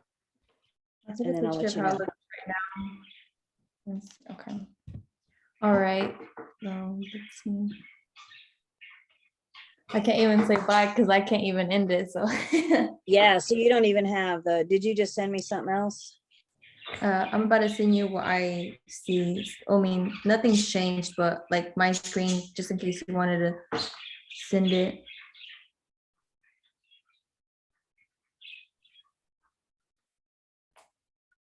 I think it's sent already.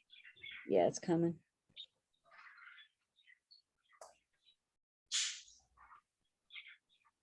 It's so weird. Yeah, you don't even have like above your head, there should be a view. You have Mhm. nothing. Yeah. So you are literally relying on me. I could keep you here forever if I want. No, I'm just kidding. I wouldn't do that. But let me get with her because it's got to be somewhere. So let me get with her and I'll let you know what she has to say. Okay. Thank you. Okay. And I'm gonna end if you're good. You good? Yes. Yes. Thank you. I'm gonna end the call. Have a good day. You as well. Bye. Bye.